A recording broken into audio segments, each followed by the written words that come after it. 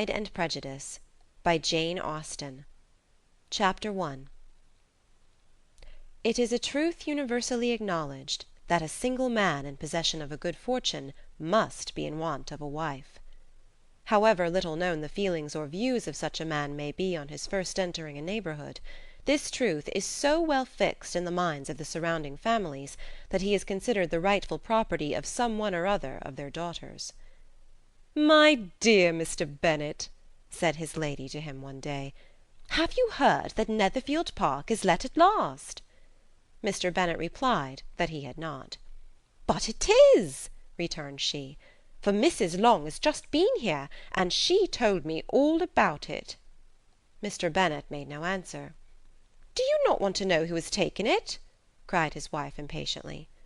"You want to tell me, and I have no objection to hearing it." This was invitation enough.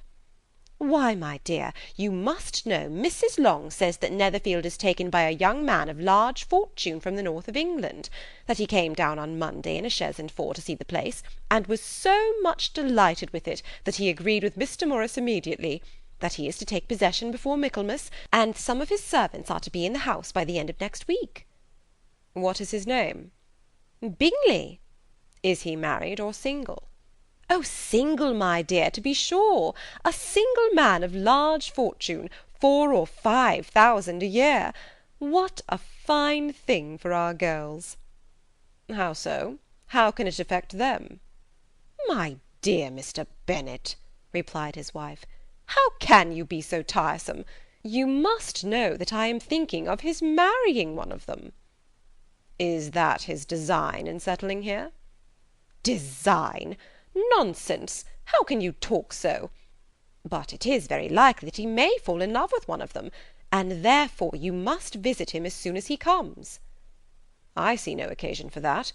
You and the girls may go, or you may send them by themselves, which perhaps will be still better, for as you are as handsome as any of them, Mr. Bingley may like you the best of the party."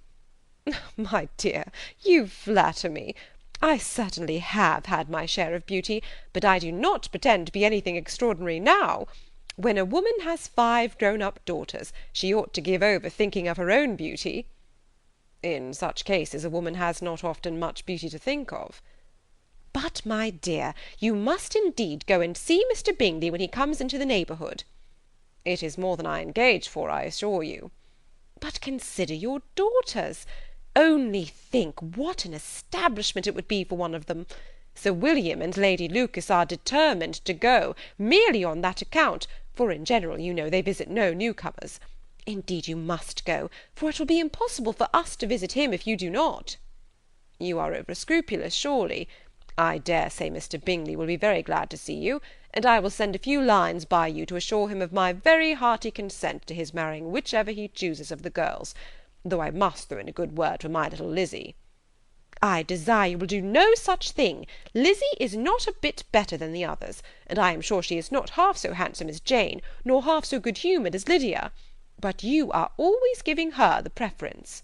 "They have none of them much to recommend them," replied he. "They are all silly and ignorant, like other girls, but Lizzy has something more of quickness than her sisters." "Mr. Bennet, how can you abuse your own children in such a way? You take delight in vexing me.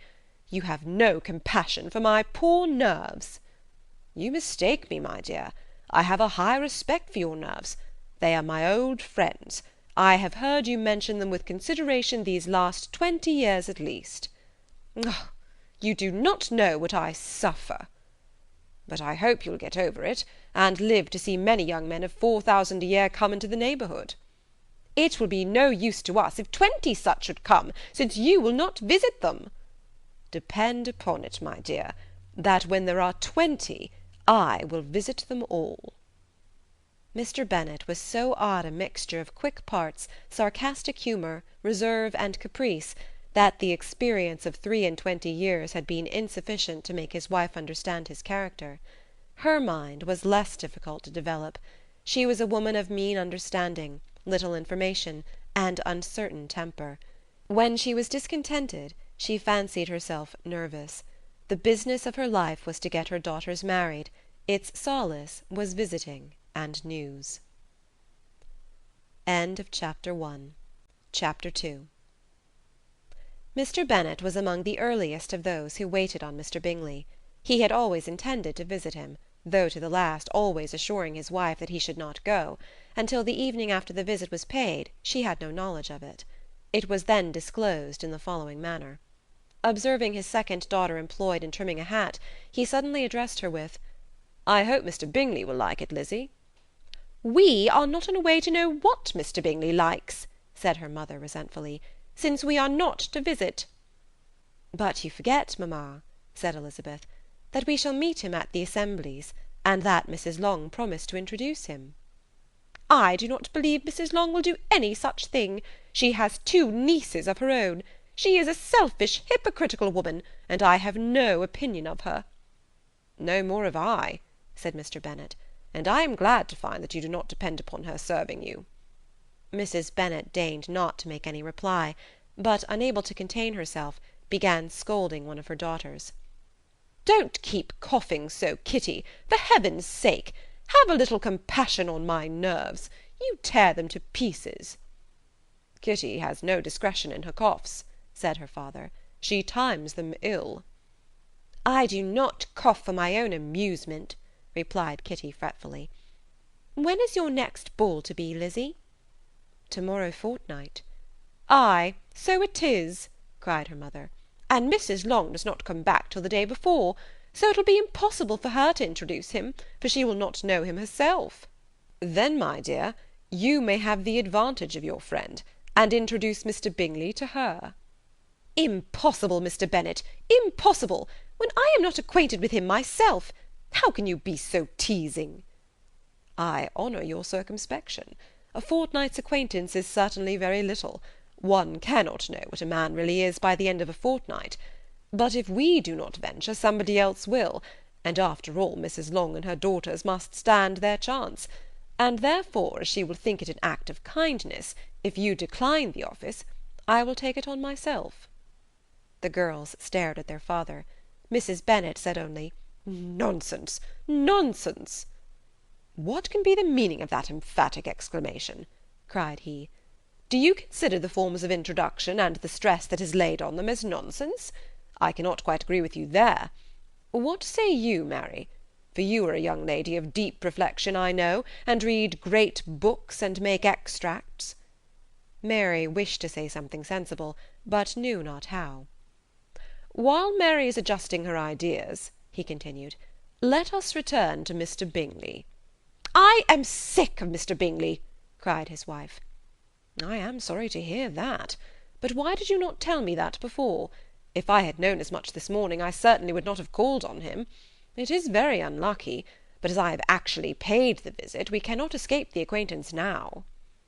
The astonishment of the ladies was just what he wished, that of Mrs. Bennet perhaps surpassing the rest, though when the first tumult of joy was over, she began to declare that it was what she had expected all the while. "How good it was in you, my dear Mr. Bennet! But I knew I should persuade you at last. I was sure you loved your girls too well to neglect such an acquaintance. Well, how pleased I am!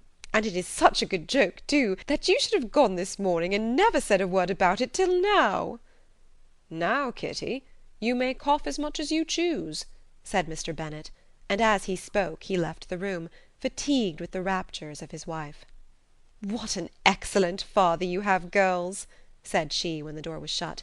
"I do not know how you will ever make him amends for his kindness, or me either, for that matter. At our time of life it is not so pleasant, I can tell you, to be making new acquaintances every day, but for your sakes we would do anything. Lydia, my love, though you are the youngest, I dare say Mr. Bingley will dance with you at the next ball." "Oh," said Lydia stoutly, "I am not afraid, for though I am the youngest, I'm the tallest." The rest of the evening was spent in conjecturing how soon he would return Mr. Bennet's visit, and determining when they should ask him to dinner. End of Chapter 2. Chapter 3. Not all that Mrs. Bennet, however, with the assistance of her 5 daughters, could ask on the subject, was sufficient to draw from her husband any satisfactory description of Mr. Bingley. They attacked him in various ways, with barefaced questions, ingenious suppositions, and distant surmises; but he eluded the skill of them all, and they were at last obliged to accept the second-hand intelligence of their neighbour, Lady Lucas. Her report was highly favourable. Sir William had been delighted with him. He was quite young, wonderfully handsome, extremely agreeable, and, to crown the whole, he meant to be at the next assembly with a large party. Nothing could be more delightful. To be fond of dancing was a certain step towards falling in love, and very lively hopes of Mr. Bingley's heart were entertained. "If I can but see one of my daughters happily settled at Netherfield," said Mrs. Bennet to her husband, "and all the others equally well married, I shall have nothing to wish for." In a few days Mr. Bingley returned Mr. Bennet's visit, and sat about 10 minutes with him in his library. He had entertained hopes of being admitted to a sight of the young ladies, of whose beauty he had heard much, but he saw only the father. The ladies were somewhat more fortunate, for they had the advantage of ascertaining from an upper window that he wore a blue coat and rode a black horse. An invitation to dinner was soon afterwards dispatched, and already had Mrs. Bennet planned the courses that were to do credit to her housekeeping, when an answer arrived which deferred it all. Mr. Bingley was obliged to be in town the following day, and consequently unable to accept the honour of their invitation, etc. Mrs. Bennet was quite disconcerted. She could not imagine what business he could have in town so soon after his arrival in Hertfordshire, and she began to fear that he might be always flying about from one place to another, and never settled at Netherfield as he ought to be. Lady Lucas quieted her fears a little by starting the idea of his being gone to London only to get a large party for the ball, and a report soon followed that Mr. Bingley was to bring 12 ladies and 7 gentlemen with him to the assembly. The girls grieved over such a number of ladies, but were comforted the day before the ball by hearing that instead of 12 he brought only 6 with him from London, his 5 sisters and a cousin. And when the party entered the assembly room it consisted of only 5 altogether: Mr. Bingley, his 2 sisters, the husband of the eldest, and another young man. Mr. Bingley was good-looking and gentlemanlike. He had a pleasant countenance, and easy, unaffected manners. His sisters were fine women, with an air of decided fashion. His brother-in-law, Mr. Hurst, merely looked the gentleman, but his friend Mr. Darcy soon drew the attention of the room by his fine tall person, handsome features, noble mien, and the report which was in general circulation within 5 minutes after his entrance, of his having 10,000 a year. The gentlemen pronounced him to be a fine figure of a man, the ladies declared he was much handsomer than Mr. Bingley, and he was looked at with great admiration for about half the evening, till his manners gave a disgust which turned the tide of his popularity, for he was discovered to be proud, to be above his company, and above being pleased, and not all his large estate in Derbyshire could then save him from having a most forbidding, disagreeable countenance, and being unworthy to be compared with his friend. Mr. Bingley had soon made himself acquainted with all the principal people in the room. He was lively and unreserved, danced every dance, was angry that the ball closed so early, and talked of giving one himself at Netherfield. Such amiable qualities must speak for themselves. What a contrast between him and his friend! Mr. Darcy danced only once with Mrs. Hurst and once with Miss Bingley, declined being introduced to any other lady, and spent the rest of the evening in walking about the room, speaking occasionally to one of his own party. His character was decided. He was the proudest, most disagreeable man in the world, and everybody hoped that he would never come there again.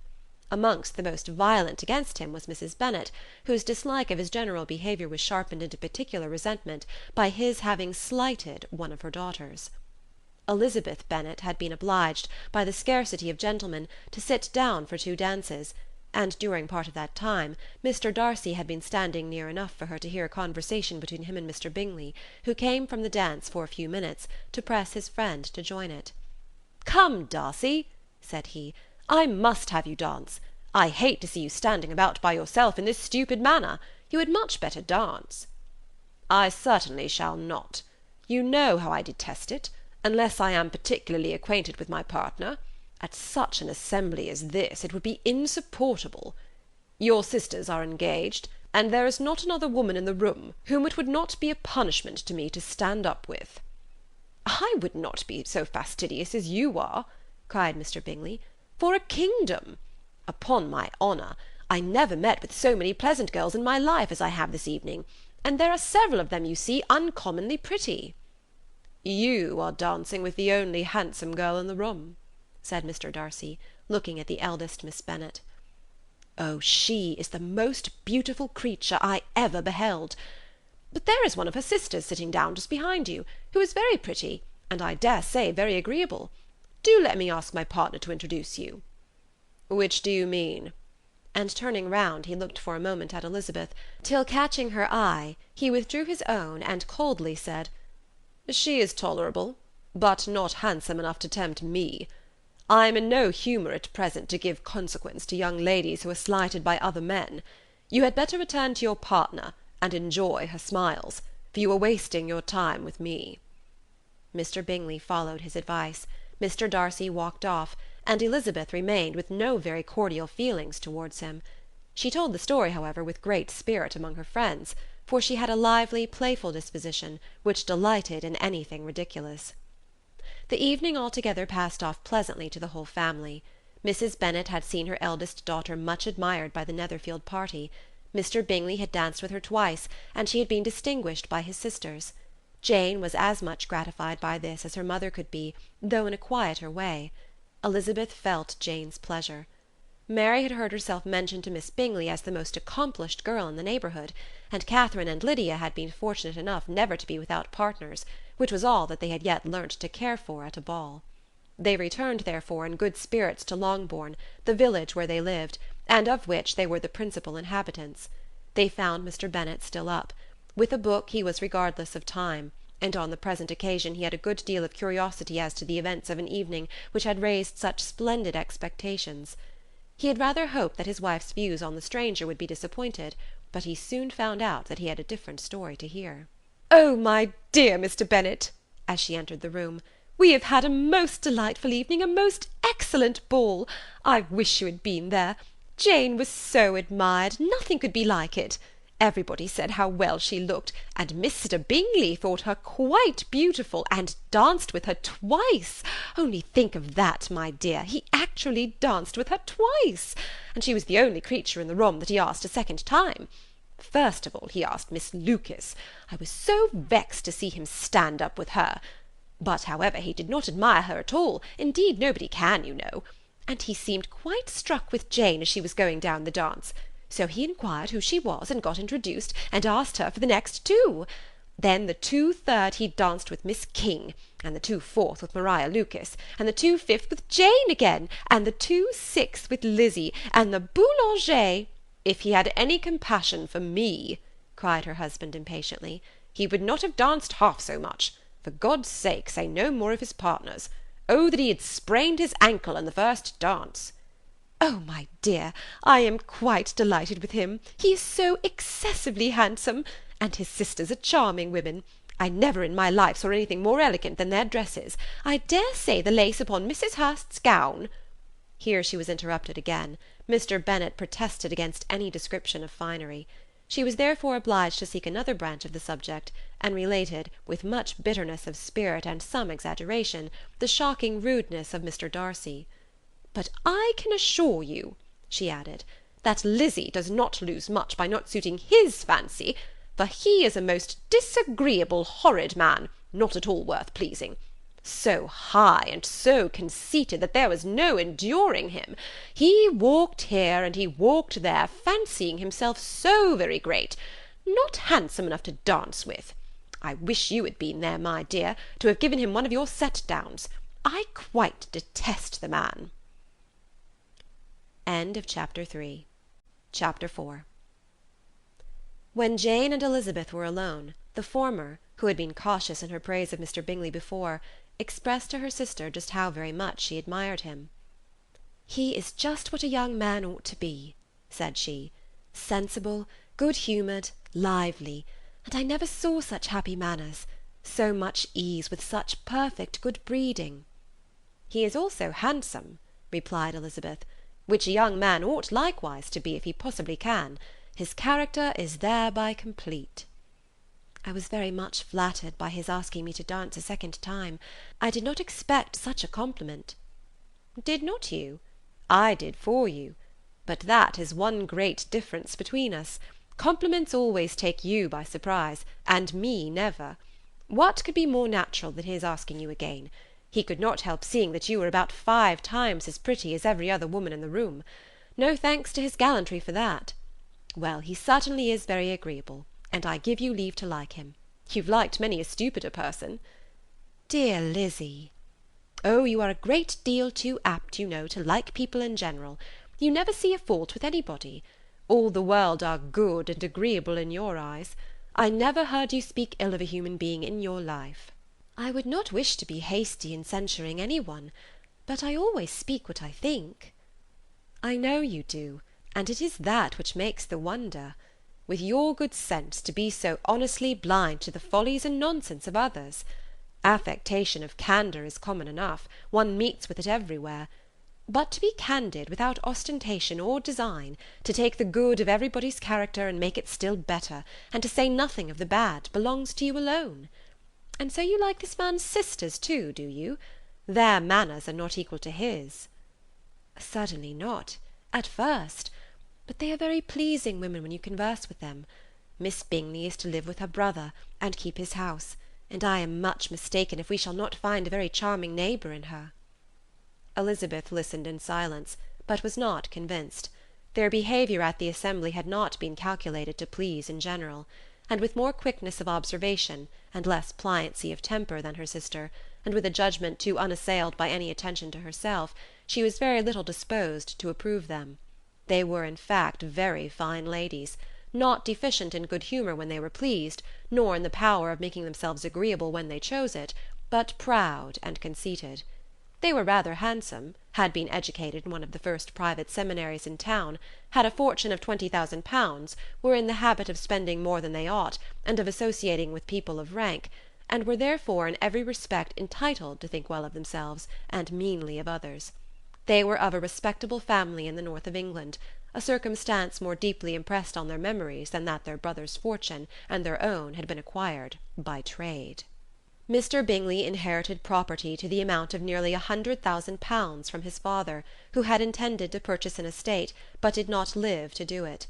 Mr. Bingley intended it likewise, and sometimes made choice of his county, but as he now was provided with a good house and the liberty of a manor, it was doubtful to many of those who best knew the easiness of his temper whether he might not spend the remainder of his days at Netherfield, and leave the next generation to purchase.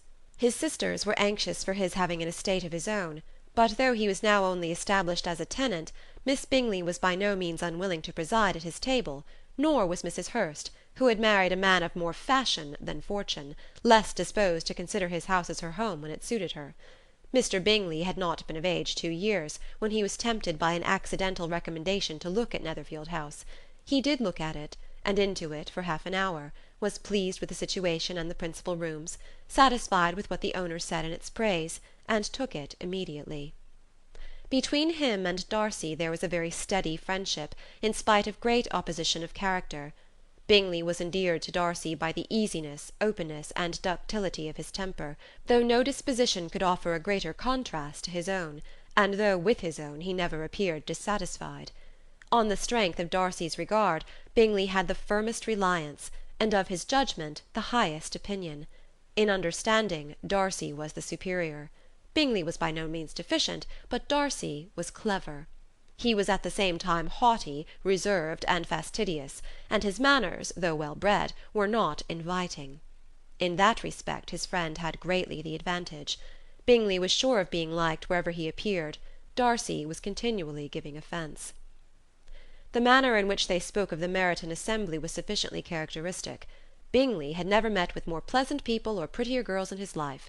Everybody had been most kind and attentive to him. There had been no formality, no stiffness. He had soon felt acquainted with all the room, and as to Miss Bennet, he could not conceive an angel more beautiful. Darcy, on the contrary, had seen a collection of people in whom there was little beauty and no fashion, for none of whom he had felt the smallest interest, and from none received either attention or pleasure. Miss Bennet he acknowledged to be pretty, but she smiled too much. Mrs. Hurst and her sister allowed it to be so, but still they admired her and liked her, and pronounced her to be a sweet girl, and one whom they would not object to know more of. Miss Bennet was therefore established as a sweet girl, and their brother felt authorized by such commendation to think of her as he chose. Chapter 5. Within a short walk of Longbourn lived a family with whom the Bennets were particularly intimate. Sir William Lucas had been formerly in trade in Meryton, where he had made a tolerable fortune, and risen to the honour of knighthood by an address to the King during his mayoralty. The distinction had perhaps been felt too strongly. It had given him a disgust to his business, and to his residence in a small market town, and in quitting them both he had removed with his family to a house about a mile from Meryton, denominated from that period Lucas Lodge, where he could think with pleasure of his own importance, and, unshackled by business, occupy himself solely in being civil to all the world. For, though elated by his rank, it did not render him supercilious. On the contrary, he was all attention to everybody. By nature inoffensive, friendly, and obliging, his presentation at St. James's had made him courteous. Lady Lucas was a very good kind of woman, not too clever to be a valuable neighbour to Mrs. Bennet. They had several children. The eldest of them, a sensible, intelligent young woman about 27, was Elizabeth's intimate friend. That the Miss Lucases and the Miss Bennet should meet to talk over a ball was absolutely necessary, and the morning after the assembly brought the former to Longbourn to hear and to communicate. "You began the evening well, Charlotte," said Mrs. Bennet with civil self-command to Miss Lucas. "You were Mr. Bingley's first choice." "Yes, but he seemed to like his second better." "Oh, you mean Jane, I suppose, because he danced with her twice. To be sure that it did seem as if he admired her. Indeed, I rather believe he did. I heard something about it, but I hardly know what. Something about Mr. Robinson." "Perhaps you mean what I overheard between him and Mr. Robinson. Did not I mention it to you? Mr. Robinson's asking him how he liked our Meryton assemblies, and whether he did not think there were a great many pretty women in the room, and which he thought the prettiest, and his answering immediately to the last question, 'Oh, the eldest, Miss Bennet, beyond a doubt. There cannot be two opinions on that point.'" "Upon my word! Well, that is very decided indeed. That does seem as if... But, however, it may all come to nothing, you know." "My overhearings were more to the purpose than yours, Eliza," said Charlotte.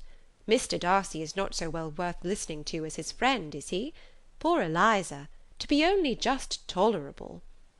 "I beg you would not put into Lizzie's head to be vexed by his ill treatment, for he is such a disagreeable man, that it would be quite a misfortune to be liked by him. Mrs. Long told me last night that he sat close to her for half an hour without once opening his lips." "Are you quite sure, ma'am? Is not there a little mistake?" said Jane. "I certainly saw Mr. Darcy speaking to her."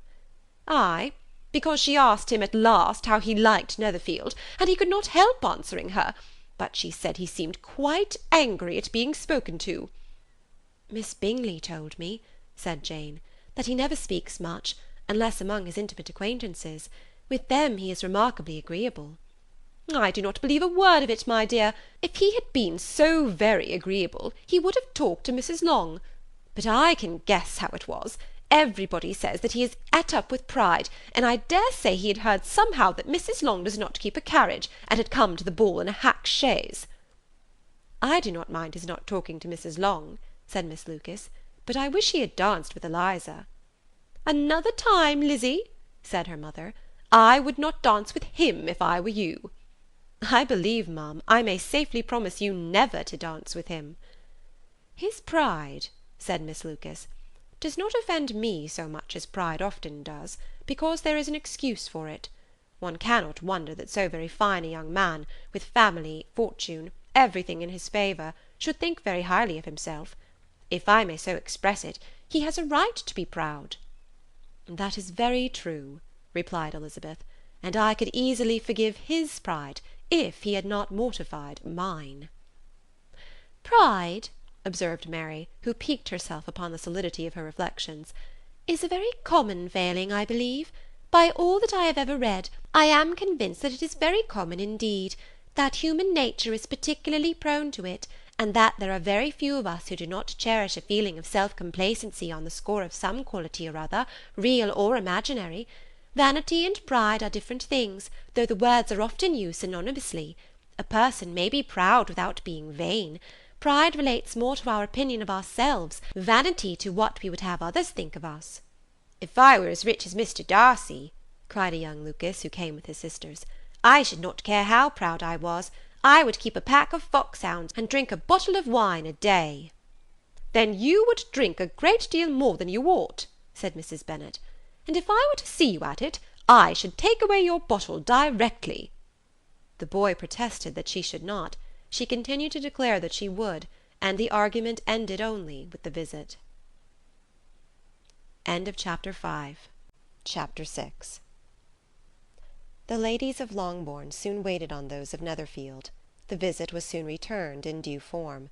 Miss Bennet's pleasing manners grew on the good will of Mrs. Hurst and Miss Bingley, and though the mother was found to be intolerable, and the younger sisters not worth speaking to, a wish of being better acquainted with them was expressed towards the two eldest.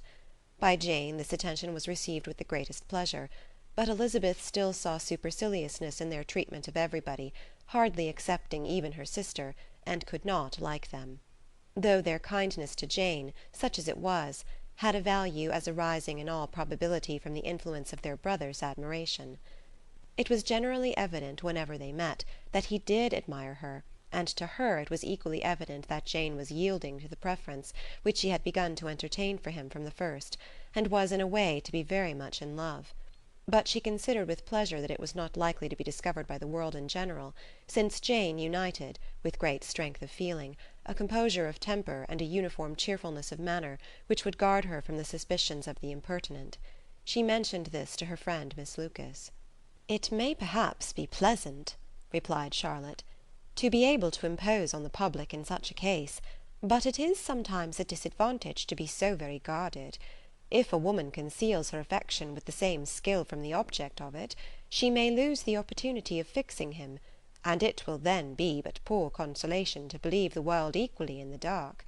There is so much of gratitude or vanity in almost every attachment, that it is not safe to leave any to itself. We can all begin freely, a slight preference is natural enough, but there are very few of us who have heart enough to be really in love without encouragement. In 9 cases out of 10 a woman had better show more affection than she feels.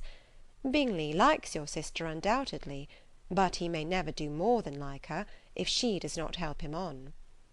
"But she does help him on, as much as her nature will allow. If I can perceive her regard for him, he must be a simpleton indeed not to discover it too." "Remember, Eliza, that he does not know Jane's disposition as you do." "But if a woman is partial to a man, and does not endeavour to conceal it, he must find it out." "Perhaps he must, if he sees enough of her. But though Bingley and Jane meet tolerably often, it is never for many hours together, and as they always see each other in large mixed parties, it is impossible that every moment should be employed in conversing together. Jane should therefore make the most of every half hour in which she can command his attention. When she is secure of him, there will be more leisure for falling in love as much as she chooses." "Your plan is a good one," said Elizabeth, "where nothing is in question but the desire of being well married; and if I were determined to get a rich husband, or any husband, I dare say I should adopt it. But these are not Jane's feelings. She is not acting by design. As yet she cannot even be certain of the degree of her own regard, nor of its reasonableness. She has known him only a fortnight. She danced 4 dances with him at Meryton. She saw him one morning at his own house, and has since dined with him in company 4 times. This is not quite enough to make her understand his character." "Not as you represent it. Had she merely dined with him, she might only have discovered whether he had a good appetite. But you must remember that 4 evenings have also been spent together, and 4 evenings may do a great deal." "Yes, these 4 evenings have enabled them to ascertain that they both like 21 better than commerce, but with respect to any other leading characteristic, I do not imagine that much has been unfolded." "Well," said Charlotte, "I wish Jane success with all my heart, and if she were married to him to-morrow, I should think she had as good a chance of happiness as if she were to be studying his character for a 12-month. Happiness in marriage is entirely a matter of chance. If the dispositions of the parties are ever so well known to each other, or ever so similar beforehand, it does not advance their felicity in the least. They always continue to grow sufficiently unlike afterwards to have their share of vexation, and it is better to know as little as possible of the defects of the person with whom you are to pass your life." "You make me laugh, Charlotte, but it is not sound. You know it is not sound, and that you would never act in this way yourself." Occupied in observing Mr. Bingley's attentions to her sister, Elizabeth was far from suspecting that she was herself becoming an object of some interest in the eyes of his friend. Mr. Darcy had at first scarcely allowed her to be pretty. He had looked at her without admiration at the ball, and when they next met, he looked at her only to criticise. But no sooner had he made it clear to himself and his friends that she hardly had a good feature in her face, than he began to find it was rendered uncommonly intelligent by the beautiful expression of her dark eyes. To this discovery succeeded some others equally mortifying. Though he had detected with a critical eye more than one failure of perfect symmetry in her form, he was forced to acknowledge her figure to be light and pleasing, and in spite of his asserting that her manners were not those of the fashionable world, he was caught by their easy playfulness. Of this she was perfectly unaware. To her he was only the man who made himself agreeable nowhere, and who had not thought her handsome enough to dance with. He began to wish to know more of her, and as a step towards conversing with her himself, attended to her conversation with others. His doing so drew her notice. It was at Sir William Lucas's, where a large party were assembled. "What does Mr. Darcy mean," said she to Charlotte, "by listening to my conversation with Colonel Forster?" "That is a question which only Mr. Darcy can answer." "But if he does it any more, I shall certainly let him know that I see what he is about. He has a very satirical eye, and if I do not begin by being impertinent myself, I shall soon grow afraid of him." On his approaching them soon afterwards, though without seeming to have any intention of speaking, Miss Lucas defied her friend to mention such a subject to him, which immediately provoking Elizabeth to do it, she turned to him and said, "Did you not think, Mr. Darcy, that I expressed myself uncommonly well just now, when I was teasing Colonel Forster to give us all a ball at Meryton?" "With great energy. But it is always a subject which makes a lady energetic." "You are severe on us." "It will be her turn soon to be teased," said Miss Lucas. "I am going to open the instrument, Eliza, and you know what follows." "You are a very strange creature by way of a friend, always wanting me to play and sing before anybody and everybody. If my vanity had taken a musical turn, you would have been invaluable. But as it is, I would really rather not sit down before those who must be in the habit of hearing the very best performers."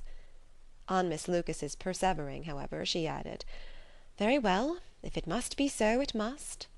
And gravely glancing at Mr. Darcy, "There is a fine old saying, which everybody here is of course familiar with, 'Keep your breath to cool your porridge,' and I shall keep mine to swell my song." Her performance was pleasing, though by no means capital. After a song or two, and before she could reply to the entreaties of several that she would sing again, she was eagerly succeeded at the instrument by her sister Mary, who having, in consequence of being the only plain one in the family, worked hard for knowledge and accomplishments, was always impatient for display. Mary had neither genius nor taste, and though vanity had given her application, it had given her likewise a pedantic air and conceited manner, which would have injured a higher degree of excellence than she had reached. Elizabeth, easy and unaffected, had been listened to with much more pleasure, though not playing half so well; and Mary, at the end of a long concerto, was glad to purchase praise and gratitude by Scotch and Irish airs, at the request of her younger sisters, who, with some of the Lucases and 2 or 3 officers, joined eagerly in dancing at one end of the room. Mr. Darcy stood near them in silent indignation at such a mode of passing the evening, to the exclusion of all conversation, and was too much engrossed by his thoughts to perceive that Sir William Lucas was his neighbour, till Sir William thus began.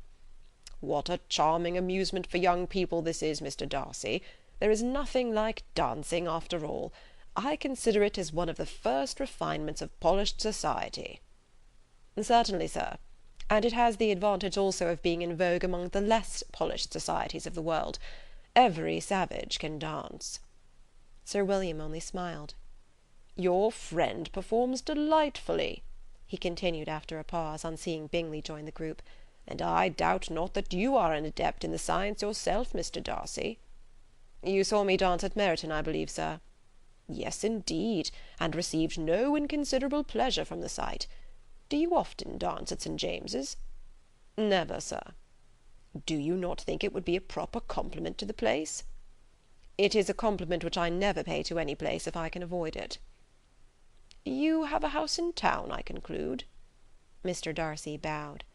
"I had once had some thought of fixing in town myself, for I am fond of superior society, but I did not feel quite certain that the air of London would agree with Lady Lucas." He paused in hopes of receiving an answer, but his companion was not disposed to make any, and Elizabeth at that instant moving towards them, he was struck with the action of doing a very gallant thing, and called out to her, "My dear Miss Eliza, why are you not dancing? Mr. Darcy, you must allow me to present this young lady to you as a very desirable partner. You cannot refuse to dance, I am sure, when so much beauty is before you."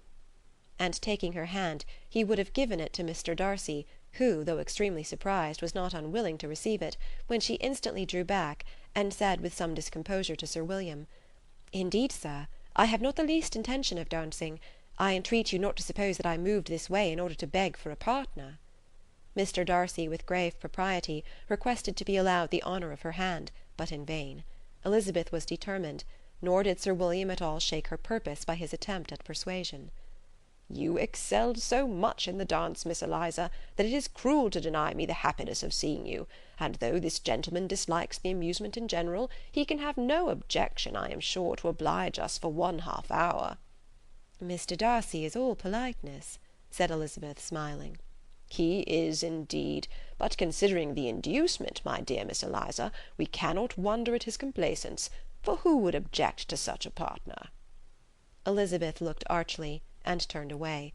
Her resistance had not injured her with the gentleman, and he was thinking of her with some complacency, when thus accosted by Miss Bingley. "I can guess the subject of your reverie." "I should imagine not." "You are considering how insupportable it would be to pass many evenings in this manner, in such society, and indeed I am quite of your opinion. I was never more annoyed. The insipidity, and yet the noise, the nothingness, and yet the self-importance of all those people. What would I give to hear your strictures on them?" "Your conjecture is totally wrong, I assure you. My mind was more agreeably engaged. I have been meditating on the very great pleasure which a pair of fine eyes in the face of a pretty woman can bestow." Miss Bingley immediately fixed her eyes on his face, and desired he would tell her what lady had the credit of inspiring such reflections. Mr. Darcy replied with great intrepidity, "Miss Elizabeth Bennet." "Miss Elizabeth Bennet?" repeated Miss Bingley. "I am all astonishment. How long has she been such a favourite? And pray, when am I to wish you joy?" "That is exactly the question which I expected you to ask. A lady's imagination is very rapid. It jumps from admiration to love, from love to matrimony, in a moment. I knew you would be wishing me joy." "Nay, if you are serious about it, I shall consider the matter as absolutely settled. You will be having a charming mother-in-law indeed, and, of course, she will always be at Pemberley with you." He listened to her with perfect indifference, while she chose to entertain herself in this manner, and as his composure convinced her that all was safe, her wit flowed long. Chapter 7. Mr. Bennet's property consisted almost entirely in an estate of 2,000 a year, which, unfortunately for his daughters, was entailed, in default of heirs male, on a distant relation, and their mother's fortune, though ample for her situation in life, could but ill supply the deficiency of his. Her father had been an attorney in Meryton, and had left her £4,000. She had a sister married to a Mr. Phillips, who had been a clerk to their father and succeeded him in the business, and a brother settled in London in a respectable line of trade.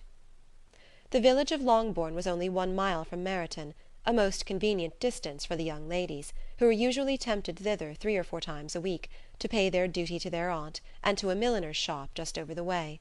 The 2 youngest of the family, Catherine and Lydia, were particularly frequent in these attentions. Their minds were more vacant than their sisters', and when nothing better offered, a walk to Meryton was necessary to amuse their morning hours, and furnish conversation for the evening, and however bare of news the country in general might be, they always contrived to learn some from their aunt. At present, indeed, they were well supplied both with news and happiness by the recent arrival of a militia regiment in the neighbourhood. It was to remain the whole winter, and Meryton was the headquarters. Their visits to Mrs. Phillips were now productive of the most interesting intelligence. Every day added something to their knowledge of the officers' names and connections.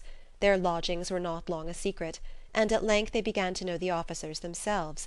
Mr. Phillips visited them all, and this opened to his nieces a store of felicity unknown before. They could talk of nothing but officers, and Mr. Bingley's large fortune, the mention of which gave animation to their mother, was worthless in their eyes when opposed to the regimentals of an ensign. After listening one morning to their effusions on this subject, Mr. Bennet coolly observed, "From all that I can collect by your manner of talking, you must be two of the silliest girls in the country. I have suspected it some time, but I am now convinced." Catherine was disconcerted, and made no answer, but Lydia, with perfect indifference, continued to express her admiration of Captain Carter, and her hope of seeing him in the course of the day, as he was going the next morning to London. "I am astonished, my dear," said Mrs. Bennet, "that you should be so ready to think your own children silly. If I wish to think slightingly of anybody's children, it should not be of my own, however." "If my children are silly, I must hope to be always sensible of it." "Yes, but as it happens, they are all of them very clever." "That is the only point, I flatter myself, on which we do not agree. I had hoped that our sentiments coincided in every particular, but I must so far differ from you as to think our two youngest daughters uncommonly foolish." "My dear Mr. Bennet, you must not expect such girls to have the sense of their father and mother. When they get to our age, I dare say they will not think about officers any more than we do. I remember the time when I liked a red coat myself very well, and indeed so I do still at my heart, and if a smart young colonel, with 5,000 or 6,000 a year, should want one of my girls, I shall not say nay to him. And I thought Colonel Forster looked very becoming the other night at Sir William's, in his regimentals." "Mamma," cried Lydia, "my aunt says that Colonel Forster and Captain Carter do not go so often to Miss Watson's as they did when they first came. She sees them now very often standing in Clark's library." Mrs. Bennet was prevented replying by the entrance of the footman with a note for Miss Bennet. It came from Netherfield, and the servant waited for an answer. Mrs. Bennet's eyes sparkled with pleasure, and she was eagerly calling out while her daughter read. "Well, Jane, who is it from? What is it about? What does he say? Well, Jane, make haste and tell us. Make haste, my love." "It is from Miss Bingley," said Jane, and then read it aloud. "My dear friend, if you are not so compassionate as to dine to-day with Louisa and me, we shall be in danger of hating each other for the rest of our lives, for a whole day's tete-a-tete between two women can never end without a quarrel. Come as soon as you can on receipt of this. My brother and the gentlemen are to dine with the officers. Yours ever, Caroline Bingley." "With the officers?" cried Lydia. "I wonder my aunt did not tell us of that." "Dining out," said Mrs. Bennet. "That is very unlucky." "Can I have the carriage?" said Jane. "No, my dear, you had better go on horseback, because it seems likely to rain, and then you must stay all night." "That would be a good scheme," said Elizabeth, "if you were sure that they would not offer to send her home." "Oh, but the gentlemen will have Mr. Bingley's chaise to go to Meryton, and the Hursts have no horses to theirs." "I had much rather go in the coach." "But, my dear, your father cannot spare the horses, I am sure. They are wanted in the farm, Mr. Bennet, are they not?" "They are wanted in the farm much oftener than I can get them." "But if you have got them to-day," said Elizabeth, "my mother's purpose will be answered." She did at last extort from her father an acknowledgment that the horses were engaged. Jane was therefore obliged to go on horseback, and her mother attended her to the door with many cheerful prognostics of a bad day. Her hopes were answered. Jane had not been gone long before it rained hard. Her sisters were uneasy for her, but her mother was delighted. The rain continued the whole evening without intermission. Jane certainly could not come back. "This was a lucky idea of mine indeed," said Mrs. Bennet more than once, as if the credit of making it rain were all her own. Till the next morning, however, she was not aware of all the felicity of her contrivance. Breakfast was scarcely over when a servant from Netherfield brought the following note for Elizabeth. "My dearest Lizzy, I find myself very unwell this morning, which I suppose is to be imputed to my getting wet through yesterday. My kind friends will not hear of my returning till I am better. They insist also on my seeing Mr. Jones. Therefore do not be alarmed if you should hear of his having been to see me. and excepting a sore throat and headache, there is not much the matter with me. Yours, etc. "Well, my dear," said Mr. Bennet, when Elizabeth had read the note aloud, "if your daughter should have a dangerous fit of illness, if she should die, it would be a comfort to know that it was all in pursuit of Mr. Bingley, and under your orders." "Oh, I am not afraid of her dying. People do not die of little trifling colds. She will be taken good care of. As long as she stays there, it is all very well. I would go and see her if I could have the carriage." Elizabeth, feeling really anxious, was determined to go to her, though the carriage was not to be had. And as she was no horsewoman, walking was her only alternative. She declared her resolution. "How can you be so silly," cried her mother, "as to think of such a thing in all this dirt? You will not be fit to be seen when you get there." "I shall be very fit to see Jane, which is all I want." "Is this a hint to me, Lizzy," said her father, "to send for the horses?" "No, indeed, I do not wish to avoid the walk. The distance is nothing when one has a motive, only 3 miles. I shall be back by dinner." "I admire the activity of your benevolence," observed Mary, "but every impulse of feeling should be guided by reason, and in my opinion exertion should always be in proportion to what is required." "We will go as far as Meryton with you," said Catherine and Lydia. Elizabeth accepted their company, and the 3 young ladies set off together. "If we make haste," said Lydia as they walked along, "perhaps we may see something of Captain Carter before he goes." In Meryton they parted.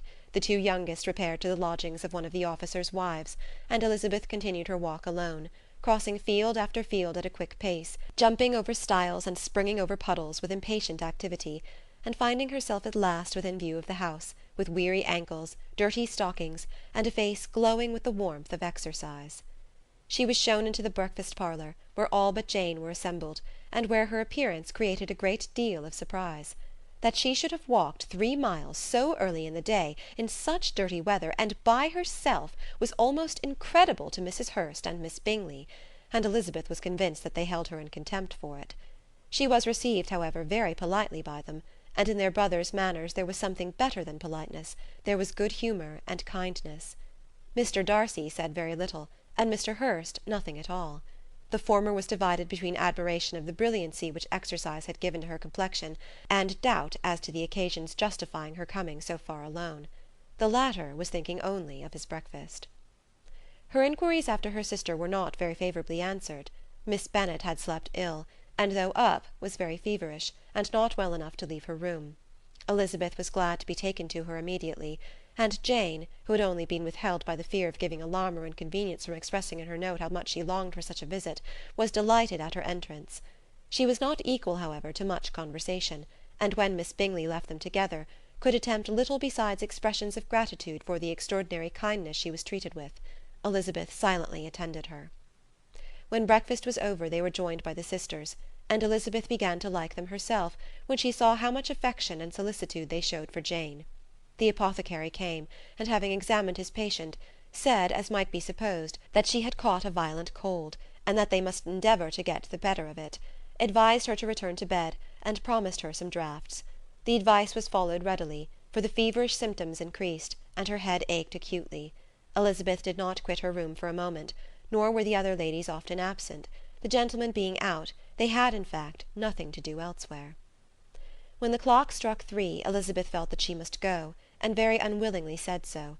Miss Bingley offered her the carriage, and she only wanted a little pressing to accept it, when Jane testified such concern in parting with her, that Miss Bingley was obliged to convert the offer of the chaise to an invitation to remain at Netherfield for the present. Elizabeth most thankfully consented, and a servant was dispatched to Longbourn to acquaint the family with her stay, and bring back a supply of clothes. Chapter 8. At 5 o'clock the 2 ladies retired to dress, and at 6:30 Elizabeth was summoned to dinner. To the civil inquiries which then poured in, and amongst which she had the pleasure of distinguishing the much superior solicitude of Mr. Bingley's, she could not make a very favourable answer. Jane was by no means better. The sisters, on hearing this, repeated 3 or 4 times how much they were grieved, how shocking it was to have a bad cold, and how excessively they disliked being ill themselves, and then thought no more of the matter, and their indifference towards Jane, when not immediately before them, restored Elizabeth to the enjoyment of all her former dislike. Their brother, indeed, was the only one of the party whom she could regard with any complacency. His anxiety for Jane was evident, and his attentions to herself most pleasing, and they prevented her feeling herself so much an intruder as she believed she was considered by the others. She had very little notice from any but him. Miss Bingley was engrossed by Mr. Darcy, her sister scarcely less so, and as for Mr. Hurst, by whom Elizabeth sat, he was an indolent man, who lived only to eat, drink, and play at cards, who, when he found her to prefer a plain dish to a ragout, had nothing to say to her. When dinner was over, she returned directly to Jane, and Miss Bingley began abusing her as soon as she was out of the room. Her manners were pronounced to be very bad indeed, a mixture of pride and impertinence.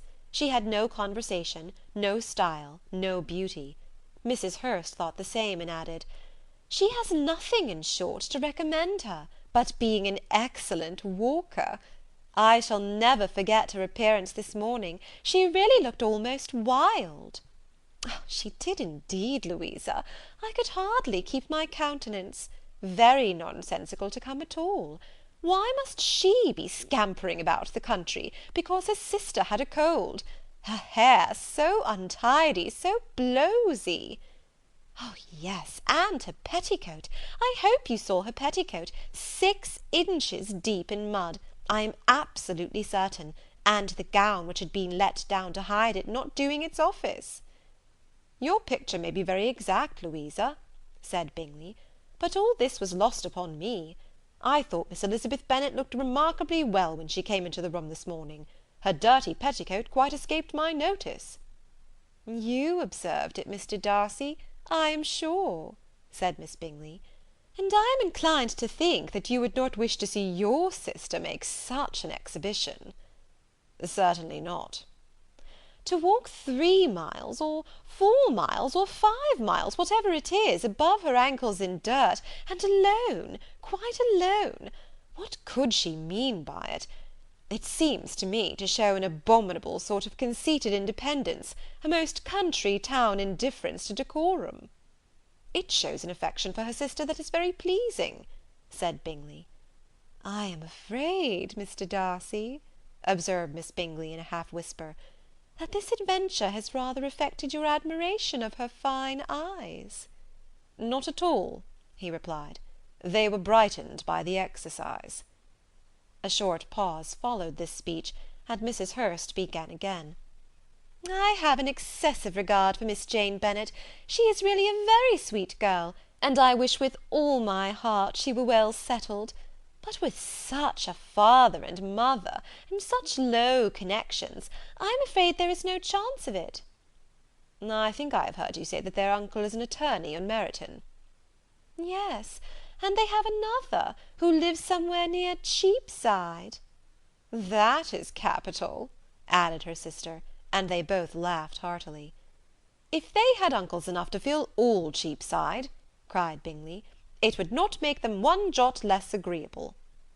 "But it must very materially lessen their chances of marrying men of any consideration in the world," replied Darcy. To this speech Bingley made no answer, but his sisters gave it their hearty assent, and indulged their mirth for some time at the expense of their dear friend's vulgar relations. With a renewal of tenderness, however, they returned to her room on leaving the dining parlour, and sat with her till summoned to coffee. She was still very poorly, and Elizabeth would not quit her at all, till late in the evening, when she had the comfort of seeing her asleep, and when it seemed to her rather right than pleasant that she should go downstairs herself. On entering the drawing-room she found the whole party at loo, and was immediately invited to join them, but suspecting them to be playing high, she declined it, and making her sister the excuse, said she would amuse herself, for the short time she could stay below, with a book. Mr. Hurst looked at her with astonishment. "Do you prefer reading to cards?" said he. "That is rather singular." "Miss Eliza Bennet," said Miss Bingley, "despises cards. She is a great reader, and has no pleasure in anything else." "I deserve neither such praise nor such censure," cried Elizabeth. "I am not a great reader, and I have pleasure in many things." "In nursing your sister I am sure you have pleasure," said Bingley, "and I hope it will soon be increased by seeing her quite well." Elizabeth thanked him from her heart, and then walked towards the table where a few books were lying. He immediately offered to fetch her others, all that his library afforded. "And I wish my collection were larger for your benefit and my own credit. But I am an idle fellow, and though I have not many, I have more than I ever looked into." Elizabeth assured him that she could suit herself perfectly with those in the room. "I am astonished," said Miss Bingley, "that my father should have left so small a collection of books. What a delightful library you have at Pemberley, Mr. Darcy!" "It ought to be good," he replied. "It has been the work of many generations." "And then you have added so much to it yourself. You are always buying books." "I cannot comprehend the neglect of a family library in such days as these." "Neglect! I am sure you neglect nothing that can add to the beauties of that noble place. Charles, when you build your house, I wish it may be half as delightful as Pemberley." "I wish it may." "But I would really advise you to make your purchase in that neighbourhood, and take Pemberley for a kind of model. There is not a finer county in England than Derbyshire." "With all my heart. I will buy Pemberley itself, if Darcy will sell it." "I am talking of possibilities, Charles." "Upon my word, Caroline, I should think it more possible to get Pemberley by purchase than by imitation." Elizabeth was so much caught with what passed as to leave her very little attention for her book, and soon laying it wholly aside, she drew near the card table, and stationed herself between Mr. Bingley and his eldest sister, to observe the game. "Is Miss Darcy much grown since the spring?" said Miss Bingley. "Will she be as tall as I am?" "I think she will. She is now about Miss Elizabeth Bennet's height, or rather taller." "How I long to see her again! I never met with anybody who delighted me as much. Such a countenance, such manners, and so extremely accomplished for her age. Her performance on the pianoforte is exquisite." "It is amazing to me," said Bingley, "how young ladies can have patience to be so very accomplished as they all are." "All young ladies accomplished! My dear Charles, what do you mean?" "Yes, all of them, I think. They all paint tables, cover screens, and net purses. I scarcely know any one who cannot do all this, and I am sure I never heard a young lady spoken of for the first time without being informed that she was very accomplished." "Your list of the common extent of accomplishments," said Darcy, "has too much truth. The word is applied to many a woman who deserves it no otherwise than by netting a purse or covering a screen. But I am very far from agreeing with you in your estimation of ladies in general. I cannot boast of knowing more than half a dozen in the whole range of my acquaintance that are really accomplished." "Nor I am sure," said Miss Bingley. "Then," observed Elizabeth, "you must comprehend a great deal in your idea of an accomplished woman." "Yes, I do comprehend a great deal in it." "Oh, certainly," cried his faithful assistant. "No one can really be esteemed accomplished who does not greatly surpass what is usually met with. A woman must have a thorough knowledge of music, singing, drawing, dancing, and the modern languages, to deserve the word. And besides all this, she must possess a certain something in her air and manner of walking, the tone of her voice, her address and expressions, or the word will be but half deserved." "All this she must possess," added Darcy, "and to all this she must yet add something more substantial, in the improvement of her mind by extensive reading." "I am no longer surprised at your knowing only 6 accomplished women. I rather wonder now at your knowing any." "Are you so severe upon your own sex to doubt the possibility of all this?" "I never saw such a woman. I never saw such capacity, and taste, and application, and elegance, as you describe united." Mrs. Hurst and Miss Bingley both cried out against the injustice of her implied doubt, and were both protesting that they knew many women who answered this description, when Mr. Hurst called them to order, with bitter complaints of their inattention to what was going forward. As all conversation was thereby at an end, Elizabeth soon afterwards left the room. "Elizabeth Bennet," said Miss Bingley, when the door was closed on her, "is one of those young ladies who seek to recommend themselves to the other sex by undervaluing their own, and with many men, I dare say, it succeeds; but, in my opinion, it is a paltry device, a very mean art." "Undoubtedly. replied Darcy, to whom this remark was chiefly addressed. "There is a meanness in all the arts which ladies sometimes condescend to employ for captivation. Whatever bears affinity to cunning is despicable." Miss Bingley was not so entirely satisfied with this reply as to continue the subject. Elizabeth joined them again, only to say that her sister was worse, and that she could not leave her. Bingley urged Mr. Jones being sent for immediately, while his sisters, convinced that no country advice could be of any service, recommended an express to town for one of the most eminent physicians. This she would not hear of, but she was not so unwilling to comply with their brother's proposal, and it was settled that Mr. Jones should be sent for early in the morning, if Miss Bennet were not decidedly better. Bingley was quite uncomfortable. His sisters declared that they were miserable. They solaced their wretchedness, however, by duets after supper, while he could find no better relief to his feelings than by giving his housekeeper directions that every attention might be paid to the sick lady and her sister. Chapter 9. Elizabeth passed the chief of the night in her sister's room, and in the morning had the pleasure of being able to send a tolerable answer to the inquiries which she very early received from Mr. Bingley by a housemaid, and some time afterwards from the two elegant ladies who waited on his sisters. In spite of this amendment, however, she requested to have a note sent to Longbourn, desiring her mother to visit Jane, and form her own judgment of her situation. The note was immediately dispatched, and its contents as quickly complied with. Mrs. Bennet, accompanied by her two youngest girls, reached Netherfield soon after the family breakfast.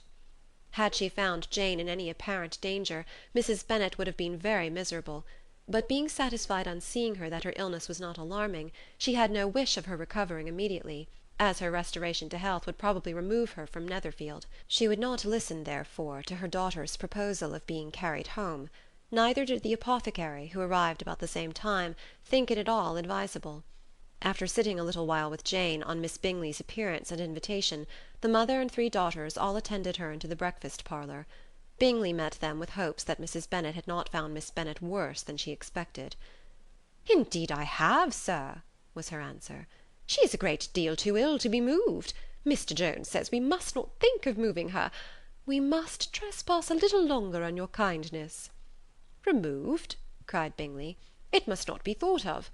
My sister, I am sure, will not hear of her removal."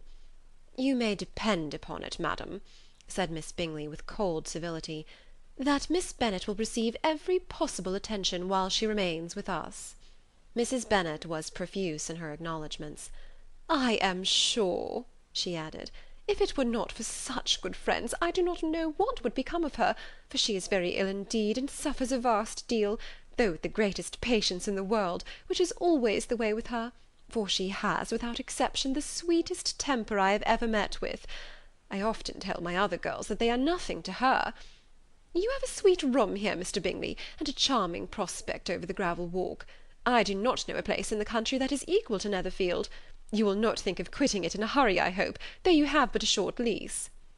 "Whatever I do is done in a hurry," replied he, "and therefore if I should resolve to quit Netherfield, I should probably be off in 5 minutes. At present, however, I consider myself as quite fixed here." "That is exactly what I should have supposed of you," said Elizabeth. "You begin to comprehend me, do you?" cried he, turning towards her. "Oh yes, I understand you perfectly." "I wish I might take this for a compliment, but to be so easily seen through, I am afraid, is pitiful." "That is as it happens. It does not follow that a deep, intricate character is more or less estimable than such a one as yours." "Lizzy," cried her mother, "remember where you are, and do not run on in the wild manner that you are suffered to do at home." "I did not know before," continued Bingley immediately, "that you were a studier of character. It must be an amusing study." "Yes, but intricate characters are the most amusing. They have at least that advantage." "The country," said Darcy, "can in general supply but a few subjects for such a study. In a country neighbourhood you move in a very confined and unvarying society." "But people themselves alter so much that there is something new to be observed in them for ever." "Yes, indeed," cried Mrs. Bennet, offended by his manner of mentioning a country neighbourhood. "I assure you there is quite as much of that going on in the country as in town." Everybody was surprised, and Darcy, after looking at her for a moment, turned silently away. Mrs. Bennet, who fancied she had gained a complete victory over him, continued her triumph. I cannot see that London has any great advantage over the country, for my part, except the shops and public places. The country is a vast deal pleasanter, is it not, Mr. Bingley? When I am in the country, he replied, I never wish to leave it, and when I am in town it is pretty much the same. They have each their advantages, and I can be equally happy in either. Ay, that is because you have the right disposition. But that gentleman, looking at Darcy, seemed to think the country was nothing at all. Indeed, mamma, you are mistaken, said Elizabeth, blushing for her mother. You quite mistook Mr. Darcy. He only meant that there was not such a variety of people to be met with in the country as in town, which you must acknowledge to be true. Certainly, my dear, nobody said there were. But as to not meeting with many people in this neighbourhood, I believe there are few neighbourhoods larger. I know we dine with 24 families. Nothing but concern for Elizabeth could enable Bingley to keep his countenance. His sister was less delicate, and directed her eyes towards Mr. Darcy with a very expressive smile. Elizabeth, for the sake of saying something that might turn her mother's thoughts, now asked her if Charlotte Lucas had been at Longbourn since her coming away. Yes, she called yesterday with her father. What an agreeable man Sir William is, Mr. Bingley, is he not? So much the man of fashion, so genteel and easy. He had always something to say to everybody. That is my idea of good breeding. And those persons who fancy themselves very important and never open their mouths quite mistake the matter. Did Charlotte dine with you? No, she would go home. I fancy she was wanted about the mince pies.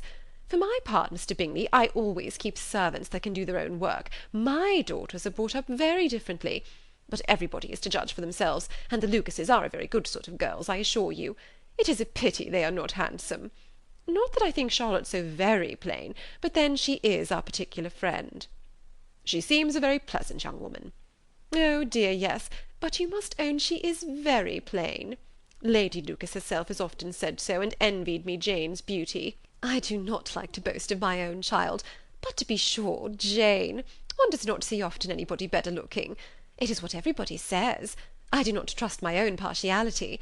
When she was only 15, there was a man at my brother Gardiner's in town so much in love with her that my sister-in-law was sure he would make her an offer before we came away.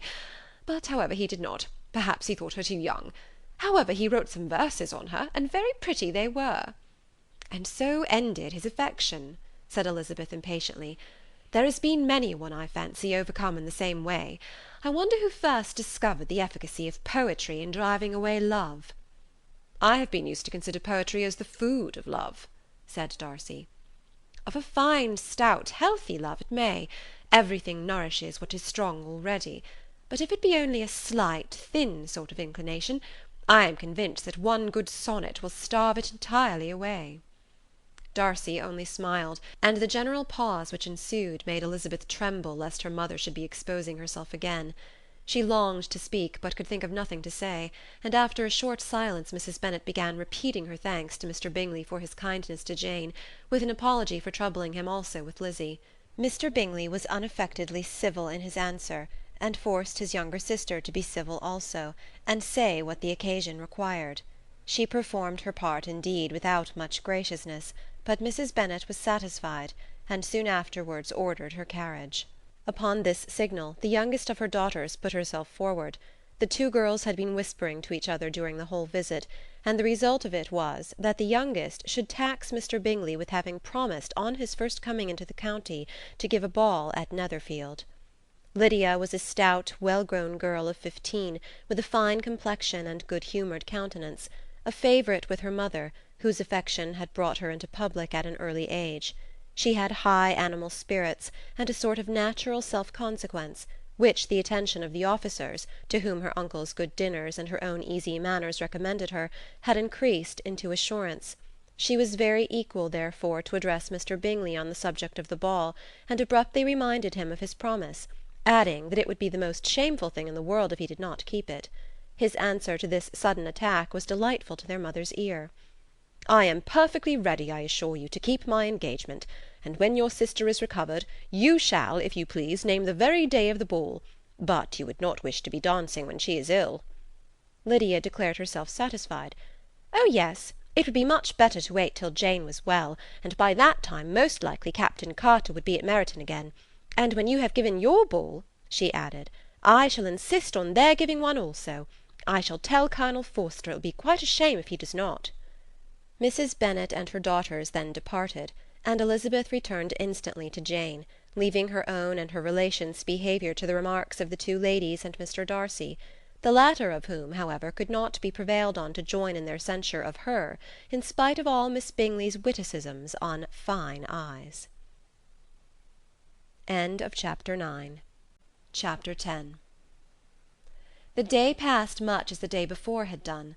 Mrs. Hurst and Miss Bingley had spent some hours of the morning with the invalid, who continued, though slowly, to mend, and in the evening Elizabeth joined their party in the drawing-room. The loo table, however, did not appear. Mr. Darcy was writing, and Miss Bingley, seated near him, was watching the progress of his letter and repeatedly calling off his attention by messages to his sister. Mr. Hurst and Mr. Bingley were at piquet, and Mrs. Hurst was observing their game. Elizabeth took up some needlework, and was sufficiently amused in attending to what passed between Darcy and his companion. The perpetual commendations of the lady, either on his handwriting, or on the evenness of the lines, or on the length of his letter, with the perfect unconcern with which her praises were received, formed a curious dialogue, and was exactly in union with her opinion of each. "How delighted Miss Darcy will be to receive such a letter!" He made no answer. "You write uncommonly fast." "You are mistaken. I write rather slowly." "How many letters you must have occasion to write in the course of a year! Letters of business, too! How odious I should think them!" "It is fortunate, then, that they fall to my lot instead of yours." "Pray tell your sister that I long to see her." "I have already told her so once by your desire." "I am afraid you do not like your pen. Let me mend it for you. I mend pens remarkably well." "Thank you, but I always mend my own." "How can you contrive to write so even?" He was silent. "Tell your sister I am delighted to hear of her improvement on the harp, and pray let her know that I am quite in raptures with her beautiful little design for a table, and I think it infinitely superior to Miss Grantley's." "Will you give me leave to defer your raptures till I write again? At present I have not room to do them justice." "Oh, it is of no consequence. I shall see her in January. But do you always write such charming long letters to her, Mr. Darcy?" "They are generally long, but whether always charming it is not for me to determine." "It is a rule with me that a person who can write a long letter with ease cannot write ill." "That will not do for a compliment to Darcy, Caroline," cried her brother, "because he does not write with ease. He studies too much for words of 4 syllables. Do not you, Darcy?" "My style of writing is very different from yours." "Oh," cried Miss Bingley, "Charles writes in the most careless way imaginable. He leaves out half his words, and blots the rest." "My ideas flow so rapidly that I have not time to express them, by which means my letters sometimes convey no ideas at all to my correspondents." "Your humility, Mr. Bingley," said Elizabeth, "must disarm reproof." "Nothing is more deceitful," said Darcy, "than the appearance of humility. It is often only carelessness of opinion, and sometimes an indirect boast." "And which of the two do you call my little recent piece of modesty?" "The indirect boast. For you really are proud of your defects in writing, because you consider them as proceeding from a rapidity of thought and carelessness of execution, which, if not estimable, you think at least highly interesting. The power of doing anything with quickness is always prized much by the possessor, and often without any attention to the imperfection of the performance. When you told Mrs. Bennet this morning that if you ever resolved upon quitting Netherfield you should be gone in 5 minutes, you meant it to be a sort of panegyric, of compliment to yourself. And yet what is there so very laudable in precipitance which must leave very necessary business undone, and can be of no real advantage to yourself or anybody else?" "Nay," cried Bingley, "this is too much, to remember at night all the foolish things that were said in the morning. And yet, upon my honour, I believe what I said of myself to be true, and I believe it at this moment. At least, therefore, I did not assume the character of needless precipitance merely to show off before the ladies." "I dare say you believed it, but I am by no means convinced that you would be gone with such celerity. Your conduct would be quite as dependent on chance as that of any man I know, and if, as you were mounting your horse, a friend were to say, "Bingley, you had better stay till next week," you would probably do it, you would probably not go, and at another word might stay a month. You have only proved by this, cried Elizabeth, that Mr. Bingley did not do justice to his own disposition. You have shown him off now much more than he did himself. I am exceedingly gratified, said Bingley, by your converting what my friend says into a compliment on the sweetness of my temper. But I am afraid that you are giving it a turn which that gentleman did by no means intend, for he would certainly think better of me, if under such a circumstance I were to give a flat denial and ride off as fast as I could. Would Mr. Darcy then consider the rashness of your original intentions as atoned for by your obstinacy in adhering to it? Upon my word, I cannot exactly explain the matter. Darcy must speak for himself. You expect me to account for opinions which you choose to call mine, but which I have never acknowledged. Allowing the case, however, to stand according to your representation, you must remember, Miss Bennet, that the friend who is supposed to desire his return to the house, and the delay of his plan, has merely desired it, asked it without offering one argument in favour of its propriety. To yield readily, easily, to the persuasion of a friend is no merit with you.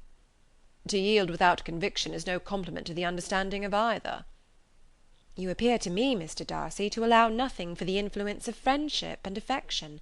A regard for the requester would often make one readily yield to a request, without waiting for arguments to reason one into it. I am not particularly speaking of such a case as you have supposed about Mr. Bingley. We may as well wait, perhaps, till the circumstance occurs before we discuss the discretion of his behaviour thereupon. But in general and ordinary cases between friend and friend, where one of them is desired by the other to change a resolution of no very great moment, should you think ill of that person for complying with a desire, without waiting to be argued into it? Will it not be advisable, before we proceed on this subject, to arrange with rather more precision the degree of importance which is to pertain to this request, as well as the degree of intimacy subsisting between the parties? By all means, cried Bingley, let us hear the particulars, not forgetting their comparative height and size, for that will have more weight in the argument, Miss Bennet, than you may be aware of. I assure you that if Darcy were not such a great tall fellow in comparison with myself, I should not pay him half so much deference. I declare I do not know a more awful object than Darcy on particular occasions and in particular places, at his own house especially, and of a Sunday evening, when he has nothing to do. Mr. Darcy smiled, but Elizabeth thought she could perceive that he was rather offended, and therefore checked her laugh. Miss Bingley warmly resented the indignity he had received in an expostulation with her brother for talking such nonsense. I see your design, Bingley, said his friend. You dislike an argument, and want to silence this. Perhaps I do. Arguments are too much like disputes. If you and Miss Bennet will defer yours till I am out of the room, I shall be very thankful, and then you may say whatever you like of me. What you ask, said Elizabeth, is no sacrifice on my side, and Mr. Darcy had much better finish his letter. Mr. Darcy took her advice, and did finish his letter. When that business was over, he applied to Miss Bingley and Elizabeth for an indulgence of some music. Miss Bingley moved with some alacrity to the pianoforte, and after a polite request that Elizabeth would lead the way, which the other as politely and more earnestly negatived, she seated herself. Mrs. Hurst sang with her sister, and while they were thus employed, Elizabeth could not help observing, as she turned over some music books that lay on the instrument, how frequently Mr. Darcy's eyes were fixed on her. She hardly knew how to suppose that she could be an object of admiration to so great a man, and yet that he should look at her because he disliked her was still more strange. She could only imagine, however, at last, that she drew his notice because there was something more wrong and reprehensible, according to his ideas of right, than in any other person present. The supposition did not pain her. She liked him too little to care for his approbation. After playing some Italian songs, Miss Bingley varied the charm by a lively Scotch air, and soon afterward Mr. Darcy, drawing near Elizabeth, said to her, "Do not you feel a great inclination, Miss Bennet, to seize such an opportunity of dancing a reel?" She smiled, but made no answer. He repeated the question with some surprise at her silence. "Oh," said she, "I heard you before, but I could not immediately determine what to say in reply. You wanted me, I know, to say yes, that you might have the pleasure of despising my taste. But I always delight in overthrowing those kind of schemes, and cheating a person of their premeditated contempt. I have therefore made up my mind to tell you that I do not want to dance a reel at all. And now despise me if you dare." "Indeed, I do not dare." Elizabeth, having rather expected to affront him, was amazed at his gallantry; but there was a mixture of sweetness and archness in her manner which made it difficult for her to affront anybody, and Darcy had never been so bewitched by any woman as he was by her. He really believed that if it were not for the inferiority of her connections, he should be in some danger. Miss Bingley saw, or suspected enough to be jealous, and her great anxiety for the recovery of her dear friend Jane received some assistance from her desire of getting rid of Elizabeth. She often tried to provoke Darcy into disliking her guest by talking of their supposed marriage, and planning his happiness in such an alliance. "I hope," said she, as they were walking together in the shrubbery the next day, "you will give your mother-in-law a few hints, when this desirable event takes place, as to the advantage of holding her tongue, and, if you can compass it, do cure the younger girls of running after officers. And, if I may mention so delicate a subject, endeavour to check that little something bordering on conceit and impertinence which your lady possesses." "Have you anything else to propose for my domestic felicity?" "Oh, yes. Do let the portraits of your uncle and Aunt Phillips be placed in the gallery at Pemberley. Put them next to your great-uncle the judge. They are in the same profession, you know, only in different lines. As for your Elizabeth's picture, you must not have it taken, for what painter could do justice to those beautiful eyes?" "It would not be easy indeed to catch their expression, but their colour and shape, and the eyelashes, so remarkably fine, might be copied." At that moment they were met from another walk by Mrs. Hurst and Elizabeth herself. "I did not know that you intended to walk," said Miss Bingley in some confusion, lest they had been overheard. "You used us abominably ill," answered Mrs. Hurst, "running away without telling us that you were coming out." Then, taking the disengaged arm of Mr. Darcy, she left Elizabeth to walk by herself. The path just admitted three. Mr. Darcy felt their rudeness, and immediately said, "This walk is not wide enough for our party. We had better go into the avenue." But Elizabeth, who had not the least inclination to remain with them, laughingly answered, "No, no, stay where you are. You are charmingly grouped, and appear to uncommon advantage.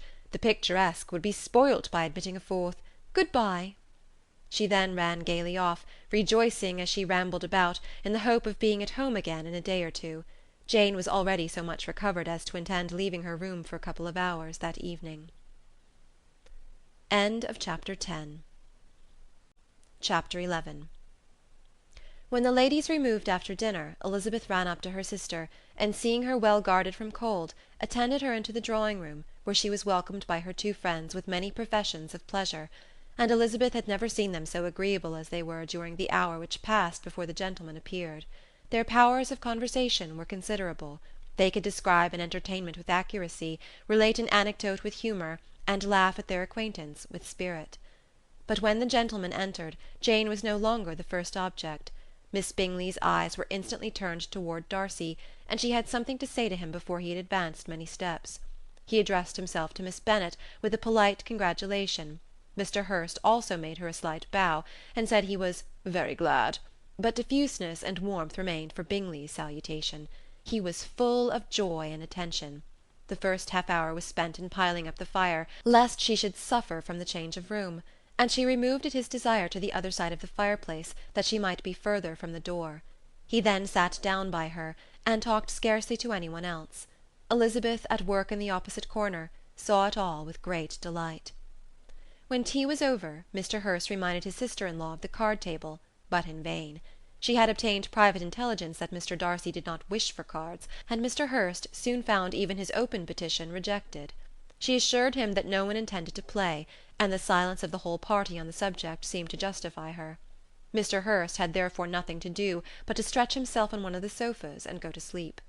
Darcy took up a book, Miss Bingley did the same, and Mrs. Hurst, principally occupied in playing with her bracelets and rings, joined now and then in her brother's conversation with Miss Bennet. Miss Bingley's attention was quite as engaged in watching Mr. Darcy's progress through his book as in reading her own, and she was perpetually either making some inquiry or looking at his page. She could not win him, however, to any conversation. He merely answered her question and read on. At length, quite exhausted by the attempt to be amused with her own book, which she had only chosen because it was the second volume of his, She gave a great yawn, and said, "How pleasant it is to spend an evening in this way! I declare, after all, there is no enjoyment like reading. How much sooner one tires of anything than of a book! When I have a house of my own, I shall be miserable if I have not an excellent library." No one made any reply. She then yawned again, threw aside her book, and cast her eyes round the room in quest for some amusement, when, hearing her brother mentioning a ball to Miss Bennet, she turned suddenly towards him, and said, "By the by, Charles, are you really serious in meditating a dance at Netherfield? I would advise you, before you determine on it, to consult the wishes of the present party. I am much mistaken if there are not some among us to whom a ball would rather be a punishment than a pleasure." "If you mean Darcy," cried her brother, "he may go to bed, if he chooses, before it begins. But as for the ball, it is quite a settled thing, and as soon as Nicholls has made white soup enough, I shall send round my cards." "I should like balls infinitely better," she replied, "if they were carried on in a different manner. But there is something insufferably tedious in the usual process of such a meeting. It would surely be more rational if conversation instead of dancing were made the order of the day." "Much more rational, my dear Caroline, I dare say, but it would not be near so much like a ball." Miss Bingley made no answer, and soon afterwards she got up and walked about the room. Her figure was elegant, and she walked well; but Darcy, at whom it was all aimed, was still inflexibly studious. In the desperation of her feelings, she resolved on one effort more, and turning to Elizabeth, said, "Miss Eliza Bennet, let me persuade you to follow my example and take a turn about the room. I assure you it is very refreshing after sitting so long in one attitude." Elizabeth was surprised, but agreed to it immediately. Miss Bingley succeeded no less in the real object of her civility. Mr. Darcy looked up. He was as much awake to the novelty of attention in that quarter as Elizabeth herself could be, and unconsciously closed his book. He was directly invited to join their party, but he declined it, observing that he could imagine but two motives for their choosing to walk up and down the room together, with either of which motives his joining them would interfere.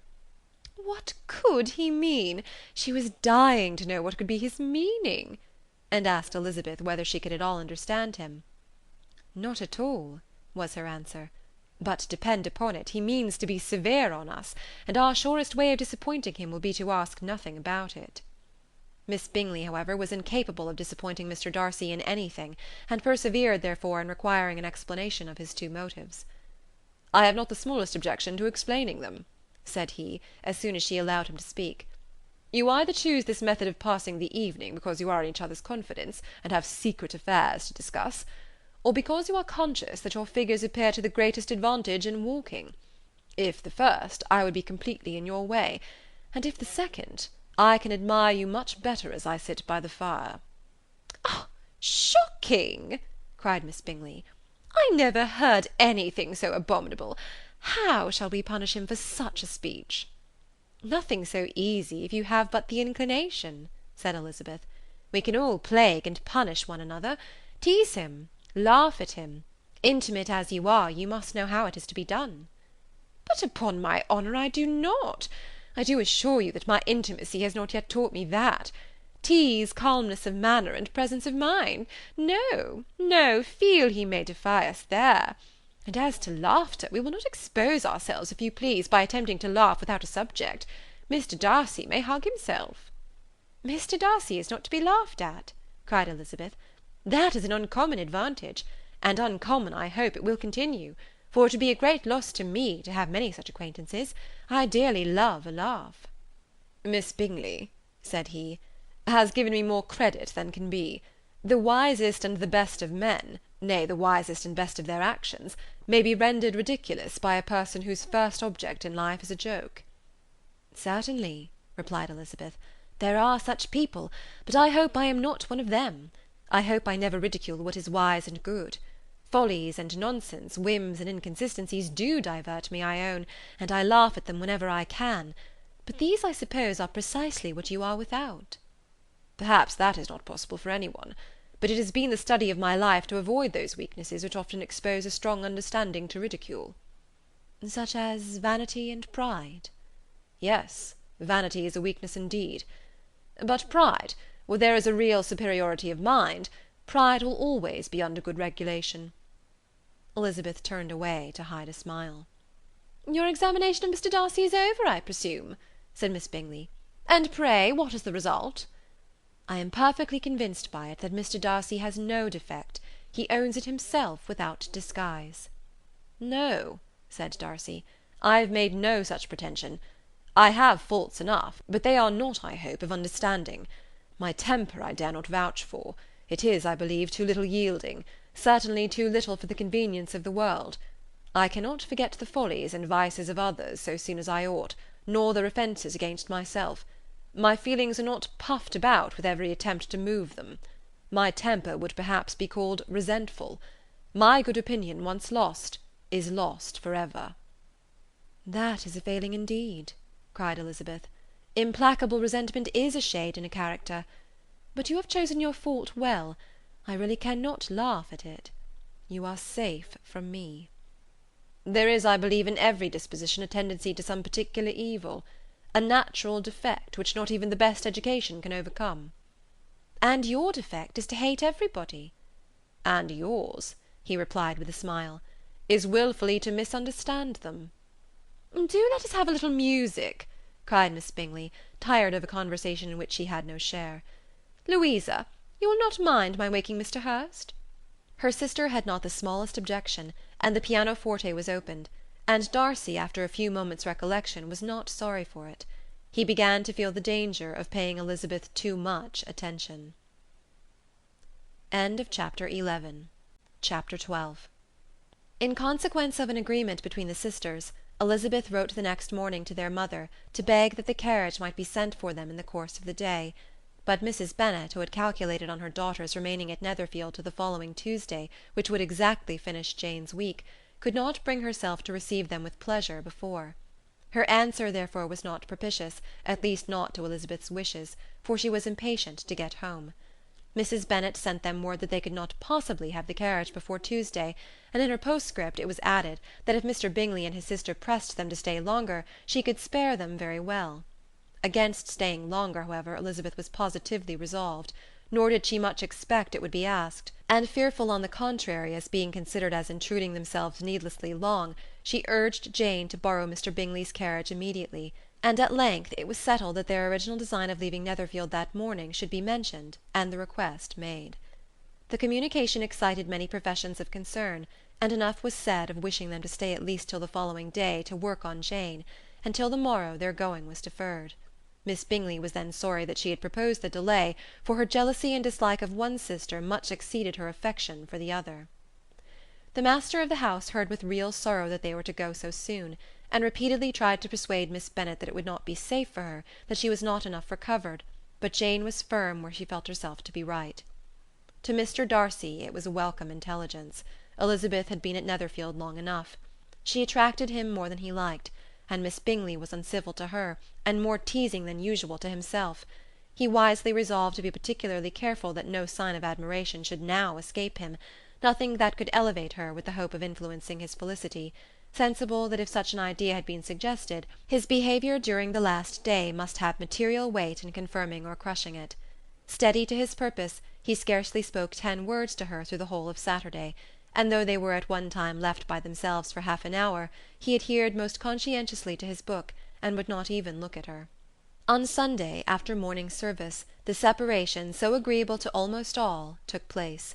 Miss Bingley's civility to Elizabeth increased at last very rapidly, as well as her affection for Jane, and when they parted, after assuring the latter of the pleasure it would always give her to see her either at Longbourn or Netherfield, and embracing her most tenderly, she even shook hands with the former.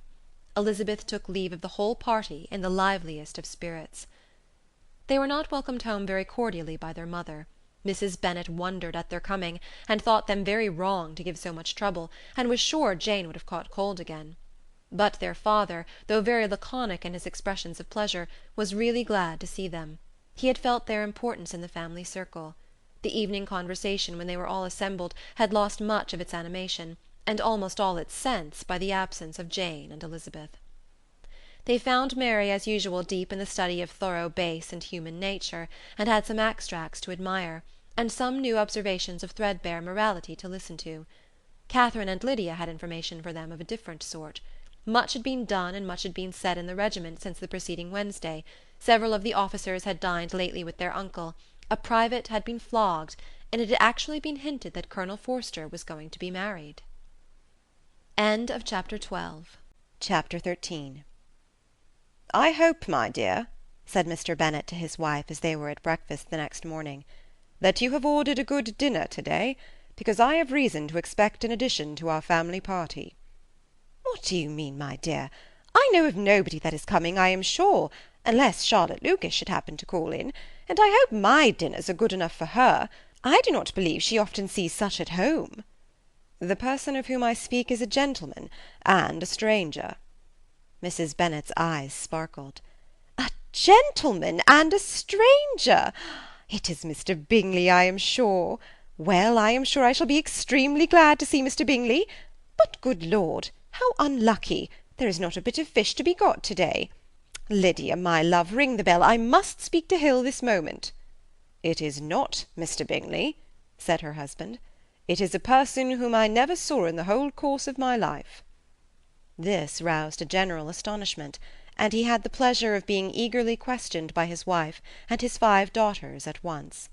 After amusing himself some time with their curiosity, he thus explained: "About a month ago I received this letter, and about a fortnight ago I answered it, for I thought it a case of some delicacy and requiring early attention. It is from my cousin, Mr. Collins, who, when I am dead, may turn you all out of this house as soon as he pleases." "Oh, my dear," cried his wife, "I cannot bear to hear that mentioned. Pray do not talk of that odious man. I do think it is the harshest thing in the world that your estate should be entailed away from your own children, and I am sure if I had been you, I should have tried long ago to do something or other about it." Jane and Elizabeth tried to explain to her the nature of an entail. They had often attempted to do it before, but it was a subject on which Mrs. Bennet was beyond the reach of reason, and she continued to rail bitterly against the cruelty of settling an estate away from a family of 5 daughters, in favour of a man whom nobody cared anything about. "It certainly is a most iniquitous affair," said Mr. Bennet, "and nothing can clear Mr. Collins from the guilt of inheriting Longbourn. But if you will listen to his letter, you may perhaps be a little softened by his manner of expressing himself." "No, that I am sure I shall not, and I think it is very impertinent of him to write to you at all, and very hypocritical. I hate such false friends. Why could he not keep on quarrelling with you, as his father did before him?" "Why, indeed, he does seem to have had some filial scruples on that head, as you will hear." "Hunsford, near Westerham, Kent, 15th October.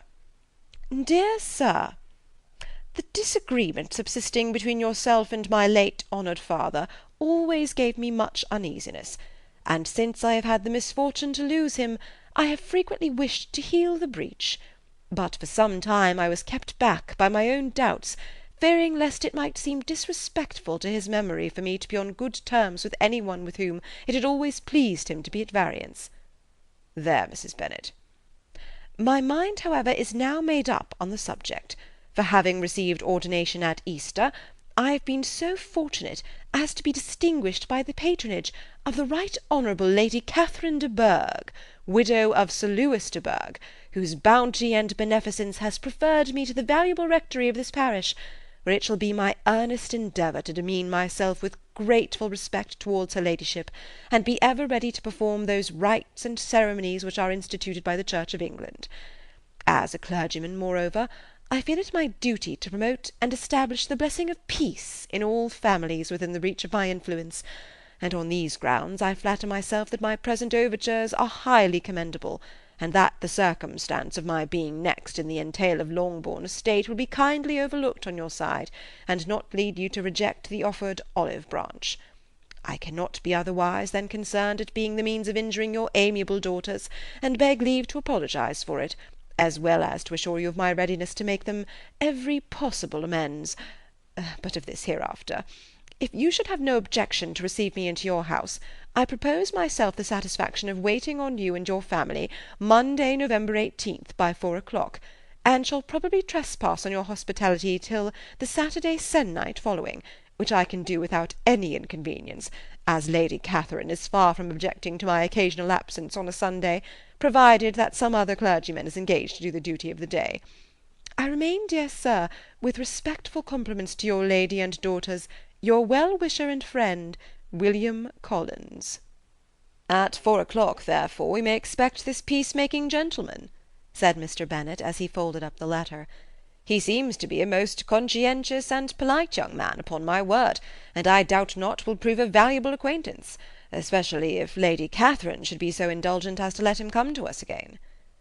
There is some sense in what he says about the girls, however, and if he is disposed to make them any amends, I shall not be the person to discourage him. Though it is difficult, said Jane, to guess in what way he can mean to make us the atonement he thinks our due. The wish is certainly to his credit.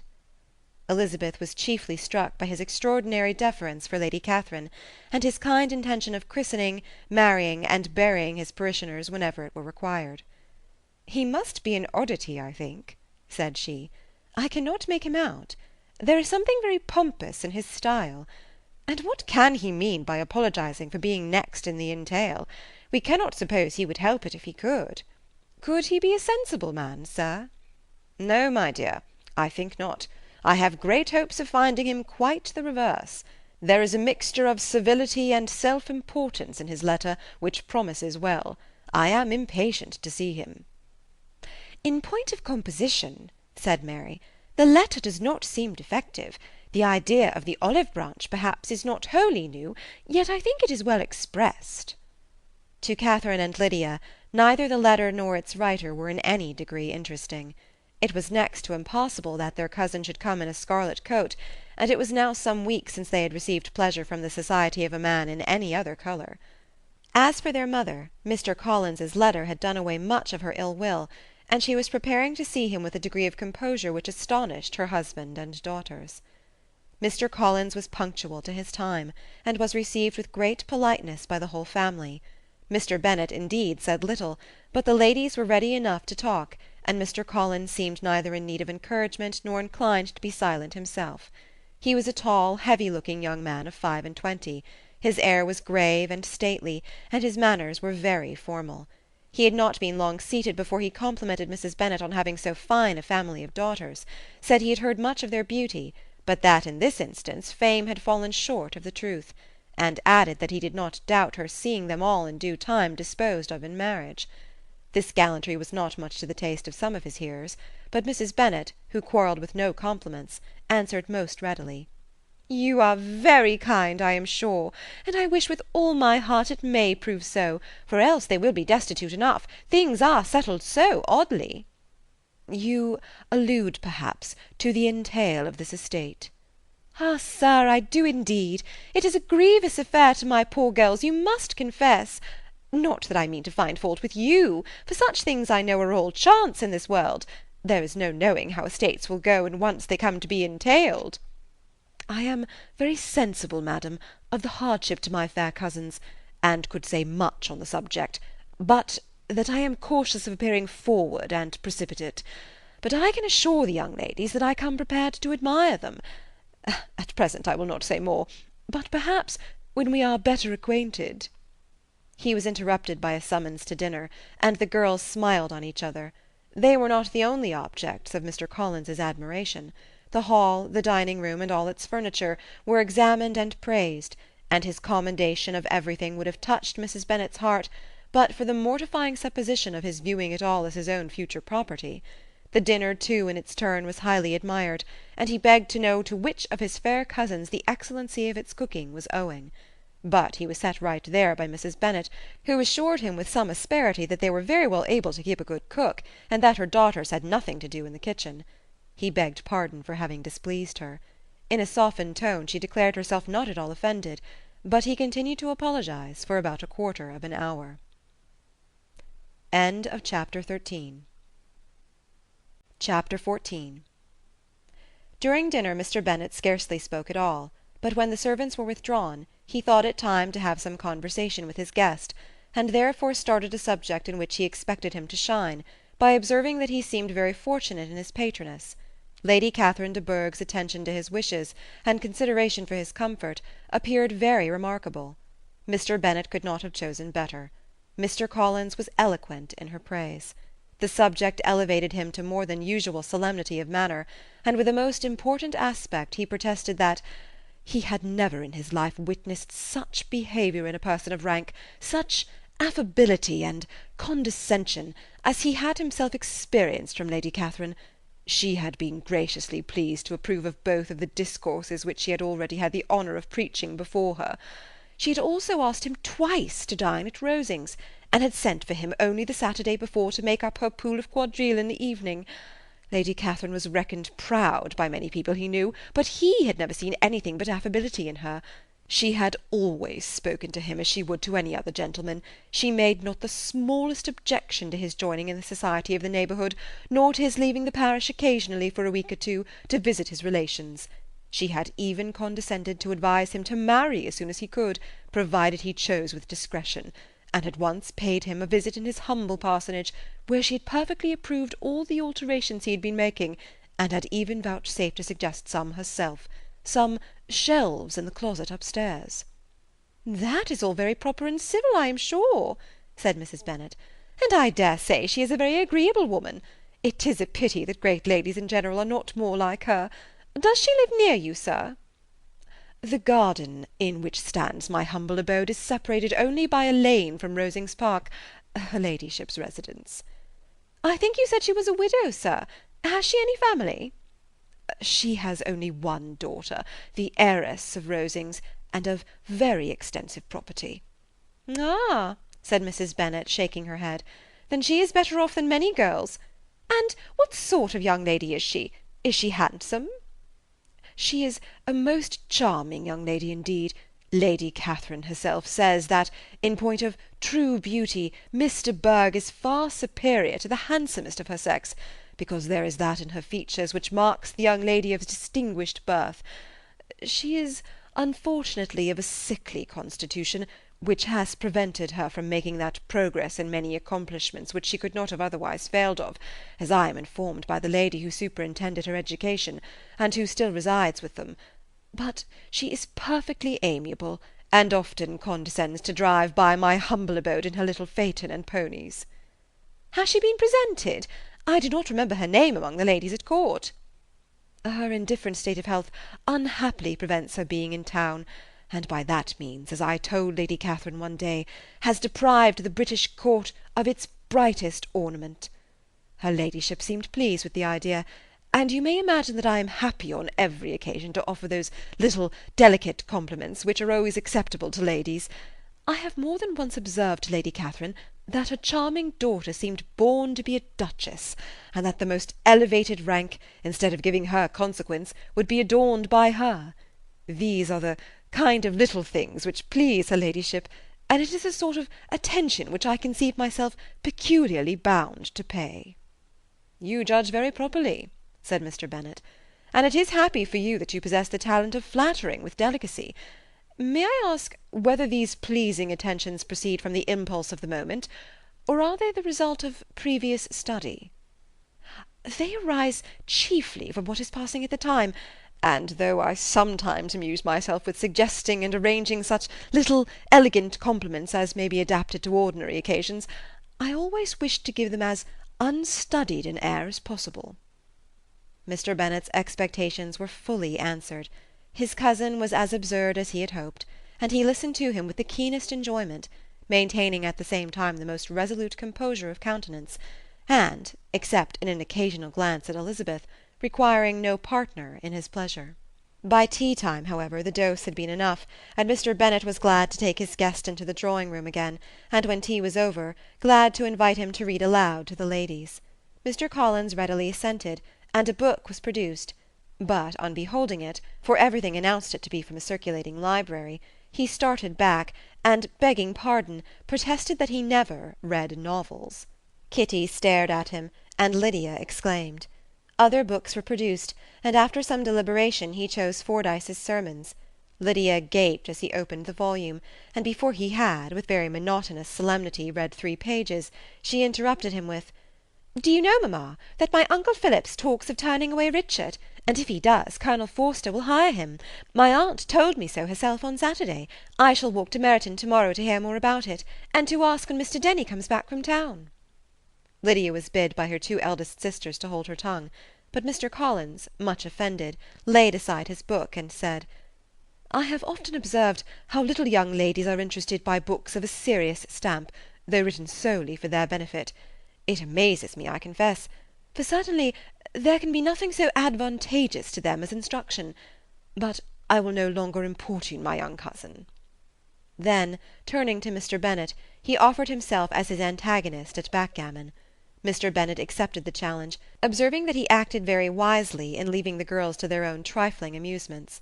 Mrs. Bennet and her daughters apologized most civilly for Lydia's interruption, and promised that it should not occur again, if he would resume his book. But Mr. Collins, after assuring them that he bore his young cousin no ill will, and should never resent her behaviour as any affront, seated himself at another table with Mr. Bennet, and prepared for backgammon. Chapter 15. Mr. Collins was not a sensible man, and the deficiency of nature had been but little assisted by education or society, the greatest part of his life having been spent under the guidance of an illiterate and miserly father; and though he belonged to one of the universities, he had merely kept the necessary terms, without forming at it any useful acquaintance. The subjection in which his father had brought him up had given him originally great humility of manner, but it was now a good deal counteracted by the self-conceit of a weak head, living in retirement, and the consequential feelings of early and unexpected prosperity. A fortunate chance had recommended him to Lady Catherine de Bourgh when the living of Hunsford was vacant, and the respect which he felt for her high rank, and his veneration for her as his patroness, mingling with a very good opinion of himself, of his authority as a clergyman, and his right as a rector, made him altogether a mixture of pride and obsequiousness, self-importance and humility. Having now a good house and a very sufficient income, he intended to marry, and in seeking a reconciliation with the Longbourn family he had a wife in view, as he meant to choose one of the daughters, if he found them as handsome and amiable as they were represented by common report. This was his plan of amends, of atonement, for inheriting their father's estate, and he thought it an excellent one, full of eligibility and suitableness, and excessively generous and disinterested on his own part. His plan did not vary on seeing them. Miss Bennet's lovely face confirmed his views, and established all his strictest notions of what was due to seniority, and for the first evening she was his settled choice.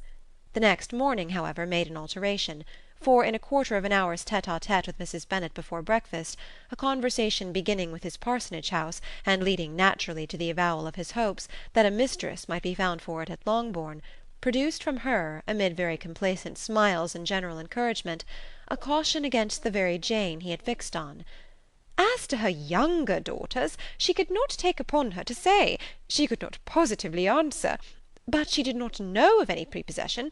Her eldest daughter she must just mention, she felt it incumbent on her to hint, was likely to be very soon engaged.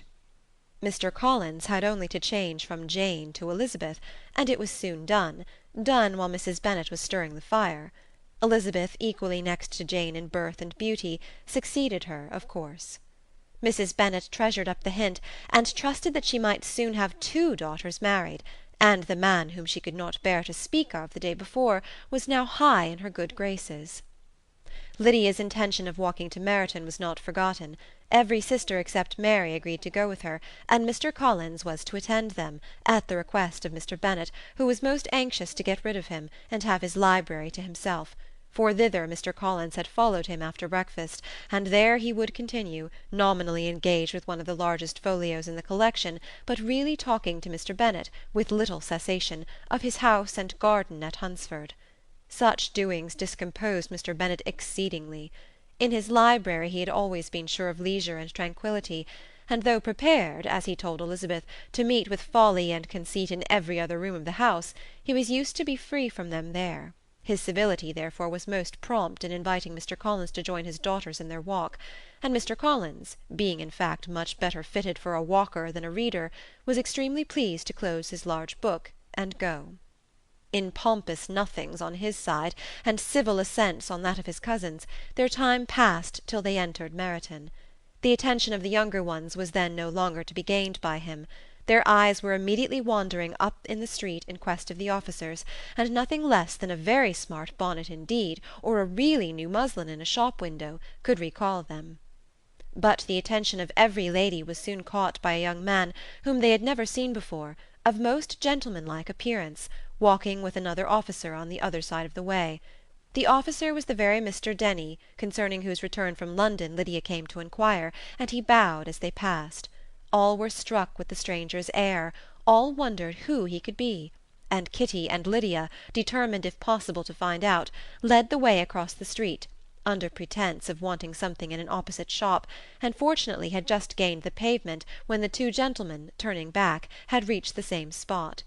Mr. Denny addressed them directly, and entreated permission to introduce his friend, Mr. Wickham, who had returned with him the day before from town, and he was happy to say had accepted a commission in their corps. This was exactly as it should be, for the young man wanted only regimentals to make him completely charming. His appearance was greatly in his favour. He had all the best part of beauty, a fine countenance, a good figure, and very pleasing address. The introduction was followed up on his side by a happy readiness of conversation, a readiness at the same time perfectly correct and unassuming, and the whole party were still standing and talking together very agreeably when the sound of horses drew their notice, and Darcy and Bingley were seen riding down the street. On distinguishing the ladies of the group, the two gentlemen came directly towards them and began the usual civilities. Bingley was the principal spokesman, and Miss Bennet the principal object. He was then, he said, on his way to Longbourn on purpose to inquire after her. Mr. Darcy corroborated it with a bow, and was beginning to determine not to fix his eyes on Elizabeth when they were suddenly arrested by the sight of the stranger, and Elizabeth, happening to see the countenance of both as they looked at each other, was all astonishment at the effect of the meeting. Both changed colour. One looked white, the other red. Mr. Wickham after a few moments touched his hat, a salutation which Mr. Darcy just deigned to return. What could be the meaning of it? It was impossible to imagine. It was impossible not to long to know. In another minute Mr. Bingley, but without seeming to have noticed what passed, took leave and rode on with his friend. Mr. Denny and Mr. Wickham walked with the young ladies to the door of Mr. Phillips's house, and then made their bows, in spite of Miss Lydia's pressing entreaties that they should come in, and even in spite of Mrs. Phillips throwing up the parlour window and loudly seconding the invitation. Mrs. Phillips was always glad to see her nieces, and the two eldest, from their recent absence, were particularly welcome, and she was eagerly expressing her surprise at their sudden return home, which, as their own carriage had not fetched them, she should have known nothing about, if she had not happened to see Mr. Jones's shop-boy in the street, who had told her that they were not to send any more draughts to Netherfield, because the Miss Bennets were come away, when her civility was claimed toward Mr. Collins by Jane's introduction of him. She received him with her very best politeness, which he returned with as much more, apologizing for his intrusion, without any previous acquaintance with her, which he could not help flattering himself, however, might be justified by his relationship to the young ladies who introduced him to her notice. Mrs. Phillips was quite awed by such an excess of good breeding, but her contemplation of one stranger was soon put to an end by exclamations and inquiries about the other, of whom, however, she could only tell her nieces what they already knew, that Mr. Denny had brought him from London, and that he was to have a lieutenant's commission in the shire. She had been watching him the last hour, she said, as he walked up and down the street, and had Mr. Wickham appeared, Kitty and Lydia would certainly have continued the occupation, but unluckily no one passed windows now except a few of the officers, who, in comparison with the stranger, were become stupid, disagreeable fellows. Some of them were to dine with the Phillipses the next day, and their aunt promised to make her husband call on Mr. Wickham and give him an invitation also, if the family from Longbourn would come in the evening. This was agreed to, and Mrs. Phillips protested that they would have a nice, comfortable, noisy game of lottery tickets, and a little bit of hot supper afterwards. The prospect of such delights was very cheering, and they parted in mutual good spirits. Mr. Collins repeated his apologies in quitting the room, and was assured with unwearying civility that they were perfectly needless. As they walked home, Elizabeth related to Jane what she had seen pass between the two gentlemen, but though Jane would have defended either or both, had they appeared to be in the wrong, she could no more explain such behaviour than her sister. Mr. Collins, on his return, highly gratified Mrs. Bennet by admiring Mrs. Phillips's manners and politeness. He protested that, except Lady Catherine and her daughter, he had never seen a more elegant woman, for she had not only received him with the utmost civility, but even pointedly included him in her invitation for the next evening, although utterly unknown to her before. Something, he supposed, might be attributed to his connection with them, but yet he had never met with so much attention in the whole course of his life. Chapter 16. As no objection was made to the young people's engagement with their aunt, and all Mr. Collins's scruples of leaving Mr. and Mrs. Bennet for a single evening during his visit were most steadily resisted, the coach conveyed him and his 5 cousins at a suitable hour to Meryton, and the girls had the pleasure of hearing, as they entered the drawing-room, that Mr. Wickham had accepted their uncle's invitation, and was then in the house. When this information was given, and they had all taken their seats, Mr. Collins was at leisure to look around him and admire, and he was so much struck with the size and furniture of the apartment that he declared he might almost have supposed himself in the small summer breakfast-parlour at Rosings, a comparison that did not at first convey much gratification, but when Mrs. Phillips understood from him what Rosings was, and who was its proprietor, when she had listened to the description of only one of Lady Catherine's drawing-rooms, and found that the chimney-piece alone had cost £800, she felt all the force of the compliment, and would hardly have resented a comparison with the housekeeper's room. In describing to her all the grandeur of Lady Catherine and her mansion, with occasional digressions in praise of his own humble abode, and the improvements it was receiving, he was happily employed until the gentlemen joined them, and he found in Mrs. Phillips a very attentive listener, whose opinion of his consequence increased with what she heard, and who was resolving to retail it all among her neighbours as soon as she could. To the girls, who could not listen to their cousin, and who had nothing to do but to wish for an instrument, and examine their own indifferent imitations of china on the mantelpiece, the interval of waiting appeared very long. It was over at last, however. The gentlemen did approach, and when Mr. Wickham walked into the room, Elizabeth felt that she had neither been seeing him before nor thinking of him since with the smallest degree of unreasonable admiration. The officers of the shire were in general a very creditable gentlemanlike set, and the best of them were of the present party, but Mr. Wickham was as far beyond them all in person, countenance, air, and walk, as they were superior to the broad-faced, stuffy Uncle Phillips, breathing port wine, who followed them into the room. Mr. Wickham was the happy man towards whom almost every female eye was turned, and Elizabeth was the happy woman by whom he finally seated himself, and the agreeable manner in which he immediately fell into conversation, though it was only on its being a wet night, made her feel that the commonest, dullest, most threadbare topic might be rendered interesting by the skill of the speaker. With such rivals for the notice of the fair as Mr. Wickham and the officers, Mr. Collins seemed to sink into insignificance. To the young ladies he certainly was nothing, but he had still at intervals a kind listener in Mrs. Phillips, and was, by her watchfulness, most abundantly supplied with coffee and muffin. When the card-tables were placed, he had the opportunity of obliging her in turn by sitting down to whist. "I know little of the game at present," said he, "but I shall be glad to improve myself, for in my situation in life—" Mrs. Phillips was very glad for his compliance, but could not wait for his reason. Mr. Wickham did not play at whist, and with ready delight was he received at the other table between Elizabeth and Lydia. At first there seemed danger of Lydia's engrossing him entirely, for she was a most determined talker, but being likewise extremely fond of lottery tickets, she soon grew too much interested in the game, too eager in making bets and exclaiming after prizes, to have attention for any one in particular. Allowing for the common demands of the game, Mr. Wickham was therefore at leisure to talk to Elizabeth, and she was very willing to hear him, though what she chiefly wished to hear she could not hope to be told, the history of his acquaintance with Mr. Darcy. She dared not even mention that gentleman. Her curiosity, however, was unexpectedly relieved. Mr. Wickham began the subject himself.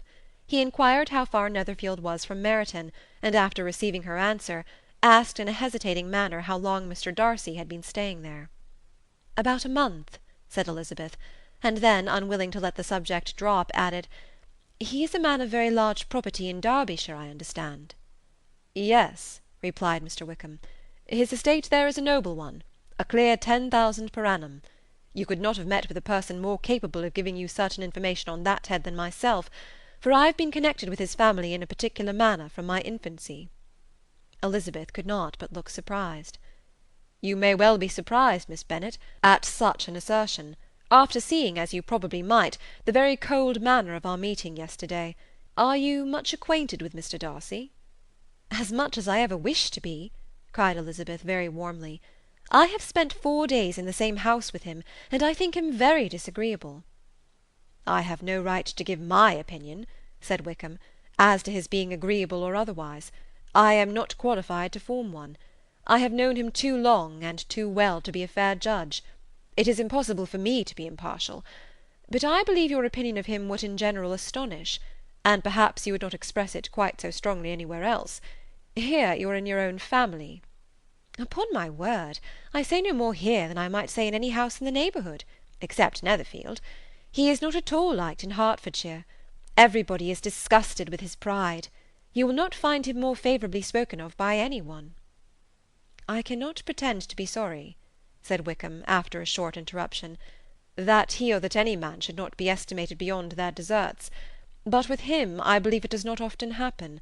The world is blinded by his fortune and consequence, or frightened by his high and imposing manners, and sees him only as he chooses to be seen." "I should take him, even on my slight acquaintance, to be an ill-tempered man." Wickham only shook his head. "I wonder," said he, at the next opportunity of speaking, "whether he is likely to be in this country much longer?" "I do not at all know, but I heard nothing of his going away when I was at Netherfield. I hope your plans in favour of the Blankshire will not be affected by his being in the neighbourhood." "Oh no, it is not for me to be driven away by Mr. Darcy. If he wishes to avoid seeing me, he must go. We are not on friendly terms, and it always gives me pain to meet him, but I have no reason for avoiding him but what I might proclaim before all the world, a sense of very great ill-usage, and most painful regrets at his being what he is. His father, Miss Bennet, the late Mr. Darcy, was one of the best men that ever breathed, and the truest friend I ever had, and I can never be in company with this Mr. Darcy without being grieved to the soul by 1,000 tender recollections. His behaviour to myself has been scandalous, but I verily believe I could forgive him anything and everything, rather than his disappointing the hopes and disgracing the memory of his father." Elizabeth found the interest of the subject increase, and listened with all her heart, but the delicacy of it prevented further inquiry. Mr. Wickham began to speak on more general topics, Meryton, the neighbourhood, the society, appearing highly pleased with all that he had yet seen, and speaking of the latter with gentle but very intelligible gallantry. "It was the prospect of constant society, and good society," he added, "which was my chief inducement to enter the Blankshire.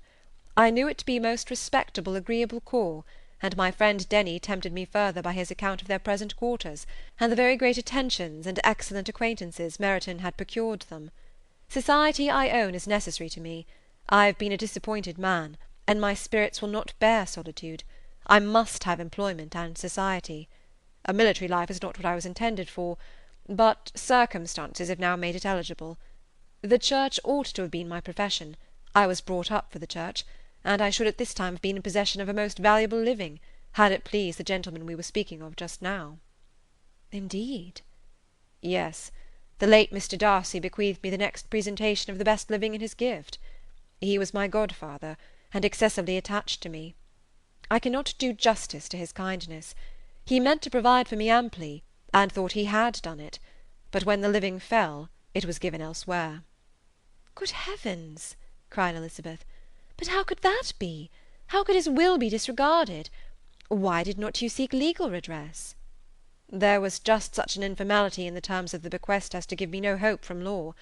A man of honour could not have doubted the intention, but Mr. Darcy chose to doubt it, or to treat it as merely a conditional recommendation, and to assert that I had forfeited all claim to it by extravagance, imprudence, in short, anything or nothing. Certain it is that the living became vacant 2 years ago, exactly as I was of an age to hold it, and that it was given to another man, and no less certain is it that I cannot accuse myself of having really done anything to deserve to lose it. I have a warm, unguarded temper, and I may have spoken my opinion of him and to him too freely. I can recall nothing worse. But the fact is that we are very different sort of men, and that he hates me." "This is quite shocking. He deserves to be publicly disgraced." "Some time or other he will be, but it shall not be by me. Till I can forget his father, I can never defy or expose him." Elizabeth honoured him for such feelings, and thought him handsomer than ever as he expressed them. "But what," she said after a pause, "can have been his motive? What can have induced him to behave so cruelly?" "A thorough determined dislike of me, a dislike which I cannot but attribute in some measure to jealousy. Had the late Mr. Darcy liked me less, his son might have borne with me better. But his father's uncommon attachment to me irritated him, I believe, very early in life. He had not a temper to bear the sort of competition in which we stood, the sort of preference which was often given me." "I had not thought Mr. Darcy so bad as this, though I have never liked him. I had not thought so very ill of him.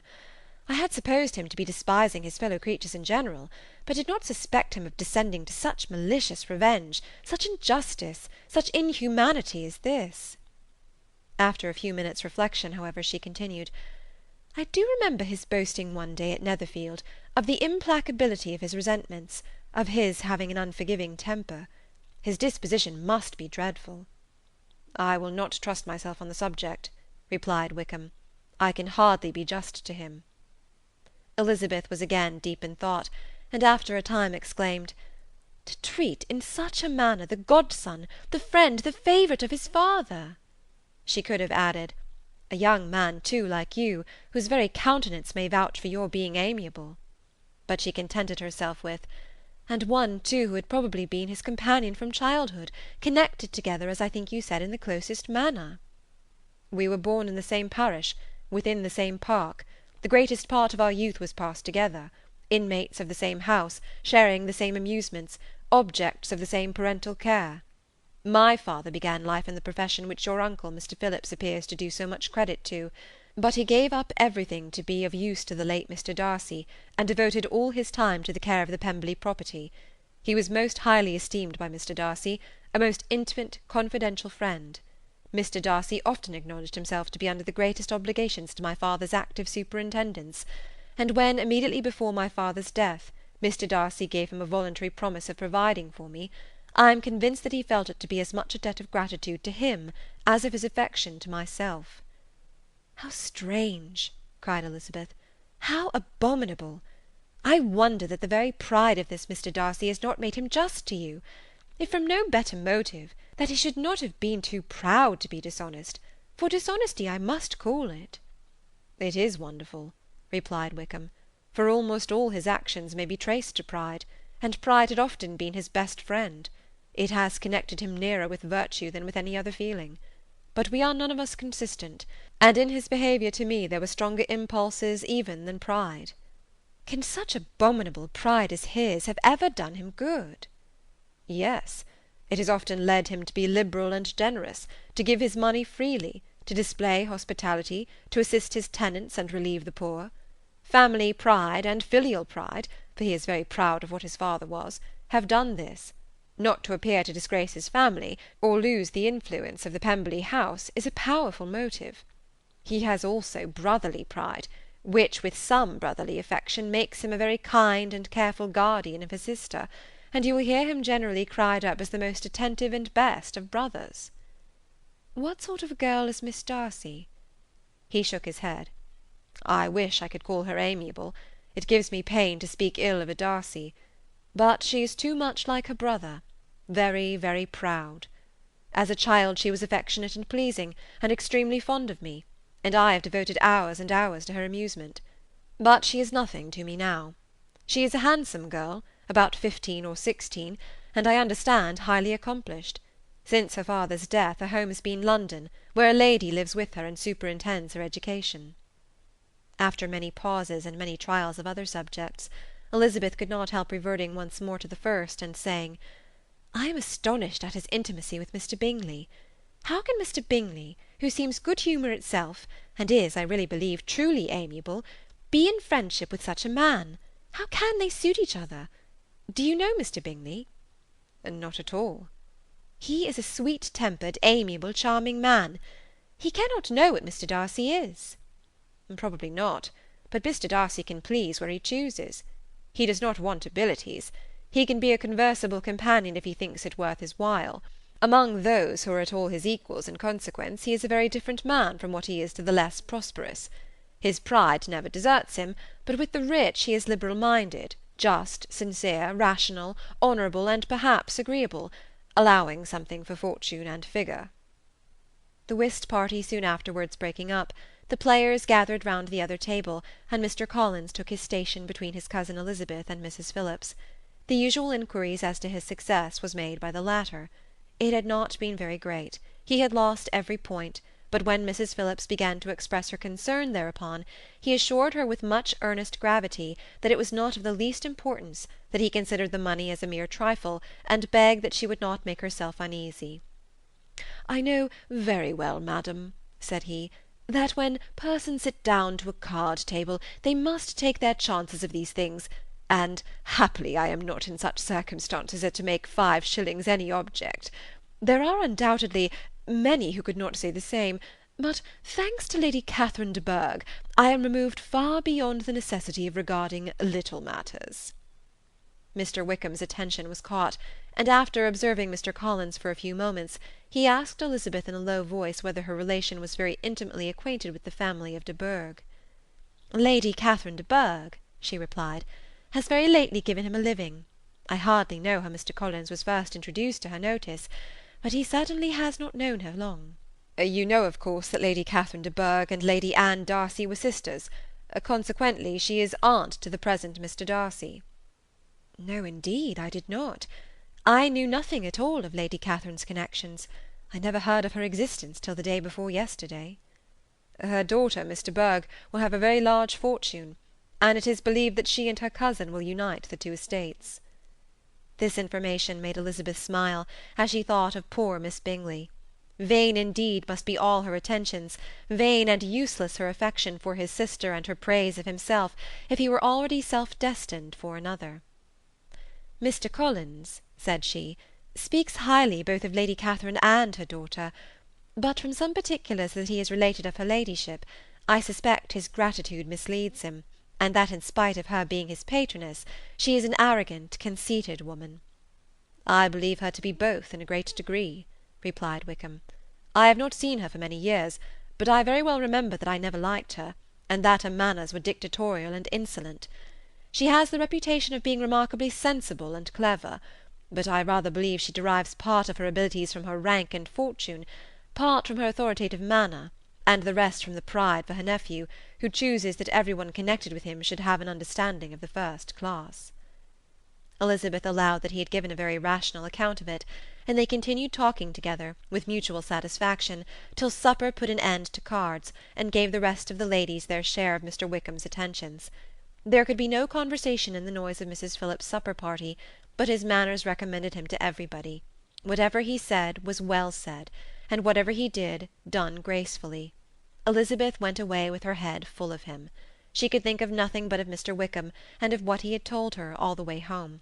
But there was not time for her even to mention his name as they went, for neither Lydia nor Mr. Collins were once silent. Lydia talked incessantly of lottery tickets, of the fish she had lost and the fish she had won, and Mr. Collins in describing the civility of Mr. and Mrs. Phillips, protesting that he did not in the least regard his losses at whist, enumerating all the dishes at supper, and repeatedly fearing that he crowded his cousins, had more to say than he could well manage before the carriage stopped at Longbourn House. Chapter 17. Elizabeth related to Jane the next day what had passed between Mr. Wickham and herself. Jane listened with astonishment and concern. She knew not how to believe that Mr. Darcy could be so unworthy of Mr. Bingley's regard, and yet it was not in her nature to question the veracity of a young man of such amiable appearance as Wickham. The possibility of his having endured such unkindness was enough to interest all her tender feelings, and nothing remained therefore to be done but to think well of them both, to defend the conduct of each, and throw into the account of accident or mistake whatever could not be otherwise explained. "They have both," said she, "been deceived, I dare say, in some way or other, of which we can form no idea. Interested people have perhaps misrepresented each to the other. It is, in short, impossible for us to conjecture the causes or circumstances which may have alienated them, without actual blame on either side." "Very true indeed. And now, my dear Jane, what have you got to say on behalf of the interested people who have probably been concerned in the business? Do clear them too, or we shall be obliged to think ill of somebody." "Laugh as much as you choose, but you will not laugh me out of my opinion. My dearest Lizzy, but do consider in what a disgraceful light it places Mr. Darcy, to be treating his father's favourite in such a manner, one whom his father had promised to provide for. It is impossible. No man of common humanity, no man who had any value for his character, could be capable of it. Can his most intimate friends be so excessively deceived in him? Oh, no! I can much more easily believe Mr. Bingley's being imposed on, than that Mr. Wickham should invent such a history of himself as he gave me last night. Names, facts, everything mentioned without ceremony. If it be not so, let Mr. Darcy contradict it. Besides, there was truth in his looks." "It is difficult indeed. It is distressing. One does not know what to think." "I beg your pardon. One knows exactly what to think." But Jane could think with certainty on only one point, that Mr. Bingley, if he had been imposed on, would have much to suffer when the affair became public. The two young ladies were summoned from the shrubbery where this conversation passed, by the arrival of the very persons of whom they had been speaking.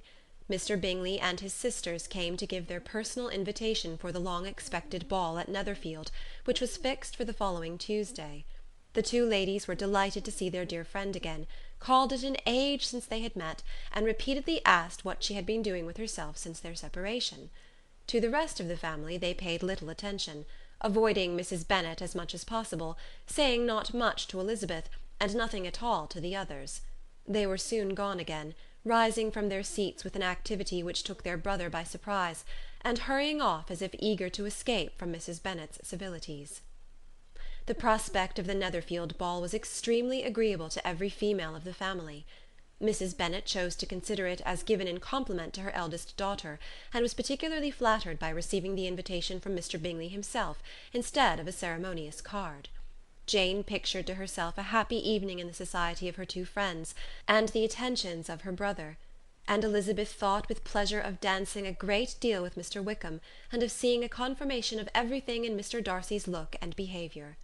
The happiness anticipated by Catherine and Lydia depended less on any single event or on any particular person, for though they each, like Elizabeth, meant to dance half the evening with Mr. Wickham, he was by no means the only partner who could satisfy them, and a ball was, at any rate, a ball. And even Mary could assure her family that she had no disinclination for it. "While I can have my mornings to myself," said she, "it is enough. I think it is no sacrifice to join occasionally in evening engagements. Society has claims on us all, and I profess myself one of those who consider intervals of recreation and amusement as desirable for everybody." Elizabeth's spirits were so high on this occasion, that though she did not often speak unnecessarily to Mr. Collins, she could not help asking him whether he intended to accept Mr. Bingley's invitation, and if he did, whether he would think it proper to join in the evening's amusement; and she was rather surprised to find that he entertained no scruple whatever on that head, and was very far from dreading a rebuke, either from the Archbishop or Lady Catherine de Bourgh, by venturing to dance. "I am by no means of the opinion, I assure you," said he, "that a ball of this kind, given by a young man of character, to respectable people, can have any evil tendency; and I am so far from objecting to dancing myself, that I shall hope to be honoured with the hands of all my fair cousins in the course of the evening, and I take this opportunity of soliciting yours, Miss Elizabeth, for the first two dances especially, a preference which I trust my cousin Jane will attribute to the right cause, and not to any disrespect for her." Elizabeth felt herself completely taken in. She had fully proposed being engaged by Mr. Wickham for those very dances, and to have Mr. Collins instead. Her liveliness had never been worse timed. There was no help for it, however. Mr. Wickham's happiness and her own were perforce delayed a little longer, and Mr. Collins' proposal accepted with as good a grace as she could. She was not the better pleased with his gallantry from the idea it suggested of something more. It now first struck her that she was selected from among her sisters as worthy of being mistress of Hunsford Parsonage, and of assisting to form a quadrille table at Rosings, in the absence of more eligible visitors. The idea soon reached a conviction, as she observed his increasing civilities toward herself, and heard his frequent attempt at a compliment on her wit and vivacity; and though more astonished than gratified herself by this effect of her charms, it was not long before her mother gave her to understand that the probability of their marriage was extremely agreeable to her. Elizabeth, however, did not choose to take the hint, being well aware that a serious dispute must be the consequence of any reply. Mr. Collins might never make the offer, and till he did, it was useless to quarrel about him. If there had not been a Netherfield ball to prepare for and talk of, the younger Miss Bennets would have been in a very pitiable state at this time, for from the day of the invitation to the day of the ball there was such a succession of rain as prevented their walking to Meryton once.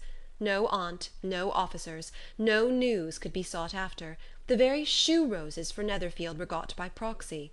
Even Elizabeth might have found some trial of her patience in weather which totally suspended the improvement of her acquaintance with Mr. Wickham, and nothing less than a dance on Tuesday could have made such a Friday, Saturday, Sunday, and Monday endurable to Kitty and Lydia. Chapter 18. Till Elizabeth entered the drawing-room at Netherfield, and looked in vain for Mr. Wickham among the cluster of red coats there assembled, a doubt of his being present had never occurred to her. The certainty of meeting him had not been checked by any of those recollections that might not unreasonably have alarmed her. She had dressed with more than usual care, and prepared in the highest spirits for the conquest of all that remained unsubdued of his heart, trusting that it was not more than might be won in the course of the evening. But in an instant rose the dreadful suspicion of his being purposely omitted for Mr. Darcy's pleasure in the Bingleys' invitation to the officers; and though this was not exactly the case, the absolute fact of his absence was pronounced by his friend Denny, to whom Lydia eagerly applied, and who told them that Wickham had been obliged to go to town on business the day before, and was not yet returned; adding, with a significant smile, "I do not imagine his business would have called him away just now, if he had not wanted to avoid a certain gentleman here." This part of his intelligence, although unheard by Lydia, was caught by Elizabeth; and as it assured her that Darcy was not less answerable for Wickham's absence than if her first surmise had been just, every feeling of displeasure against the former was so sharpened by immediate disappointment that she could hardly reply with tolerable civility to the polite inquiries which he directly afterwards approached to make.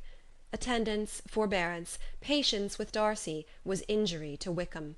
She was resolved against any sort of conversation with him, and turned away with a degree of ill humour which she could not wholly surmount even in speaking to Mr. Bingley, whose blind partiality provoked her.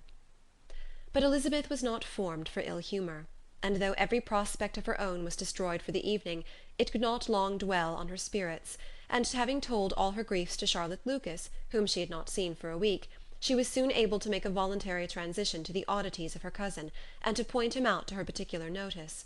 The first 2 dances, however, brought a return of distress; they were dances of mortification.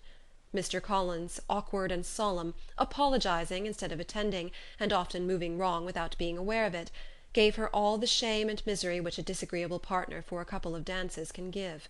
The moment of her release from him was ecstasy. She danced next with an officer, and had the refreshment of talking of Wickham, and of hearing that he was universally liked. When those dances were over, she returned to Charlotte Lucas, and was in conversation with her, when she found herself suddenly addressed by Mr. Darcy, who took her so much by surprise in his application for her hand, that, without knowing what she did, she accepted him. He walked away again immediately, and she was left to fret over her own want of presence of mind. Charlotte tried to console her. "I dare say you will find him very agreeable." "Heaven forbid! That would be the greatest misfortune of all. To find a man agreeable whom one is determined to hate. Do not wish me such an evil." When the dancing recommenced, however, and Darcy approached to claim her hand, Charlotte could not help cautioning her in a whisper not to be a simpleton, and allow her fancy for Wickham to make her appear unpleasant in the eyes of a man of 10 times his consequence. Elizabeth made no answer, and took her place in the set, amazed at the dignity to which she was arrived in being allowed to stand opposite to Mr. Darcy, and reading in her neighbours' looks their equal amazement in beholding it. They stood for some time without speaking a word, and she began to imagine that their silence was to last through the 2 dances, and at first she was resolved not to break it, till, suddenly fancying that it would be the greater punishment to her partner to oblige him to talk, she made some slight observation on the dance. He replied, and was again silent. After a pause of some minutes, she addressed him a second time with, "It is your turn to say something now, Mr. Darcy. I talked about the dance, and you ought to make some sort of remark on the size of the room, or the number of couples." He smiled, and assured her that whatever she wished him to say should be said. "Very well, that reply will do for the present. Perhaps by and by I may observe that private balls are much pleasanter than public ones. But now we may be silent." "Do you talk by rule, then, while you are dancing?" "Sometimes. One must speak a little, you know. It would look odd to be entirely silent for half an hour together, and yet, for the advantage of some, conversation ought to be so arranged as they might have the trouble of saying as little as possible." "Are you consulting your own feelings in the present case, or do you imagine that you are gratifying mine?" "Both," replied Elizabeth archly, "for I have always seen a great similarity in the turn of our minds. We are each of an unsocial, taciturn disposition, unwilling to speak unless we expect to say something that will amaze the whole room, and be handed down to posterity with all the éclat of a proverb." "This is no very striking resemblance of your own character, I am sure," he said. "How near it may be to mine, I cannot pretend to say. You think it a faithful portrait, undoubtedly." "I must not decide on my own performance." He made no answer, and they were again silent till they had gone down the dance, when he asked her if she and her sisters did not very often walk to Meryton. She answered in the affirmative, and, unable to resist the temptation, added, "When you met us there the other day, we had just been forming a new acquaintance." The effect was immediate. A deeper shade of hauteur overspread his features, but he said not a word, and Elizabeth, though blaming herself for her own weakness, could not go on. At length Darcy spoke, and in a constrained manner said, "Mr. Wickham is blessed with such happy manners as may ensure his making friends. Whether he may be equally capable of retaining them is less certain." "He has been so unlucky as to lose your friendship," replied Elizabeth with emphasis, "and in a manner which he is likely to suffer from all his life." Darcy made no answer, and seemed desirous of changing the subject. At that moment Sir William Lucas appeared close to them, meaning to pass through the set to the other side of the room, but on perceiving Mr. Darcy, he stopped with a bow of superior courtesy to compliment him on his dancing and his partner. "I have been most highly gratified indeed, my dear sir. Such very superior dancing is not often seen. It is evident that you belong to the first circles. Allow me to say, however, that your fair partner does not disgrace you, and that I must hope to have this pleasure often repeated, especially when a certain desirable event, my dear Eliza," glancing at her sister and Bingley, "shall take place. What congratulations will then flow in!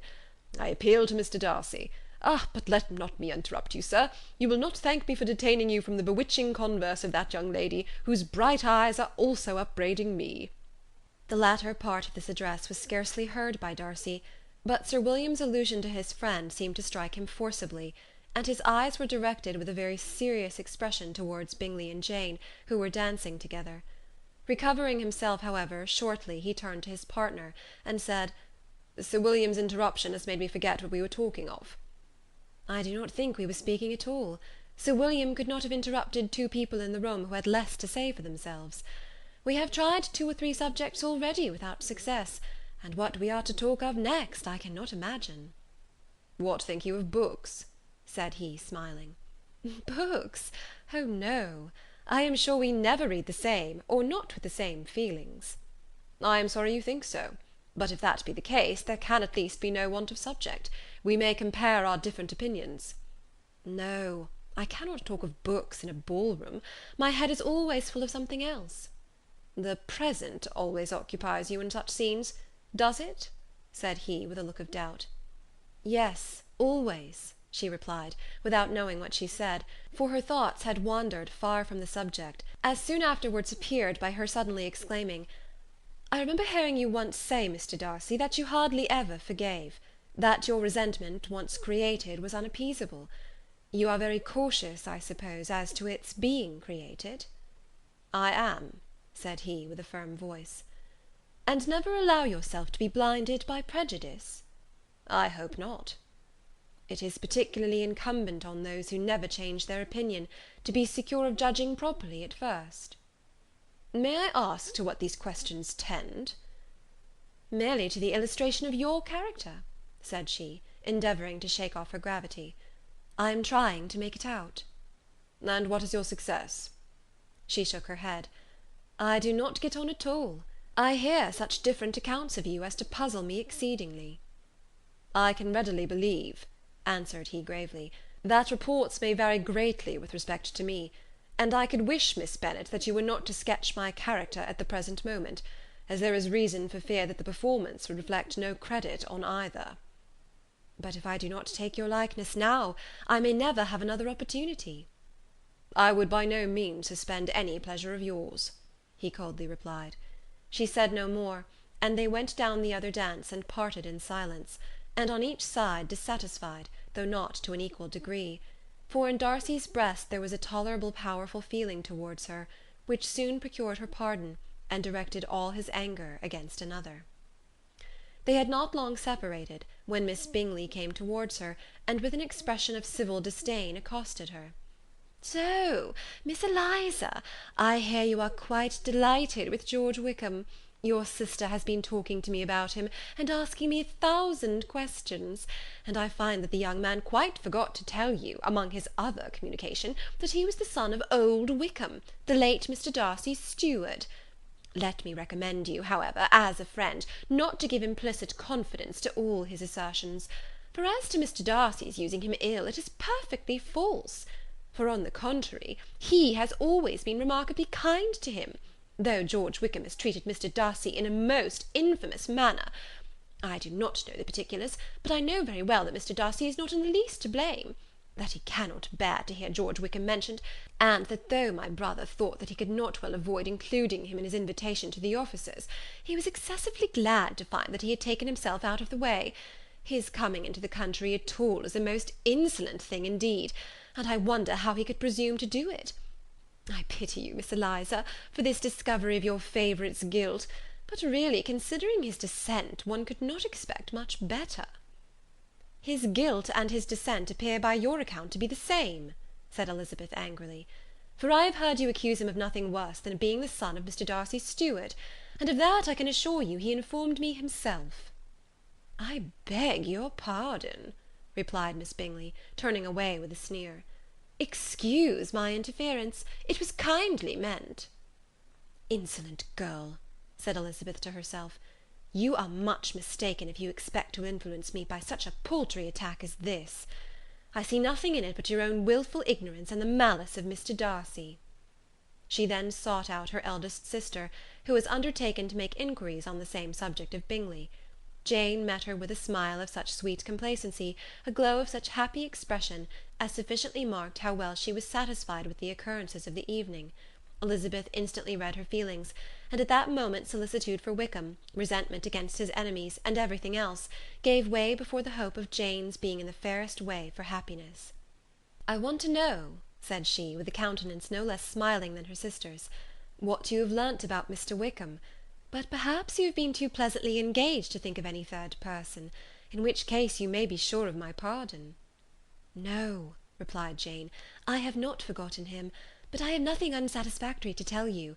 Mr. Bingley does not know the whole of his history, and he is quite ignorant of the circumstances which have principally offended Mr. Darcy, but he will vouch for the good conduct, the probity, and honour of his friend, and is perfectly convinced that Mr. Wickham has deserved much less attention from Mr. Darcy than he has received; and I am sorry to say, by his account, as well as his sister's, Mr. Wickham is by no means a respectable young man.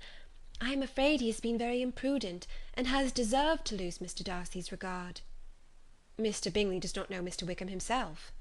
"No, he never saw him till the other morning at Meryton." "This account, then, is what he has received from Mr. Darcy. I am satisfied. But what does he say of the living?" "He does not exactly recollect the circumstances, though he has heard them from Mr. Darcy more than once, but believes that it was left to him conditionally only." "I have not a doubt of Mr. Bingley's sincerity," said Elizabeth warmly, "but you must excuse my not being convinced by assurances only. Mr. Bingley's defence of his friend was a very able one, I dare say; but since he is unacquainted with several parts of the story, and has learnt the rest from that friend himself, I shall venture to still think of both gentlemen as I did before." She then changed the discourse to one more gratifying to each, and on which there could be no difference of sentiment. Elizabeth listened with delight to the happy, though modest hopes which Jane entertained of Mr. Bingley's regard, and said all in her power to heighten her confidence in it. On their being joined by Mr. Bingley himself, Elizabeth withdrew to Miss Lucas, to whose inquiry after the pleasantness of her last partner she had scarcely replied, before Mr. Collins came up to them, and told her with great exultation that he had just been so fortunate as to make a most important discovery. "I have found out," said he, "by a singular accident, that there is now in the room a near relation of my patroness. I happened to overhear the gentleman himself mentioning to the young lady who does the honours of the house the names of his cousin, Miss de Bourgh, and of her mother, Lady Catherine. How wonderfully these sort of things occur! Who would have thought of my meeting with, perhaps, a nephew of Lady Catherine de Bourgh in this assembly? I am most thankful that the discovery is made in time for me to pay my respects to him, which I am now going to do, and trust he will excuse my not having done it before. My total ignorance of the connection must plead my apology." "You are not going to introduce yourself to Mr. Darcy?" "Indeed I am. I shall entreat his pardon for not having done it earlier. I believe him to be Lady Catherine's nephew. It will be in my power to assure him that her ladyship was quite well yesterday se'nnight." Elizabeth tried hard to dissuade him from such a scheme, assuring him that Mr. Darcy would consider his addressing him without introduction as an impertinent freedom, rather than a compliment to his aunt; that it was not in the least necessary there should be any notice on either side, and that if it were, it must belong to Mr. Darcy, the superior in consequence, to begin the acquaintance. Mr. Collins listened to her with the determined air of following his own inclination, and when she ceased speaking, replied thus: "My dear Miss Elizabeth, I have the highest opinion in the world, in your excellent judgment, in all matters within the scope of your understanding, but permit me to say, that there must be a wide difference between the established forms of ceremony amongst the laity, and those which regulate the clergy; for give me leave to observe that I consider the clerical office as equal in point of dignity with the highest rank in the kingdom, providing that a proper humility of behaviour is at the same time maintained. You must therefore allow me to follow the dictates of my conscience on this occasion, which leads me to perform what I look on as a point of duty. Pardon me for neglecting to profit by your advice, which, on every other subject, shall be my constant guide, though, in the case before us, I consider myself more fitted by education and habitual study to decide on what is right, than a young lady like yourself." And with a low bow, he left her to attack Mr. Darcy, whose reception of his advances she eagerly watched, and whose astonishment at being so addressed was very evident.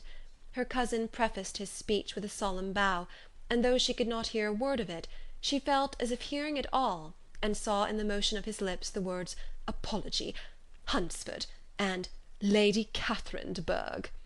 It vexed her to see him expose himself to such a man.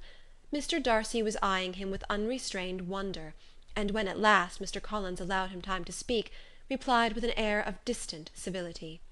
Mr. Collins, however, was not discouraged from speaking again, and Mr. Darcy's contempt seemed abundantly increasing with the length of his second speech, and at the end of it he only made him a slight bow, and moved another way. Mr. Collins then returned to Elizabeth. "I have no reason, I assure you," said he, "to be dissatisfied with my reception. Mr. Darcy seemed much pleased with the attention. He answered me with the utmost civility, and even paid me the compliment of saying that he was so well convinced of Lady Catherine's discernment as to be certain she could never bestow a favour unworthily. It was really a very handsome thought. Upon the whole, I am much pleased with him." As Elizabeth had no longer any interest of her own to pursue, she turned her attention almost entirely on her sister and Mr. Bingley, and the train of agreeable reflections which her observations gave birth to made her perhaps almost as happy as Jane. She saw her in idea settled in that very house, in all the felicity which a marriage of true affection could bestow, and she felt capable, under such circumstances, of endeavouring even to like Bingley's two sisters. Her mother's thoughts she plainly saw were bent the same way, and she determined not to venture near her, lest she might hear too much. When they sat down to supper, therefore, she considered it a most unlucky perverseness which placed them within one of each other, and deeply was she vexed to find that her mother was talking to that one person, Lady Lucas, freely, openly, and of nothing else but her expectation that Jane would soon be married to Mr. Bingley. It was an animating subject, and Mrs. Bennet seemed incapable of fatigue, while enumerating the advantages of the match. His being such a charming young man, and so rich, and living but 3 miles from them, were the first points of self-gratulation, and then it was such a comfort to think how fond the two sisters were of Jane, and to be certain that they must desire the connection as much as she could do. It was, moreover, such a promising thing for her younger daughters, as Jane's marrying so greatly must throw them in the way of other rich men. And lastly, it was so pleasant at her time of life to be able to consign her single daughters to the care of their sister, that she might not be obliged to go into company more than she liked. It was necessary to make this circumstance a matter of pleasure, because on such occasions it is the etiquette, but no one was less likely than Mrs. Bennet to find comfort in staying home at any period of her life. She concluded with many good wishes that Lady Lucas might soon be equally fortunate, though evidently and triumphantly believing there was no chance of it. In vain did Elizabeth endeavour to check the rapidity of her mother's words, or persuade her to describe her felicity in a less audible whisper, for, to her inexpressible vexation, she could perceive that the chief of it was overheard by Mr. Darcy, who sat opposite to them. Her mother only scolded her for being nonsensical. "What is Mr. Darcy to me, pray, that I should be afraid of him? I am sure we owe him no such particular civility, as to be obliged to say nothing he may not like to hear." "For heaven's sake, madam, speak lower. What advantage can it be for you to offend Mr. Darcy? You will never recommend yourself to his friend by so doing." Nothing that she could say, however, had any influence. Her mother would talk of her views in the same intelligible tone. Elizabeth blushed, and blushed again with shame and vexation. She could not help frequently glancing her eye at Mr. Darcy, though every glance convinced her of what she dreaded, for though he was not always looking at her mother, she was convinced that his attention was invariably fixed on her. The expression of his face changed gradually from indignant contempt to a composed and steady gravity. At length, however, Mrs. Bennet had no more to say, and Lady Lucas, who had been long yawning at the repetition of delights which she saw no likelihood of sharing, was left to the comforts of cold ham and chicken. Elizabeth now began to revive, but not long was the interval of tranquillity, for when supper was over, singing was talked of, and she had the mortification of seeing Mary, after very little entreaty, preparing to oblige the company. By many significant looks and silent entreaties did she endeavour to prevent such a proof of complaisance, but in vain. Mary would not understand them. Such an opportunity of exhibiting was delightful to her, and she began her song. Elizabeth's eyes were fixed on her with most painful sensations, and she watched her progress through the several stanzas with an impatience which was very ill rewarded at their close. For Mary, on receiving, amongst the thanks of the table, the hint of a hope that she might be prevailed on to favour them again, after the pause of half a minute, began another. Mary's powers were by no means fitted for such a display. Her voice was weak, and her manner affected. Elizabeth was in agonies. She looked at Jane, to see how she bore it, but Jane was very composedly talking to Bingley. She looked at his two sisters, and saw them making signs of derision at each other, and at Darcy, who continued, however, imperturbably grave. She looked at her father to entreat his interference, lest Mary should be singing all night. He took the hint, and when Mary had finished her second song, said aloud, "That will do extremely well, child. You have delighted us long enough. Let the other young ladies have time to exhibit." Mary, though pretending not to hear, was somewhat disconcerted, and Elizabeth, sorry for her, and sorry for her father's speech, was afraid her anxiety had done no good. Others of the party were now applied to. "If I," said Mr. Collins, "was so fortunate as to be able to sing, I should have great pleasure, I am sure, in obliging the company with an air, for I consider music as a very innocent diversion, and perfectly compatible with the profession of a clergyman. I do not mean, however, to assert that we can be justified in devoting too much of our time to music, for there are certainly other things to be attended to. The rector of a parish has much to do.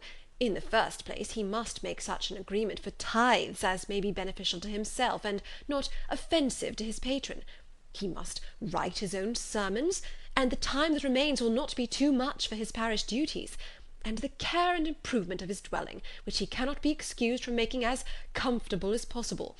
and I do not think it of light importance that he should have attentive and conciliatory manner towards everybody, especially towards those to whom he owes his preferment. I cannot acquit him of that duty, nor could I think well of the man who should omit an occasion of testifying his respect towards anybody connected with the family." And with a bow to Mr. Darcy, he concluded his speech, which had been spoken so loud as to be heard by half the room.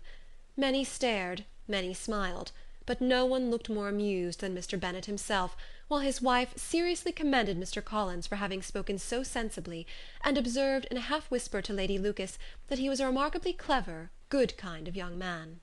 To Elizabeth it appeared that, had her family made an agreement to expose themselves as much as they could during the evening, it would have been impossible for them to play their parts with more spirit or finer success, and happy did she think it for Bingley and her sister that some of the exhibition had escaped his notice, and that his feelings were not of a sort to be much distressed by the folly which he must have witnessed. That his two sisters and Mr. Darcy, however, should have such an opportunity of ridiculing her relations was bad enough, and she could not determine whether the silent contempt of the gentlemen or the insolent smiles of the ladies were more intolerable. The rest of the evening brought her little amusement. She was teased by Mr. Collins, who continued most perseveringly by her side, and though he could not prevail on her to dance with him again, put it out of her power to dance with others. In vain did she entreat him to stand up with somebody else, and offer to introduce him to any young lady in the room. He assured her that as to dancing, he was perfectly indifferent to it, that his chief object was by delicate attentions to recommend himself to her, and that he should therefore make a point of remaining close to her the whole evening. There was no arguing upon such a project. She owed her greatest relief to her friend Miss Lucas, who often joined them, and good-naturedly engaged Mr. Collins' conversation to herself. She was at least free from the offence of Mr. Darcy's further notice, though often standing within a very short distance of her, quite disengaged, he never came near enough to speak. She felt it to be the probable consequence of her allusions to Mr. Wickham, and rejoiced in it. The Longbourn party were the last of all the company to depart, and by a manoeuvre of Mrs. Bennet, had to wait for their carriage a quarter of an hour after everybody else was gone, which gave them time to see how heartily they were wished away by some of the family. Mrs. Hurst and her sister scarcely opened their mouths, except to complain of fatigue, and were evidently impatient to have the house to themselves.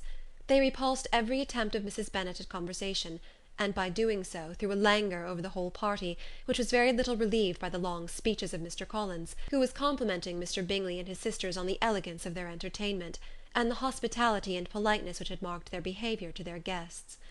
Darcy said nothing at all. Mr. Bennet, in equal silence, was enjoying the scene. Mr. Bingley and Jane were standing together, a little detached from the rest, and talked only to each other. Elizabeth preserved as steady a silence as either Mrs. Hurst or Miss Bingley, and even Lydia was too much fatigued to utter more than the occasional exclamation of "Lord, how tired I am!" accompanied by a violent yawn. When at length they arose to take leave, Mrs. Bennet was most pressingly civil in her hope of seeing the whole family soon at Longbourn, and addressed herself especially to Mr. Bingley, to assure him how happy he would make them by eating a family dinner with them at any time, without the ceremony of a formal invitation. Bingley was all grateful pleasure, and he readily engaged for taking the earliest opportunity of waiting on her, after his return from London, whither he was obliged to go the next day for a short time. Mrs. Bennet was perfectly satisfied, and quitted the house under the delightful persuasion that, allowing for the necessary preparation of settlements, new carriages, and wedding clothes, she should undoubtedly see her daughter settled at Netherfield in the course of 3 or 4 months. Of having another daughter married to Mr. Collins, she thought with equal certainty, and with considerable, though not equal, pleasure. Elizabeth was the least dear to her of all her children, and though the match and the man were quite good enough for her, the worth of each was eclipsed by Mr. Bingley and Netherfield. End of Chapter 18. Chapter 19. The next day opened a new scene at Longbourn. Mr. Collins made his declaration in form. Having resolved to do it without loss of time, as his leave of absence extended only to the following Saturday, and having no feelings of diffidence to make it distressing to himself even at the moment, he set about it in a very orderly manner, with all the observances which he supposed a regular part of the business. On finding Mrs. Bennet, Elizabeth, and one of the younger girls together soon after breakfast, he addressed the mother in these words: May I hope, madam, for your interest with your fair daughter Elizabeth, when I solicit for the honour of a private audience with her in the course of this morning?" Before Elizabeth had time for anything but a blush of surprise, Mrs. Bennet answered instantly, "Oh dear, yes, certainly. I am sure Lizzie will be very happy. I am sure she can have no objection. Come, Kitty, I want you upstairs."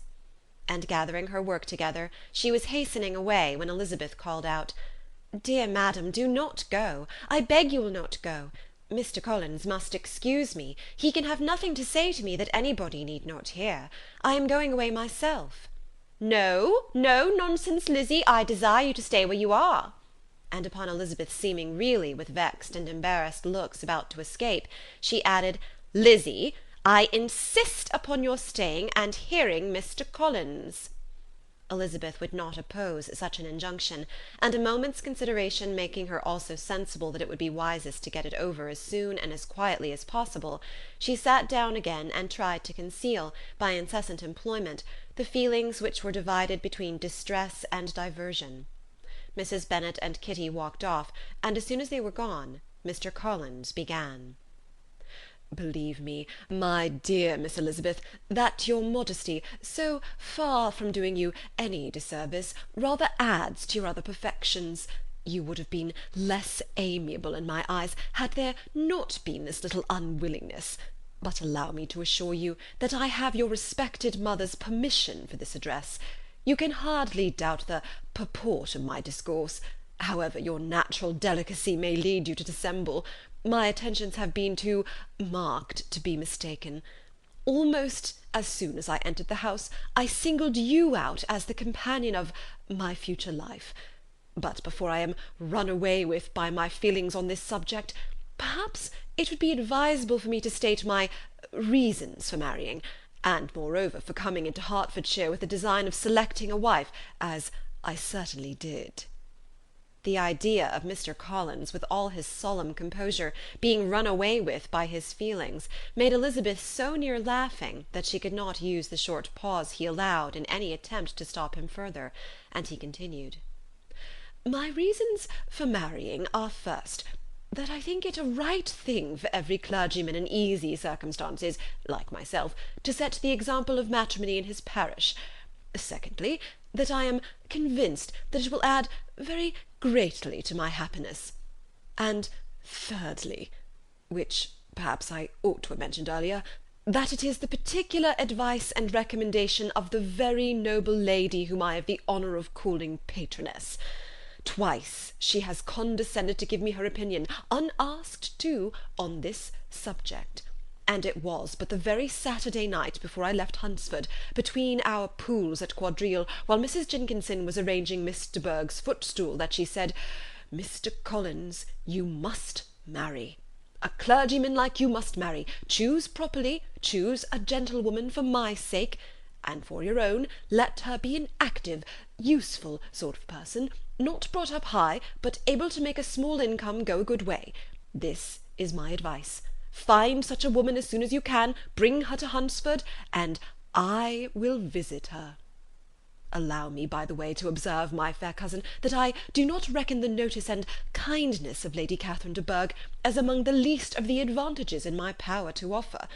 You will find her manners beyond anything I can describe, and your wit and vivacity, I think, must be acceptable to her, especially when tempered with this silence and respect, which her rank will inevitably excite. Thus much for my general intention in favour of matrimony. It remains to be told why my views were directed towards Longbourn, instead of my own neighbourhood, where I can assure you there are many amiable young women. But the fact is, that being as I am to inherit this estate after the death of your honoured father, who, however, may live many years longer, I could not satisfy myself without resolving to choose a wife from among his daughters, that the loss to them might be as little as possible when the melancholy event takes place, which, however, as I have already said, may not be for several years. This has been my motive, my fair cousin, and I flatter myself it will not sink me in your esteem. And now nothing remains for me but to assure you in the most animated language of the violence of my affection, To fortune I am perfectly indifferent, and shall make no demand of that nature on your father, since I am well aware that it could not be complied with, and that £1,000 in the 4 per cent, which will not be yours till after your mother's decease, is all that you may ever be entitled to. On that head, therefore, I shall be uniformly silent, and you may assure yourself that no ungenerous reproach shall ever pass my lips when we are married." It was absolutely necessary to interrupt him now. "You are too hasty, sir," she cried. "You forget that I have made no answer. Let me do it without further loss of time. Accept my thanks for the compliment you are paying me. I am very sensible of the honour of your proposals, but it is impossible for me to do otherwise than to decline them." "I am not now to learn," replied Mr. Collins, with a formal wave of the hand, "that it is usual with young ladies to reject the addresses of the man whom they secretly mean to accept, when he first applies for their favour, and that sometimes the refusal is repeated a second or even a third time. I am therefore by no means discouraged by what you have just said, and shall hope to lead you to the altar ere long." "Upon my word, sir," cried Elizabeth, "your hope is rather an extraordinary one after my declaration. I do assure you that I am not one of those young ladies, if such young ladies there are, who were so daring as to risk their happiness on the chance of being asked a second time. I am perfectly serious in my refusal. You could not make me happy, and I am convinced that I am the last woman in the world who could make you so. Nay, were your friend Lady Catherine to know me, I am persuaded she would find me in every respect ill qualified for the situation." "Were it certain that Lady Catherine would think so," said Mr. Collins very gravely, "but I cannot imagine that her ladyship would at all disapprove of you, and you may be certain when I have the honour of seeing her again, I shall speak in the very highest terms of your modesty, economy, and other amiable qualifications." "Indeed, Mr. Collins, all praise of me will be unnecessary. You must give me leave to judge for myself, and pay me the compliment of believing what I say. I wish you very happy and very rich, and by refusing your hand do all in my power to prevent your being otherwise. In making me the offer, you must have satisfied the delicacy of your feelings with regard to my family, and may take possession of Longbourn estate whenever it falls, without any self-reproach. This matter may be considered, therefore, as finally settled." And rising as she thus spoke, she would have quitted the room, had Mr. Collins not thus addressed her. "When I do myself the honour of speaking to you next on the subject, I shall hope to receive a more favourable answer than you have now given me, though I am far from accusing you of cruelty at present, because I know it to be the established custom of your sex to reject a man on the first application, and perhaps you have even now said as much to encourage my suit as would be consistent with the true delicacy of the female character." "Really, Mr. Collins," cried Elizabeth with some warmth, "you puzzle me exceedingly. If what I have hitherto said can appear to you in the form of encouragement, I know not how to express my refusal in such a way as to convince you of its being one." "You must give me leave to flatter myself, my dear cousin, that your refusal of my addresses is merely words of course. My reasons for believing it are briefly these. It does not appear to me that my hand is unworthy your acceptance, or that the establishment I can offer would be any other than highly desirable. My situation in life, my connections with the family of de Bourgh, and my relationship to your own, are circumstances highly in my favour, and you should take it into further consideration that, in spite of your manifold attractions, it is by no means certain that another offer of marriage may ever be made you. Your portion is unhappily so small, that it will in all likelihood undo the effects of your loveliness and amiable qualifications. As I must therefore conclude that you are not serious in your rejection of me, I shall choose to attribute it to your wish of increasing my love by suspense, according to the usual practice of elegant females."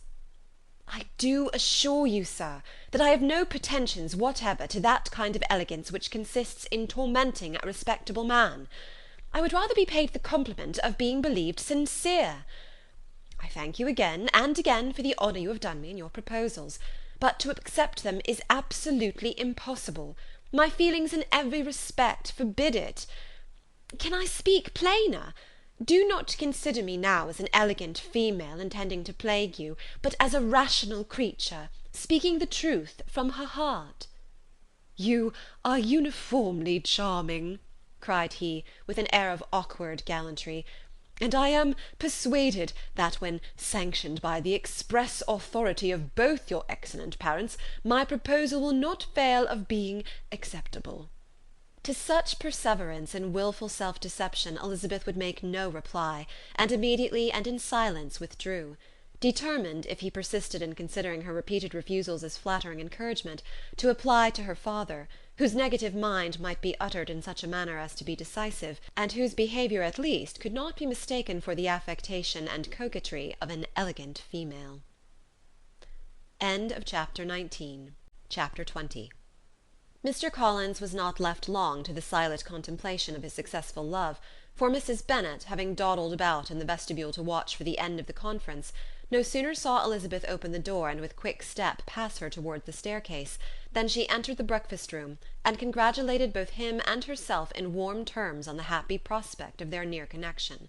Mr. Collins received and returned these felicitations with equal pleasure, and then proceeded to relate the particulars of their interview, with the result of which he trusted he had every reason to be satisfied, since the refusal which his cousin had steadfastly given him would naturally flow from her bashful modesty and the genuine delicacy of her character. This information, however, startled Mrs. Bennet. She would have been glad to be equally satisfied that her daughter had meant to encourage him by protesting against his proposals, but she dared not believe it, and could not help saying so. "But depend upon it, Mr. Collins," she added, "that Lizzie shall be brought to reason. I will speak to her about it directly. She is a very headstrong, foolish girl, and does not know her own interest, but I will make her know it."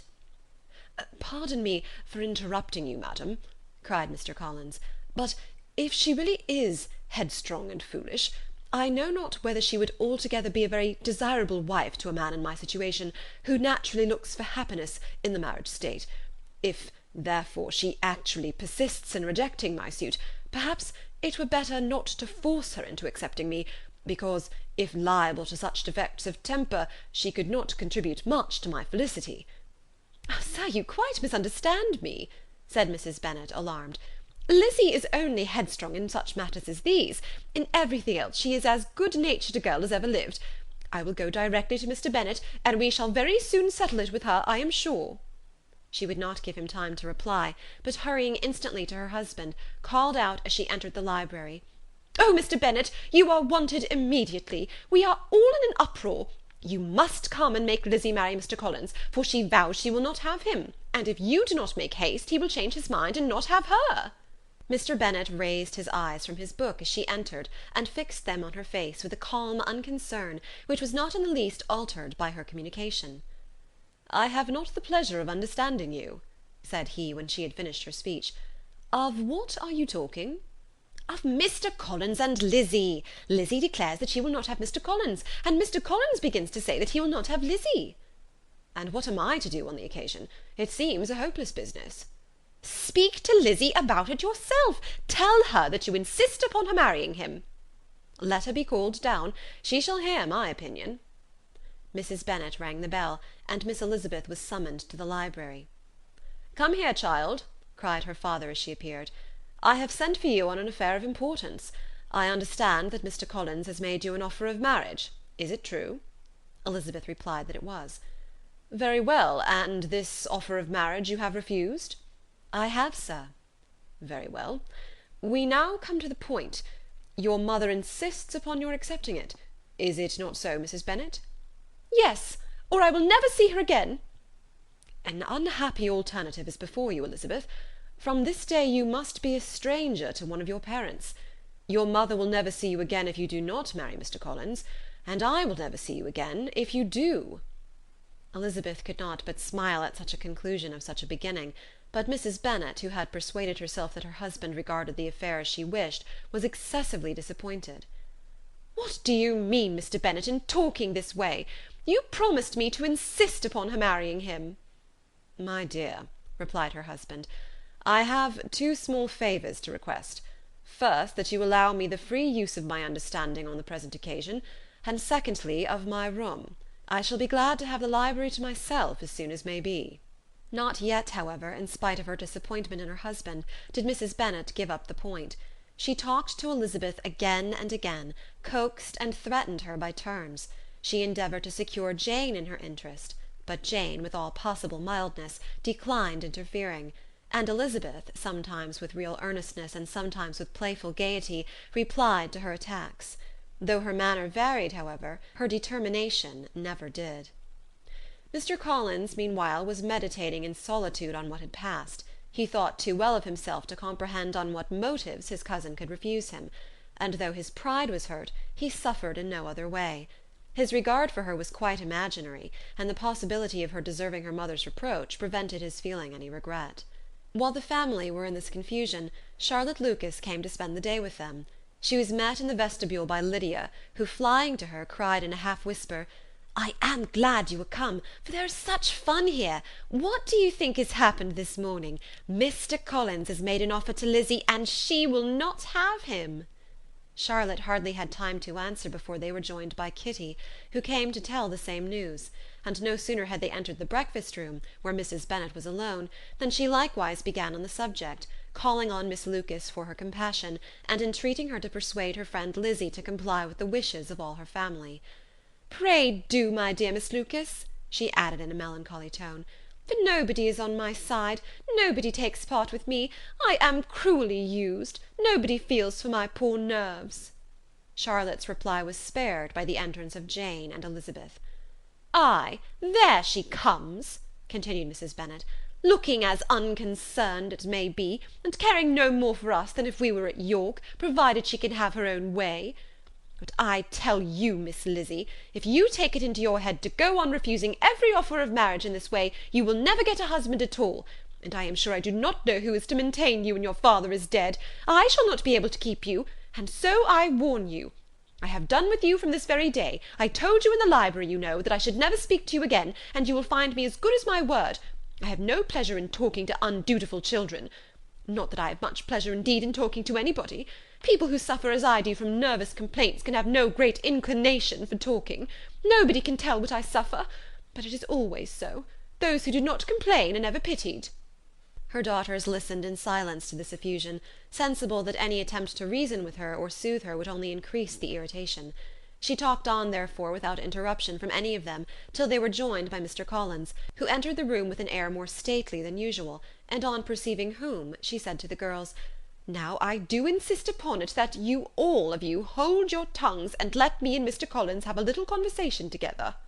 Elizabeth passed quietly out of the room, Jane and Kitty following, but Lydia stood her ground, determined to hear all she could, and Charlotte, detained first by the civility of Mr. Collins, whose inquiries after herself and all her family were very minute, and then by a little curiosity, satisfied herself with walking to the window and pretending not to hear. In a doleful voice Mrs. Bennet began the projected conversation. "Oh, Mr. Collins!" "My dear madam," replied he, "let us be for ever silent on this point. Far be it from me," he presently continued, in a voice that marked his displeasure, "to resent the behaviour of your daughter. Resignation to inevitable evils is the evil duty of us all, the peculiar duty of a young man who has been so fortunate as I have been in early preferment, and I trust I am resigned. Perhaps not the less so far from feeling a doubt of my positive happiness, had my fair cousin honoured me with her hand, for I have often observed that resignation is never so perfect as when the blessing denied begins to lose somewhat of its value in our estimation. You will not, I hope, consider me as showing any disrespect to your family, my dear madam, by thus withdrawing my pretensions to your daughter's favour, without having paid yourself and Mr. Bennet the compliment of requesting you to interpose your authority in my behalf. My conduct may, I fear, be objectionable in having accepted my dismission from your daughter's lips instead of your own, but we are all liable to error. I have certainly meant well through the whole affair. My object has been to secure an amiable companion for myself, with due consideration for the advantage of all your family, and if my manner has been at all reprehensible, I here beg leave to apologize. End of chapter 20. Chapter 21. The discussion of Mr. Collins's offer was now nearly at an end, and Elizabeth had only to suffer from the uncomfortable feelings necessarily attending it, and occasionally from some peevish allusions of her mother. As for the gentleman himself, his feelings were chiefly expressed, not by embarrassment or dejection, or by trying to avoid her, but by stiffness of manner and resentful silence. He scarcely ever spoke to her, and the assiduous attentions which he had been so sensible of himself were transferred for the rest of the day to Miss Lucas, whose civility in listening to him was a seasonable relief to them all, and especially to her friend. The morrow produced no abatement of Mrs. Bennet's ill humour or ill health. Mr. Collins was also in the same state of angry pride. Elizabeth had hoped that his resentment might shorten his visit, but his plan did not appear in the least affected by it. He was always to have gone on Saturday, and to Saturday he meant to stay. After breakfast the girls walked to Meryton to inquire if Mr. Wickham were returned, and to lament over his absence from the Netherfield ball. He joined them on their entering the town, and attended them to their aunt's, where his regret and vexation, and the concern of everybody, was well talked over. To Elizabeth, however, he voluntarily acknowledged that the necessity of his absence had been self-imposed. "I found," said he, "as the time drew near, that I had better not meet Mr. Darcy; that to be in the same room, the same party with him for so many hours together, might be more than I could bear, and that scenes might arise unpleasant to more than myself." She highly approved his forbearance, and they had leisure for a full discussion of it, and for all the commendation which they civilly bestowed on each other, as Wickham and another officer walked back with them to Longbourn, and during the walk he particularly attended to her. His accompanying them was a double advantage. She felt all the compliment it offered to herself, and it was most acceptable as an occasion of introducing him to her father and mother. Soon after their return a letter was delivered to Miss Bennet. It came from Netherfield. The envelope contained a sheet of elegant little hot-pressed paper, well covered with a lady's fair flowing hand, and Elizabeth saw her sister's countenance change as she read it, and saw her dwelling intently on some particular passages. Jane recollected herself soon, and putting the letter away, tried to join with her usual cheerfulness in the general conversation. But Elizabeth felt an anxiety on the subject which drew off her attention even from Wickham, and no sooner had he and his companion taken leave than a glance from Jane invited her to follow her upstairs. When they had gained their own room, Jane, taking out the letter, said, "This is from Caroline Bingley. What it contains has surprised me a good deal. The whole party have left Netherfield by this time, and are on their way to town, and without any intention of coming back again. You shall hear what she says." She then read the first sentence aloud, which comprised the information of their having just resolved to follow their brother to town directly, and of their meaning to dine in Grosvenor Street, where Mr. Hurst had a house. The next was in these words: "I do not pretend to regret anything I shall leave in Hertfordshire, except your society, my dearest friend, but we will hope, at some future period, to enjoy many returns of that delightful intercourse we have known, and in the meanwhile may lessen the pain of separation by a very frequent and most unreserved correspondence. I depend on you for that." To these high-flown expressions Elizabeth listened with all the insensibility of distrust, and though the suddenness of their removal surprised her, she saw nothing in it really to lament. It was not to be supposed that their absence from Netherfield would prevent Mr. Bingley's being there, and as to the loss of their society, she was persuaded that Jane must cease to regard it in the enjoyment of his. "It is unlucky," said she, after a short pause, "that you should not be able to see your friends before they leave the country. But may we not hope that the period of future happiness, to which Miss Bingley looks forward, may arrive earlier than she is aware, and that the delightful intercourse you have known as friends will be renewed with yet greater satisfaction as sisters? Mr. Bingley will not be detained in London by them." "Caroline decidedly says that none of the party will return into Hertfordshire this winter. I will read it to you. When my brother left us yesterday, he imagined that the business which took him to London might be concluded in 3 or 4 days, but as we are certain it cannot be so, and at the same time convinced that when Charles gets to town he will be in no hurry to leave it again, we have determined on following him thither, that he may not be obliged to spend his vacant hours in a comfortless hotel. Many of my acquaintances are already there for the winter. I wish that I could hear that you, my dearest friend, had any intention of making one of the crowd, but of that I despair. I sincerely hope your Christmas in Hertfordshire may abound in the gaieties which that season generally brings, and that your beaux will be so numerous as to prevent your feeling the loss of the 3 whom we shall deprive you." "It is evident by this," added Jane, "that he comes back no more this winter." "It is only evident that Miss Bingley does not mean that he should." "Why will you think so? It must be his own doing. He is his own master. But you do not know all. I will read you the passage which particularly hurts me. I will have no reserves from you. Mr. Darcy is impatient to see his sister, and, to confess the truth, we are scarcely less eager to meet her again. I really do not think Georgiana Darcy has her equal for beauty, elegance, and accomplishments, and the affection she inspires in Louisa and myself is heightened into something still more interesting from the hope we dare entertain of her being hereafter our sister. I do not know whether I ever before mentioned to you my feelings on this subject, but I will not leave the country without confiding them, and I trust you will not esteem them unreasonable. My brother admires her greatly already. He will have frequent opportunity now of seeing her on the most intimate footing. Her relations all wish the connection as much as his own, and a sister's partiality is not misleading me, I think, when I call Charles most capable of engaging any woman's heart. With all these circumstances to favour an attachment, and nothing to prevent it, am I wrong, my dearest Jane, in indulging the hope of an event which will secure the happiness of so many?" "What do you think of this sentence, my dear Lizzy?" said Jane as she finished it. "Is it not clear enough? Does it not expressly declare that Caroline neither expects nor wishes me to be her sister, that she is perfectly convinced of her brother's indifference, and that if she suspects the nature of my feelings for him, she means most kindly to put me on my guard? Can there be any other opinion on the subject?" "Yes, there can, for mine is totally different. Will you hear it?" "Most willingly." "You shall have it in a few words. Miss Bingley sees that her brother is in love with you, and wants him to marry Miss Darcy. She follows him to town in hope of keeping him there, and tries to persuade you that he does not care about you." Jane shook her head. "Indeed, Jane, you ought to believe me. No one who has ever seen you together can doubt his affection. Miss Bingley, I am sure, cannot. She is not such a simpleton. Could she have seen half as much love in Mr. Darcy for herself, she would have ordered her wedding clothes.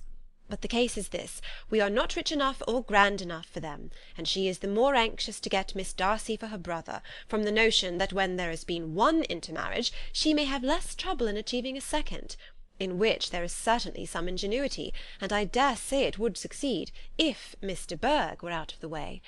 But, my dearest Jane, you cannot seriously imagine that because Miss Bingley tells you her brother greatly admires Miss Darcy, he is in the smallest degree less sensible of your merit than when he took leave of you on Tuesday, or that it will be in her power to persuade him that, instead of being in love with you, he is very much in love with her friend." "If we thought alike of Miss Bingley," replied Jane, "your representation of all this might make me quite easy, but I know the foundation is unjust. Caroline is incapable of wilfully deceiving any one, and all that I can hope in this case is that she is deceiving herself." "That is right. You could not have started a more happy idea, since you will not take comfort in mine. Believe her to be deceived, by all means. You have now done your duty by her, and must fret no longer." "But, my dear sister, can I be happy, even supposing the best, in accepting a man whose sisters and friends are all wishing him to marry elsewhere?" "You must decide for yourself," said Elizabeth, "and if, upon mature deliberation, you find that the misery of disobliging his 2 sisters is more than equivalent to the happiness of being his wife, I advise you by all means to refuse him." "How can you talk so?" said Jane, faintly smiling. "You must know that though I should be exceedingly grieved at their disapprobation, I could not hesitate." "I did not think you would, and that being the case, I cannot consider your situation with much compassion." "But if he returns no more this winter, my choice will never be required. 1,000 things may arise in 6 months." The idea of his returning no more Elizabeth treated with the utmost contempt. It appeared to her merely the suggestion of Caroline's interested wishes, and she could not for a moment suppose that those wishes, however openly or artfully spoken, could influence a young man so totally independent of every one. She represented to her sister as forcibly as possible what she felt on the subject, and had soon the pleasure of seeing its happy effect. Jane's temper was not desponding, and she was gradually led to hope, though the diffidence of affection sometimes overcame the hope, that Bingley would return to Netherfield and answer every wish of her heart. They agreed that Mrs. Bennet should only hear of the departure of the family, without being alarmed on the score of the gentleman's conduct, but even this partial communication gave her a great deal of concern, and she bewailed it as exceedingly unlucky that the ladies should happen to go away just as they were all getting so intimate together. After lamenting it, however, at some length, she had the consolation that Mr. Bingley would soon be down again, and soon dining at Longbourn, and the conclusion of all was the comfortable declaration that though he had been invited only to a family dinner, she would take care to have 2 full courses. Chapter 22. The Bennets were engaged to dine with the Lucases, and again, during the chief of the day, was Miss Lucas so kind as to listen to Mr. Collins. Elizabeth took an opportunity of thanking her. "It keeps him in good humour," said she, "and I am more obliged to you than I can express." Charlotte assured her friend of her satisfaction in being useful, and that it amply repaid her for the little sacrifice of her time. This was very amiable, but Charlotte's kindness extended farther than Elizabeth had any conception of. Its object was nothing else than to secure her from any return of Mr. Collins' addresses by engaging them towards herself. Such was Miss Lucas's scheme, and appearances were so favourable that when they parted at night she would have felt almost secure of success if he had not been to leave Hertfordshire so very soon. But here she did injustice to the fire and independence of his character, for it led him to escape out of Longbourn House the next morning with admirable slyness, and hasten to Lucas Lodge to throw himself at her feet. He was anxious to avoid the notice of his cousins, from a conviction that if they saw him depart they could not fail to conjecture his design, and he was not willing to have the attempt known till its success might be known likewise; for though feeling almost secure, and with reason, for Charlotte had been tolerably encouraging, he was comparatively diffident since the adventure of Wednesday. His reception, however, was of the most flattering kind. Miss Lucas perceived him from an upper window as he walked towards the house, and instantly set out to meet him accidentally in the lane. But little had she dared to hope that so much love and eloquence awaited her there. In as short a time as Mr. Collins' long speeches would allow, everything was settled between them to the satisfaction of both, and as they entered the house he earnestly entreated her to name the day that was to make him the happiest of men, and though such a solicitation must be waived for the present, the lady felt no inclination to trifle with his happiness. The stupidity with which he was favoured by nature must guard his courtship from any charm that could make a woman wish for its continuance, and Miss Lucas, who accepted him solely from the pure and disinterested desire of an establishment, cared not how soon that establishment were gained. Sir William and Lady Lucas were speedily applied to for their consent, and it was bestowed with a most joyful alacrity. Mr. Collins' present circumstances made it a most eligible match for their daughter, to whom they could give little fortune, and his prospects of future wealth were exceedingly fair. Lady Lucas began directly to calculate, with more interest than the matter had ever excited before, how many years longer Mr. Bennet was likely to live, and Sir William gave it as his decided opinion that whenever Mr. Collins should be in possession of the Longbourn estate, it would be highly expedient that both he and his wife should make their appearance at St. James's. The whole family, in short, were properly overjoyed on the occasion. The younger girls formed hopes of "coming out" a year or two sooner than they might otherwise have done, and the boys were relieved from their apprehension of Charlotte's dying an old maid. Charlotte herself was tolerably composed. She had gained her point, and had time to consider of it. Her reflections were in general satisfactory. Mr. Collins, to be sure, was neither sensible nor agreeable; his society was irksome, and his attachment to her must be imaginary. But still he would be her husband. Without thinking highly either of men or matrimony, marriage had always been her object. It was the only provision for well-educated young women of small fortune, and, however uncertain of giving happiness, must be their pleasantest preservative from want. This preservative she had now obtained, and at the age of 27, without having ever been handsome, she felt all the good luck of it. The least agreeable circumstance in the business was the surprise it must occasion to Elizabeth Bennet, whose friendship she valued beyond that of any other person. Elizabeth would wonder, and probably would blame her, and though her resolution was not to be shaken, her feelings must be hurt by such a disapprobation. She resolved to give her the information herself, and therefore charged Mr. Collins, when he returned to Longbourn to dinner, to drop no hint of what had passed before any of the family. A promise of secrecy was of course very dutifully given, but it could not be kept without difficulty, for the curiosity excited by his long absence burst forth in such very direct questions on his return as required some ingenuity to evade, and he was at the same time exercising great self-denial, for he was longing to publish his prosperous love. As he was to begin his journey too early on the morrow to see any of the family, the ceremony of leave-taking was performed when the ladies moved for the night, and Mrs. Bennet, with great politeness and cordiality, said how happy they should be to see him at Longbourn again, whenever his engagements might allow him to visit them. "My dear madam," he replied, "this invitation is particularly gratifying, because it is what I have been hoping to receive, and you may be very certain that I shall avail myself of it as soon as possible." They were all astonished, and Mr. Bennet, who could by no means wish for so speedy a return, immediately said, "But is there not danger of Lady Catherine's disapprobation here, my good sir? You had better neglect your relations than run the risk of offending your patroness." "My dear sir," replied Mr. Collins, "I am particularly obliged to you for this friendly caution, and you may depend upon my not taking so material a step without her ladyship's concurrence." "You cannot be too much upon your guard. Risk anything rather than her displeasure, and if you find it likely to be raised by your coming to us again, which I should think exceedingly probable, stay quietly at home, and be satisfied that we shall take no offence." "Believe me, my dear sir, my gratitude is warmly excited by such affectionate attention, and depend upon it, you will speedily receive from me a letter of thanks for this, and for every other mark of your regard during my stay in Hertfordshire. As for my fair cousins, though my absence may not be long enough to render it necessary, I shall now take the liberty of wishing them health and happiness, not excepting my cousin Elizabeth." With proper civilities the ladies then withdrew, all of them equally surprised that he meditated a quick return.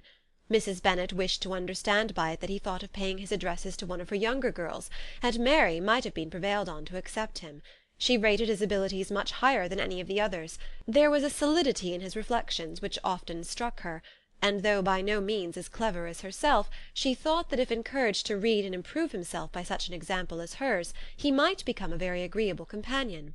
But on the following morning every hope of this kind was done away. Miss Lucas called soon after breakfast, and in a private conference with Elizabeth related the event of the day before. The possibility of Mr. Collins fancying himself in love with her friend had once occurred to Elizabeth within the last day or two, but that Charlotte could encourage him seemed almost as far from possibility as she could encourage him herself, and her astonishment was consequently so great as to overcome at the first the bounds of decorum, and she could not help crying out, "Engaged to Mr. Collins! My dear Charlotte! Impossible!" The steady countenance which Miss Lucas had commanded in telling her story gave way to a momentary confusion here on receiving so direct a reproach, though as it was no more than she expected, she soon regained her composure, and calmly replied, "Why should you be surprised, my dear Eliza? Do you think it incredible that Mr. Collins should be able to procure any woman's good opinion, because he was not so happy as to succeed with you?" But Elizabeth had now recollected herself, and making a strong effort for it, was able to assure with tolerable firmness that the prospect of their relationship was highly grateful to her, and that she wished her all imaginable happiness. "I see what you were feeling," replied Charlotte. "You must be surprised, very much surprised, so lately as Mr. Collins was wishing to marry you. But when you have had time to think it over, I hope you'll be satisfied with what I have done. I am not romantic, you know. I never was. I ask only a comfortable home, and considering Mr. Collins' character, connection, and situation in life, I am convinced that my chance of happiness with him is as fair as most people can boast on entering the marriage state." Elizabeth quietly answered, "Undoubtedly," and after an awkward pause they returned to the rest of the family. Charlotte did not stay much longer, and Elizabeth was then left to reflect on what she had heard. It was a long time before she became at all reconciled to the idea of so unsuitable a match. The strangeness of Mr. Collins making 2 offers of marriage within 3 days was nothing in comparison of his being now accepted. She had always felt that Charlotte's opinion of matrimony was not exactly like her own, but she had not supposed it to be possible that, when called into action, she would have sacrificed every better feeling to worldly advantage. Charlotte, the wife of Mr. Collins, was a most humiliating picture. And to the pang of a friend disgracing herself and sunk in her esteem was added the distressing conviction that it was impossible for that friend to be tolerably happy in the lot she had chosen. Chapter 23 Chapter 23. Elizabeth was sitting with her mother and sisters, reflecting on what she had heard, and doubting whether she was authorized to mention it, when Sir William Lucas himself appeared, sent by his daughter, to announce her engagement to the family. With many compliments to them, and much self-gratulation on the prospect of a connection between the houses, he unfolded the matter, to an audience not merely wondering, but incredulous. For Mrs. Bennet, with more perseverance than politeness, protested he must be entirely mistaken, and Lydia, always unguarded and often uncivil, boisterously exclaimed, "Good Lord! Sir William, how can you tell such a story? Do not you know that Mr. Collins wants to marry Lizzie?" Nothing less than the complaisance of a courtier could have borne without anger such treatment, but Sir William's good breeding carried him through it all, and though he begged leave to be positive as to the truth of his information, he listened to all their impertinence with the most forbearing courtesy.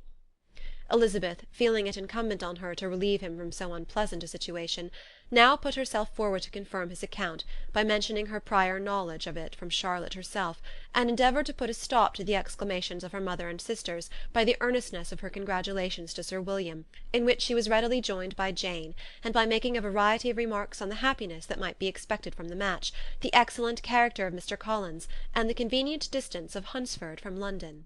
Mrs. Bennet was in fact too much overpowered to say a great deal while Sir William remained, but no sooner had he left them than her feelings found a rapid vent. In the first place, she persisted in disbelieving the whole of the matter. Secondly, she was very sure that Mr. Collins had been taken in. Thirdly, she trusted that they would never be happy together. And fourthly, that the match might be broken off. Two inferences, however, were plainly deduced from the whole. One, that Elizabeth was the real cause of the mischief, and the other that she herself had been barbarously misused by them all, and on these 2 points she principally dwelt during the rest of the day. Nothing could console and nothing could appease her, nor did that day wear out her resentment. A week elapsed before she could see Elizabeth without scolding her, a month passed away before she could speak to Sir William or Lady Lucas without being rude, and many months were gone before she could at all forgive their daughter.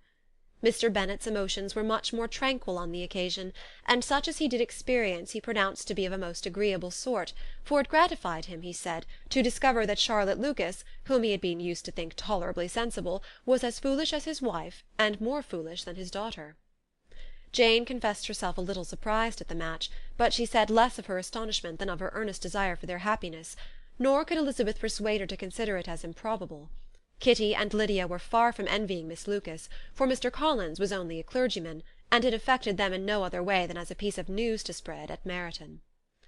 Lady Lucas could not be insensible of triumph on being able to retort on Mrs. Bennet the comfort of having a daughter well married, and she called at Longbourn rather oftener than usual to say how happy she was, though Mrs. Bennet's sour looks and ill-natured remarks might have been enough to drive happiness away. Between Elizabeth and Charlotte there was restraint which kept them mutually silent on the subject, and Elizabeth felt persuaded that no real confidence could ever subsist between them again. Her disappointment in Charlotte made her turn with fonder regard to her sister, of whose rectitude and delicacy she was sure her opinion could never be shaken, and for whose happiness she grew daily more anxious, as Bingley had now been gone a week, and nothing more was heard of his return. Jane had sent Caroline an early answer to her letter, and was counting the days till she might reasonably hope to hear again. The promised letter of thanks from Mr. Collins arrived on Tuesday, addressed to their father, and written with all the solemnity of gratitude which a 12-month's abode in the family might have prompted. After discharging his conscience on that head, he proceeded to inform them, with many rapturous expressions, of his happiness in having obtained the affection of their amiable neighbour, Miss Lucas, and then explained that it was merely with the view of enjoying her society that he had been so ready to close with their kind wish of seeing him again at Longbourn, whither he hoped to be able to return on Monday fortnight. For Lady Catherine, he added, so heartily approved his marriage, that she wished it to take place as soon as possible, which he trusted would be an unanswerable argument with his amiable Charlotte to name an early day for making him the happiest of men. Mr. Collins' return into Hertfordshire was no longer a matter of pleasure to Mrs. Bennet. On the contrary, she was as much disposed to complain of it as her husband.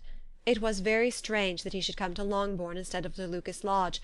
It was also very inconvenient, and exceedingly troublesome. She hated having visitors in the house while her health was so indifferent, and lovers were of all people the most disagreeable. Such were the gentle murmurs of Mrs. Bennet, and they gave way only to the greater distress of Mr. Bingley's continued absence. Neither Jane nor Elizabeth were comfortable on this subject. Day after day passed away without bringing any other tidings of him than the report which shortly prevailed in Meryton of his coming no more to Netherfield the whole winter, a report which highly incensed Mrs. Bennet, and which she never failed to contradict as a most scandalous falsehood. Even Elizabeth began to fear, not that Bingley was indifferent, but that his sisters would be successful in keeping him away. Unwilling as she was to admit an idea so destructive of Jane's happiness, and so dishonourable to the stability of her lover, she could not prevent its frequently occurring. The united efforts of his two unfeeling sisters, and of his overpowering friend, assisted by the attractions of Miss Darcy and the amusements of London, might be too much, she feared, for the strength of his attachment. As for Jane, her anxiety under this suspense was of course more painful than Elizabeth's, but whatever she felt she was desirous of concealing, and between Elizabeth and herself, therefore, the subject was never alluded to. But as no such delicacy restrained her mother, an hour seldom passed in which she did not talk of Bingley, express her impatience for his arrival, or even require Jane to confess that if he did not come back she would think herself very ill-used. It needed all Jane's steady mildness to bear these attacks with tolerable tranquillity. Mr. Collins returned most punctually on Monday fortnight, but his reception at Longbourn was not quite so gracious as it had been on his first introduction. He was too happy, however, to need much attention, and luckily for the others, the business of love-making relieved them from a great deal of his company. The chief of every day was spent by him at Lucas Lodge, and he sometimes returned to Longbourn only in time to make an apology for his absence before the family went to bed. Mrs. Bennet was really in a most pitiable state. The very mention of anything concerning the match threw her into an agony of ill-humour, and wherever she went she was sure of hearing it talked of. The sight of Miss Lucas was odious to her. As her successor in that house, she regarded her with jealous abhorrence. Whenever Charlotte came to see them, she concluded her to be anticipating the hour of possession, and whenever she spoke in a low voice to Mr. Collins, was convinced that they were talking of the Longbourn estate, and resolving to turn herself and her daughters out of the house as soon as Mr. Bennet were dead. She complained bitterly of all this to her husband. "Indeed, Mr. Bennet," said she, "it is very hard to think that Charlotte Lucas should ever be mistress of this house, and that I should be forced to make way for her, and live to see her take her place in it." "My dear, do not give way to such gloomy thoughts. Let us hope for better things. Let us flatter ourselves that I may be the survivor." This was not very consoling to Mrs. Bennet, and therefore, instead of making any answer, she went on as before. "I cannot bear to think that they should have all this estate. If it was not for the entail, I should not mind it." "What should not you mind?" "I should not mind anything at all." "Let us be thankful that you are preserved from a state of such insensibility." "I can never be thankful, Mr. Bennet, for anything about the entail. How any one should have the conscience to entail away an estate from one's own daughters, I cannot understand. And all for the sake of Mr. Collins, too. Why should he have it more than anybody else?" "I leave it to yourself to determine," said Mr. Bennet.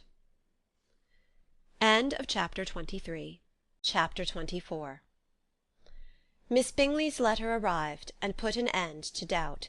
The very first sentence conveyed the assurance of their being all settled in London for the winter, and concluded with her brother's regret at not having had time to pay his respects to his friends in Hertfordshire before he left the country. Hope was over, entirely over, and when Jane could attend to the rest of the letter, she found little, except the professed affection of the writer, that could give her any comfort. Miss Darcy's praise occupied the chief of it. Her many attractions were again dwelt on, and Caroline boasted joyfully of their increasing intimacy, and ventured to predict the accomplishment of the wishes which had been unfolded in her former letter.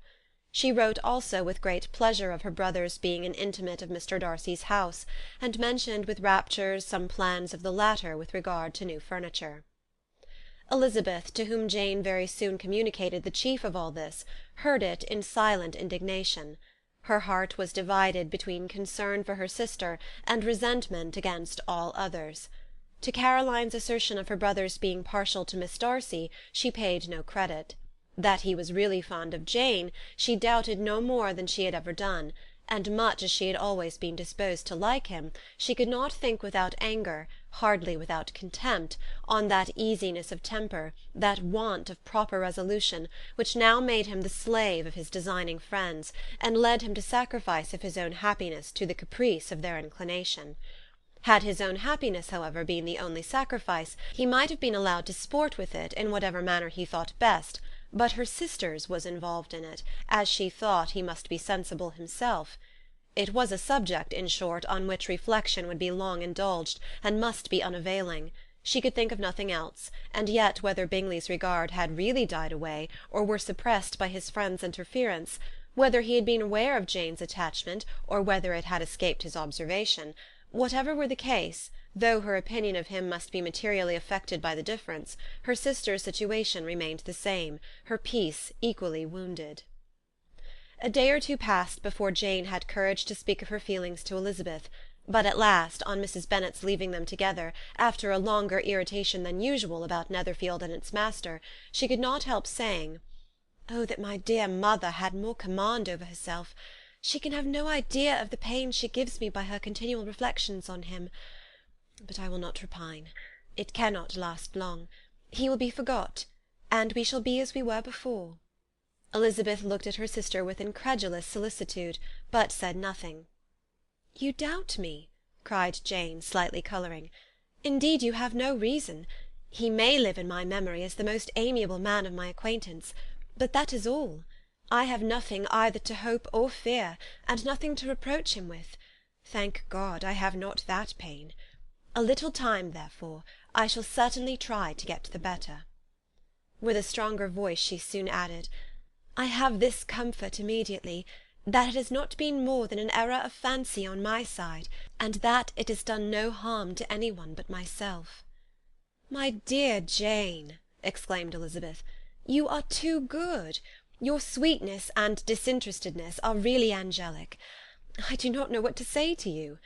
I feel as if I had never done you justice, or loved you as you deserve." Miss Bennet eagerly disclaimed all extraordinary merit, and threw back the praise on her sister's warm affection. "Nay," said Elizabeth, "this is not fair. You wish to think all the world respectable, and are hurt if I speak ill of anybody. I only want to think you perfect, and you set yourself against it. Do not be afraid of my running into any excess, of my encroaching on your privilege of universal goodwill. You need not.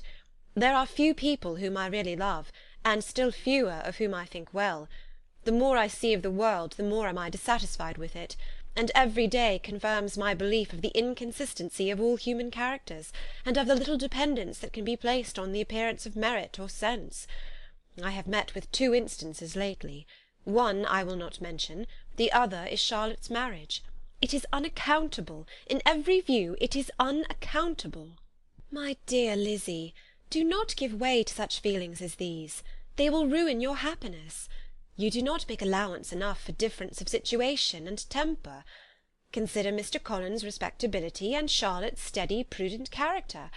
Remember that she is one of a large family, that, as to fortune, it is a most eligible match, and be ready to believe, for everybody's sake, that she may feel something like regard and esteem for our cousin."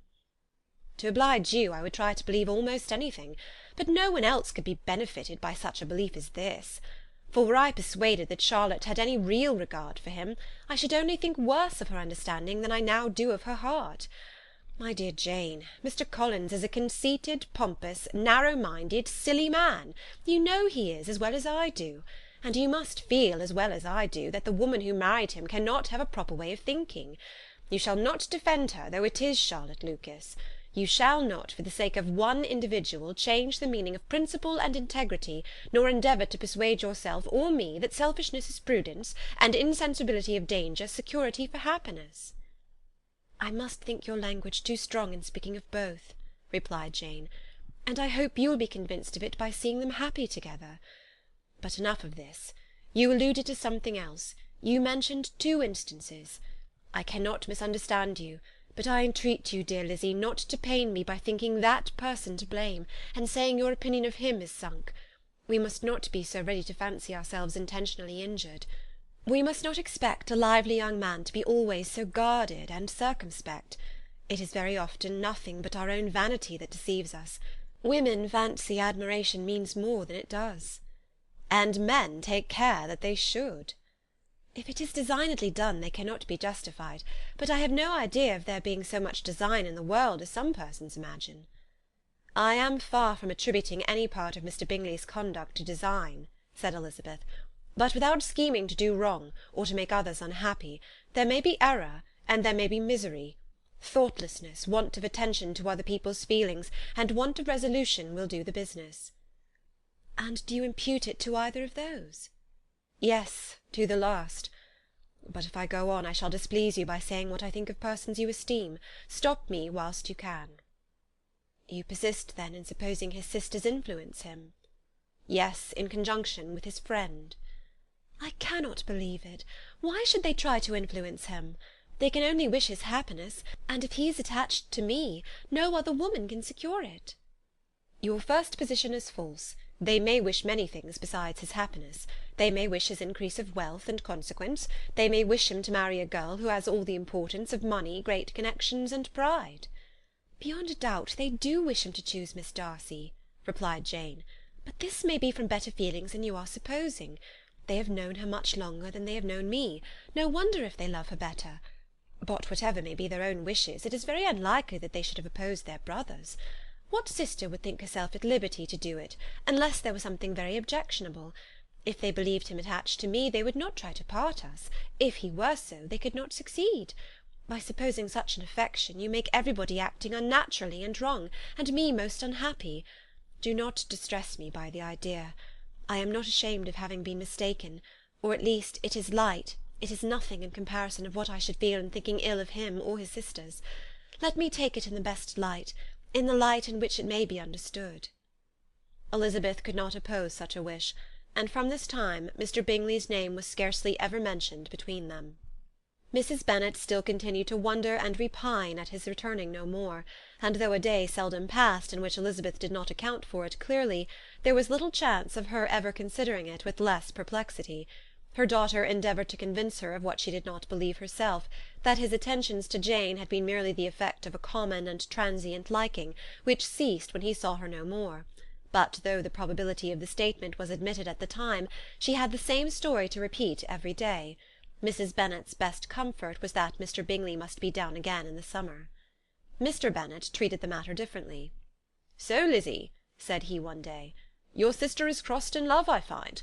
I congratulate her. Next to being married, a girl likes to be crossed in love a little now and then.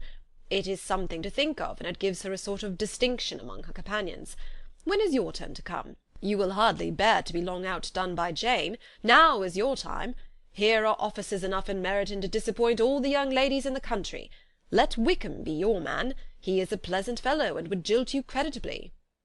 "Thank you, sir, but a less agreeable man would satisfy me. We must not all expect Jane's good fortune."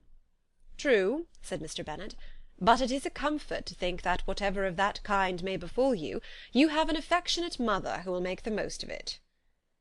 Mr. Wickham's society was of material service in dispelling the gloom which the late perverse occurrences had thrown on many of the Longbourn family. They saw him often, and to his other recommendations was now added that of general unreserve. The whole of what Elizabeth had already heard, his claims on Mr. Darcy, and all that he had suffered from him, was now openly acknowledged and publicly canvassed, and everybody was pleased to know how much they had always disliked Mr. Darcy before they had known anything of the matter. Miss Bennet was the only creature who could suppose there might be any extenuating circumstances in the case, unknown to the society of Hertfordshire. Her mild and steady candour always pleaded for allowances, and urged the possibility of mistakes, but by everybody else Mr. Darcy was condemned as the worst of men. Chapter 25. After a week spent in professions of love and schemes of felicity, Mr. Collins was called from his amiable Charlotte by the arrival of Saturday. The pain of separation, however, might be alleviated on his side by preparations for the reception of his bride, as he had reason to hope that shortly after his return into Hertfordshire the day would be fixed that was to make him the happiest of men. He took leave of his relations at Longbourn with as much solemnity as before, wished his fair cousins health and happiness, and promised their father another letter of thanks. On the following Monday Mrs. Bennet had the pleasure of receiving her brother and his wife, who came as usual to spend the Christmas at Longbourn. Mr. Gardiner was a sensible, gentlemanlike man, greatly superior to his sister, as well by nature as education. The Netherfield ladies would have had difficulty in believing that a man who lived by trade, and within view of his own warehouses, could have been so well bred and agreeable. Mrs. Gardiner, who was several years younger than Mrs. Bennet and Mrs. Phillips, was an amiable, intelligent, elegant woman, and a great favourite with all her Longbourn nieces. Between the two eldest and herself especially there subsisted a particular regard. They had frequently been staying with her in town. The first part of Mrs. Gardiner's business on her arrival was to distribute her presents and describe the newest fashions. When this was done she had a less active part to play. It became her turn to listen. Mrs. Bennet had many grievances to relate, and much to complain of. They had all been very ill used since she last saw her sister. 2 of her girls had been upon the point of marriage, and after all there was nothing in it. "I do not blame Jane," she continued, "for Jane would have got Mr. Bingley if she could. But Lizzie, oh, sister, it is very hard to think she might have been Mr. Collins's wife by this time, had it not been for her own perverseness.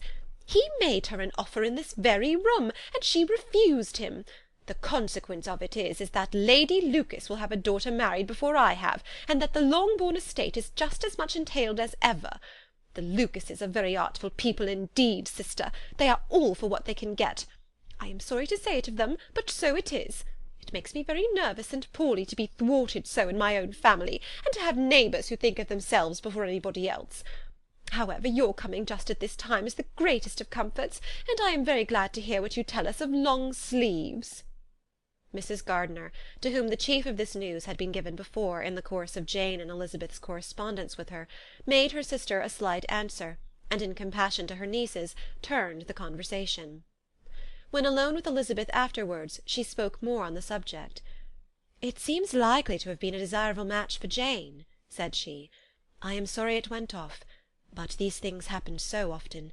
A young man, such as you describe Mr. Bingley, so easily falls in love with a pretty girl for a few weeks, and when accident separates them, so easily forgets her, that these sort of inconsistencies are very frequent." "An excellent consolation in its way," said Elizabeth, "but it will not do for us. We do not suffer by accident. It does not often happen that the interference of friends will persuade a young man of independent fortune to think no more of a girl whom he was violently in love with only a few days before." "But that expression of violently in love is so hackneyed, so doubtful, so indefinite, that it gives me very little idea. It is as often applied to feelings which arise from a half-hour's acquaintance as to a real strong attachment. Pray, how violent was Mr. Bingley's love?" "I never saw a more promising inclination. He was growing quite inattentive to other people, and wholly engrossed by her. Every time they met it was more decided and remarkable. At his own ball he offended 2 or 3 young ladies by not asking them to dance, and I spoke to him twice myself without receiving an answer. Could there be finer symptoms? Is not general incivility the very essence of love?" "Oh, yes, of that kind of love which I suppose him to have felt. Poor Jane! I am sorry for her, because with her disposition she may not get over it immediately. It had better have happened to you, Lizzie. You would have laughed yourself out of it sooner. But do you think she would be prevailed upon to go back with us? Change of scene might be of service, and perhaps a little relief from home may be as useful as anything." Elizabeth was exceedingly pleased with this proposal, and felt persuaded of her sister's ready acquiescence. "I hope," added Mrs. Gardiner, "that no consideration with regard to this young man will influence her. We live in so different a part of town, all our connections are so different, and as you well know, we go out so little, that it is very improbable that they should meet at all, unless he really comes to see her."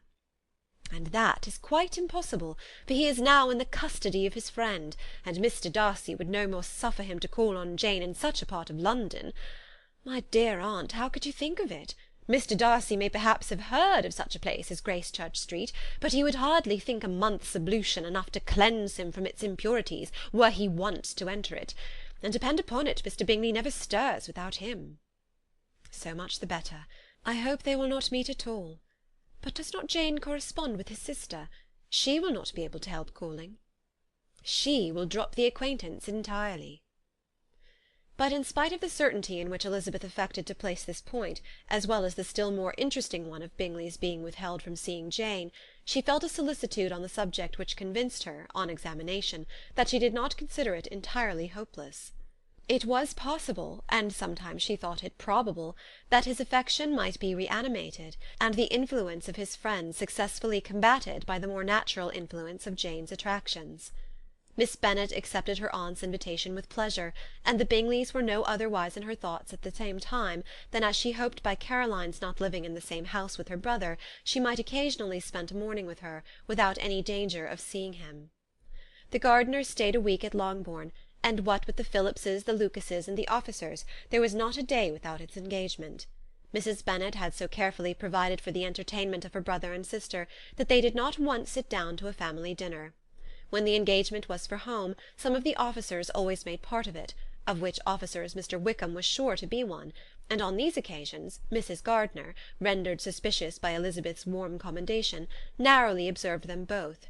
Without supposing them, from what she saw, to be very seriously in love, their preference of each other was plain enough to make her a little uneasy, and she resolved to speak to Elizabeth on the subject before she left Hertfordshire, and represent to her the imprudence of encouraging such an attachment. To Mrs. Gardiner, Wickham had one means of affording pleasure, unconnected with his general powers. About 10 or a dozen years ago, before her marriage, she had spent a considerable time in that very part of Derbyshire to which he belonged. They had therefore many acquaintances in common, and though Wickham had been little there since the death of Darcy's father, it was yet in his power to give her fresher intelligence of her former friends than she had been in the way of procuring. Mrs. Gardiner had seen Pemberley, and known the late Mr. Darcy by character perfectly well. Here consequently was an inexhaustible subject of discourse. In comparing her recollection of Pemberley with the minute description which Wickham could give, and in bestowing her tribute of praise on the character of its late possessor, she was delighting both him and herself. On being made acquainted with the present Mr. Darcy's treatment of him, she tried to remember some of that gentleman's reputed disposition when quite a lad, which might agree with it, and was confident at last that she recollected having heard Mr. Fitzwilliam Darcy formerly spoken of as a very proud, ill-natured boy. Chapter 26. Mrs. Gardiner's caution to Elizabeth was punctually and kindly given on the first favourable opportunity of speaking to her alone. After honestly telling her what she thought, she thus went on. "You are too sensible a girl, Lizzy, to fall in love merely because you are warned against it, and therefore I am not afraid of speaking openly. Seriously, I would have you be on your guard. Do not involve yourself, or endeavour to involve him, in an affection which the want of fortune would make so very imprudent. I have nothing to say against him. He is a most interesting young man, and if he had the fortune he ought to have, I should think you could not do better. But as it is, you must not let your fancy run away with you. You have sense, and we all expect you to use it. Your father would depend on your resolution and good conduct, I am sure. You must not disappoint your father." "My dear aunt, this is being serious indeed." "Yes, and I hope to engage you to be serious likewise." "Well, then, you need not be under any alarm. I will take care of myself, and of Mr. Wickham too. He shall not be in love with me, if I can prevent it." "Elizabeth, you are not serious now." "I beg your pardon, I will try again. At present I am not in love with Mr. Wickham. No, I certainly am not. But he is, beyond all comparison, the most agreeable man I ever saw. And if he becomes really attached to me, I believe it will be better that he should not. I see the imprudence of it.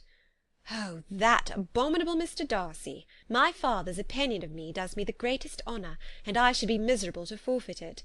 My father, however, is partial to Mr. Wickham. In short, my dear aunt, I should be very sorry to be the means of making any of you unhappy.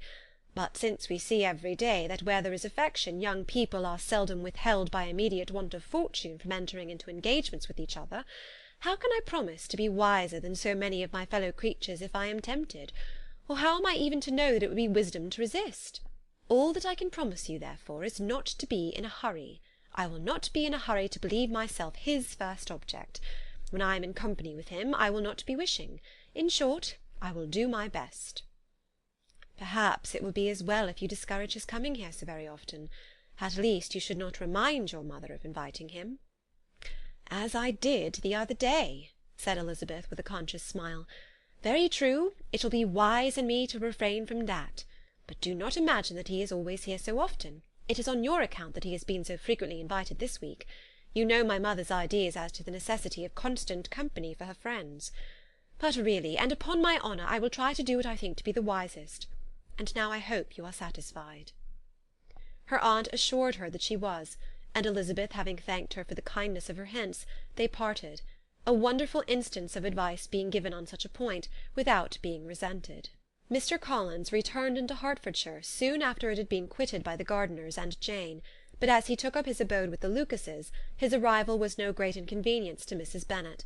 His marriage was now fast approaching, and she was at length so far resigned as to think it inevitable, and even repeatedly to say, in an ill-natured tone, that she "wished they might be happy." Thursday was to be the wedding day, and on Wednesday Miss Lucas paid her farewell visit, and when she rose to take leave, Elizabeth, ashamed of her mother's ungracious and reluctant good wishes, sincerely affected herself, accompanied her out of the room. As they went downstairs together, Charlotte said, "I shall depend on hearing from you very often, Eliza." "That you certainly shall." "And I have another favour to ask you. Will you come and see me?"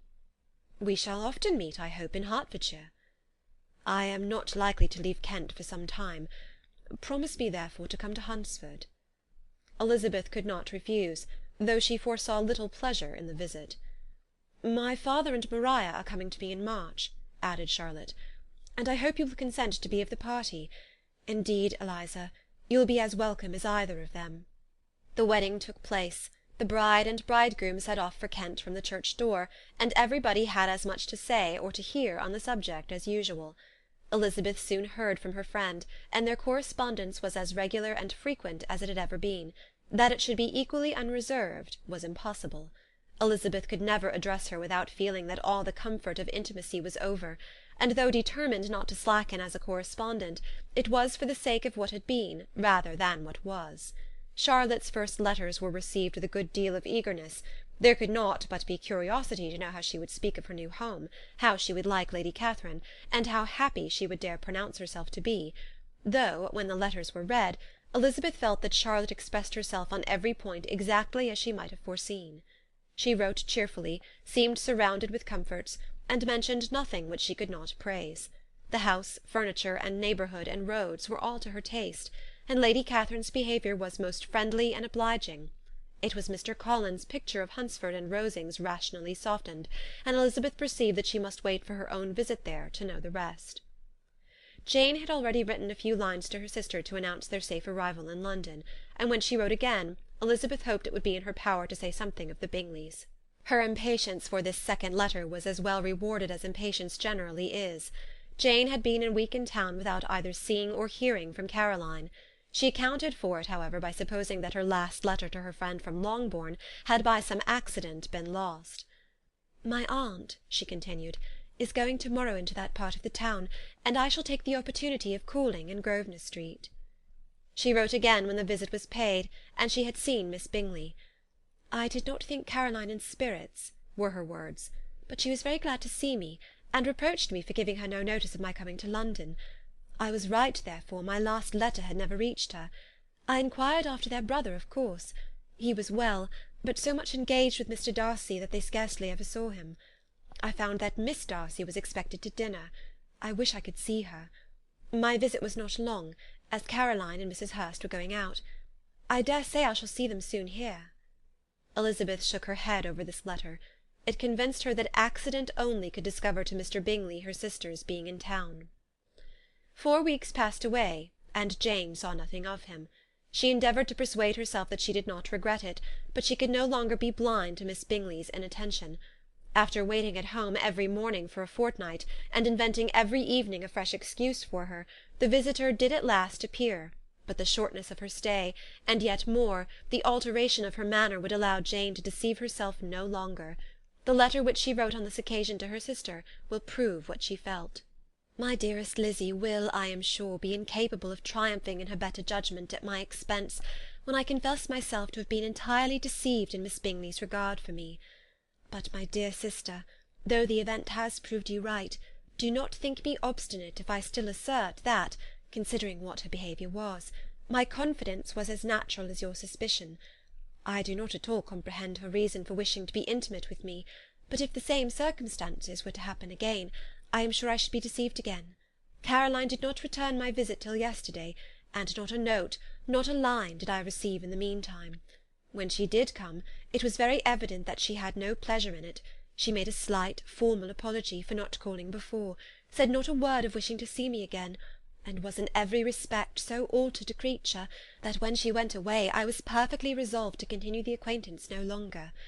I pity, though I cannot help blaming her. She was very wrong in singling me out as she did. I can safely say that every advance to intimacy began on her side. But I pity her, because she must feel that she has been acting wrong, and because I am very sure that anxiety for her brother is the cause of it. I need not explain myself further, and though we know this anxiety to be quite needless, yet if she feels it, it will easily account for her behaviour to me, and so deservedly dear as he is to his sister, whatever anxiety she must feel in his behalf is natural and amiable.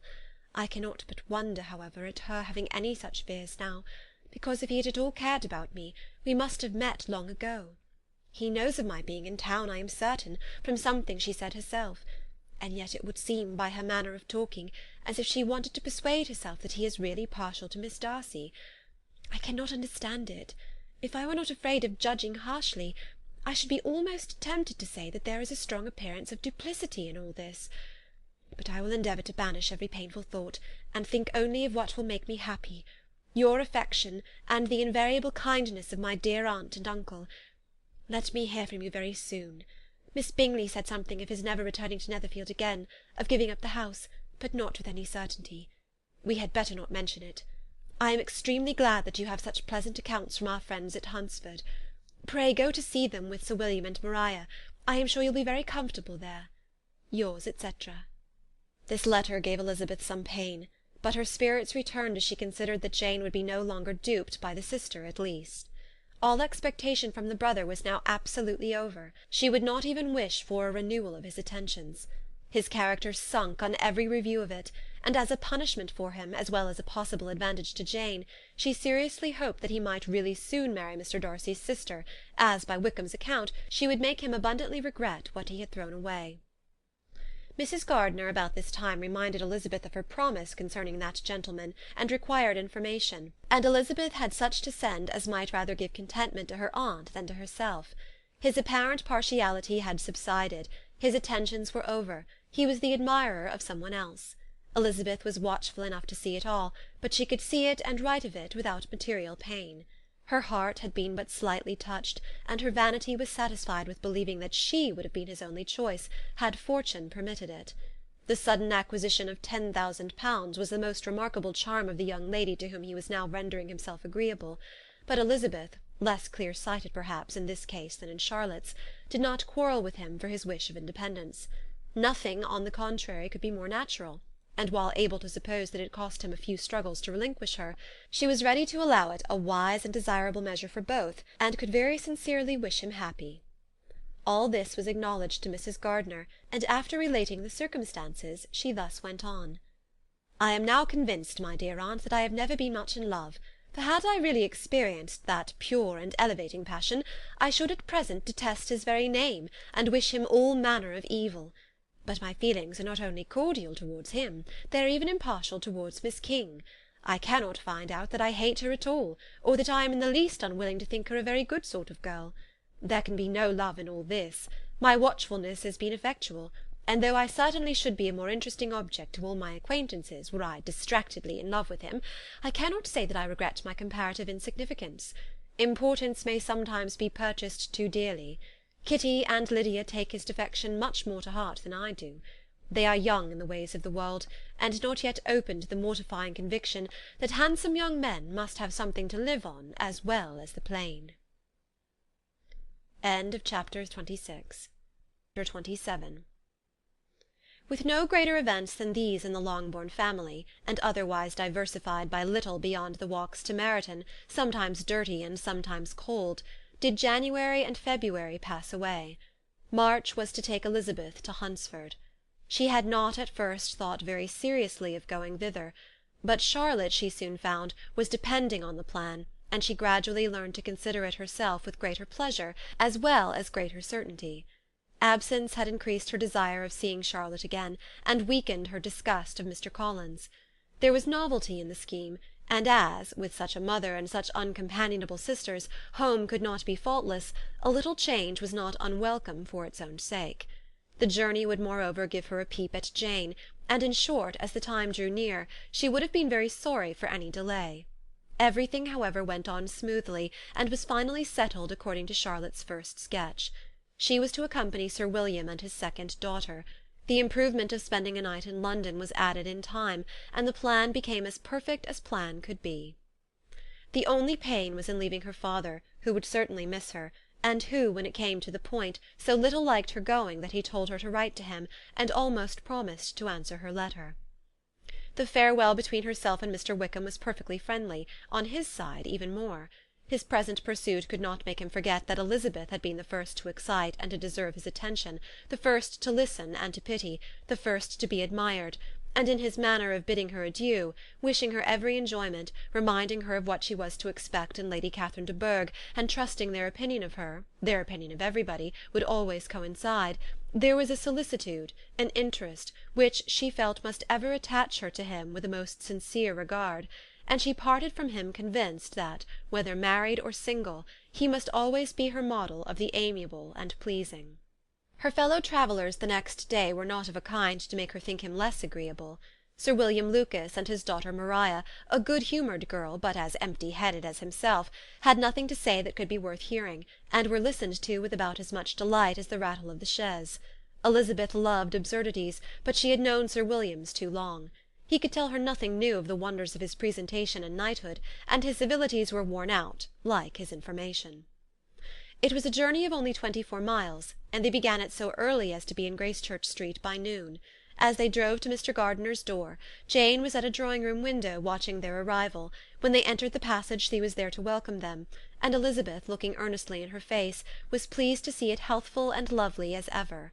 On the stairs were a troop of little boys and girls, whose eagerness for their cousin's appearance would not allow them to wait in the drawing-room, and whose shyness, as they had not seen her for a 12-month, prevented their coming lower.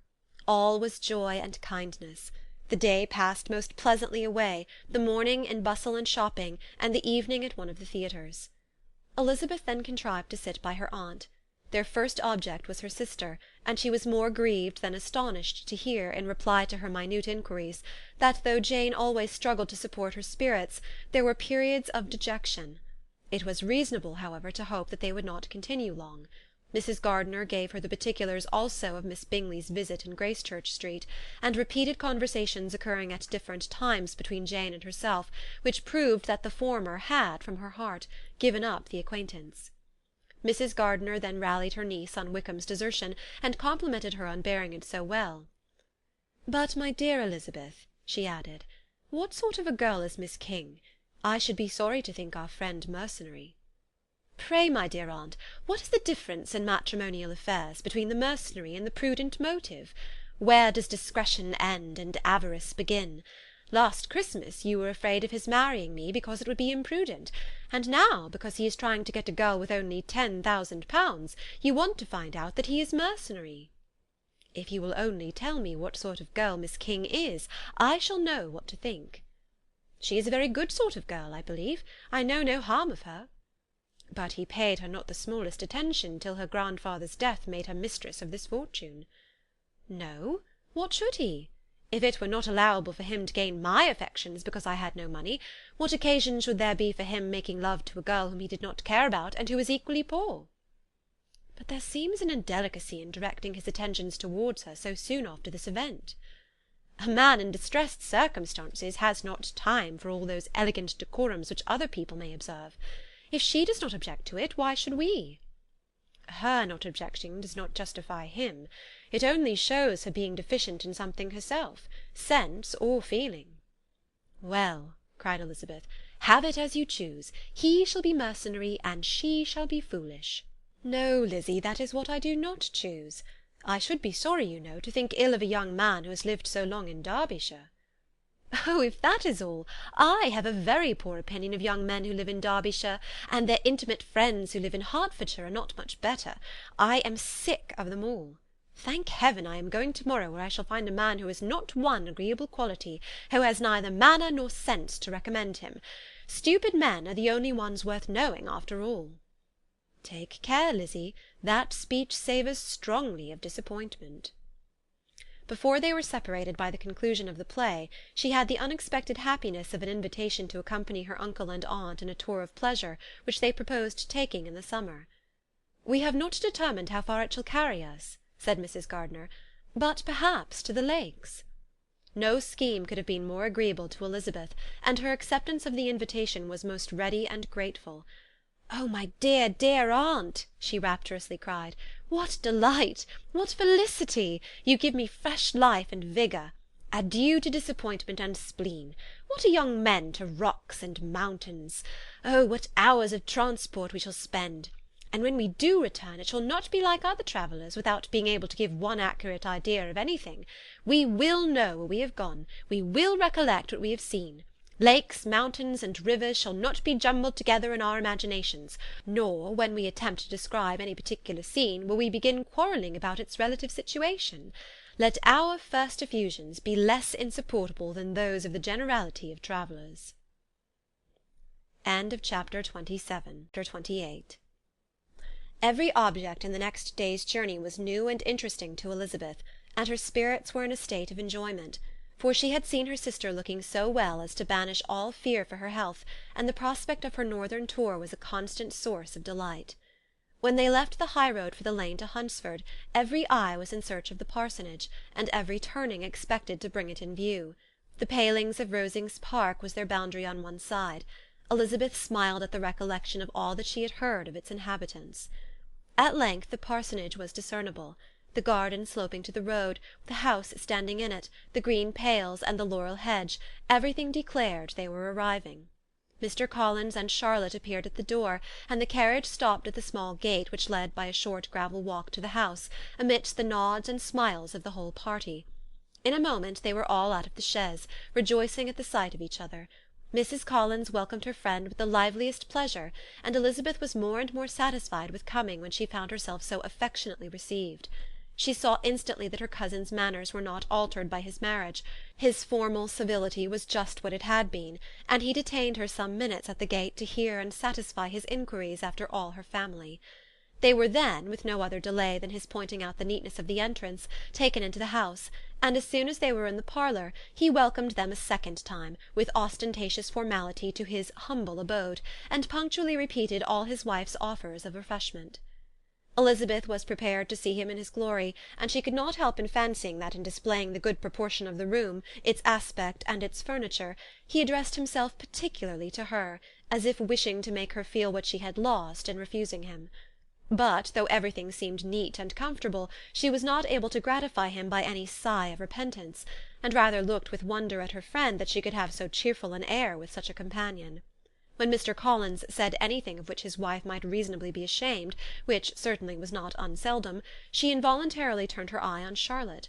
Once or twice she could discern a faint blush, but in general Charlotte wisely did not hear. After sitting long enough to admire every article of furniture in the room, from the sideboard to the fender, to give an account of their journey and of all that had happened in London, Mr. Collins invited them to take a stroll in the garden, which was large and well laid out, and to the cultivation of which he attended himself.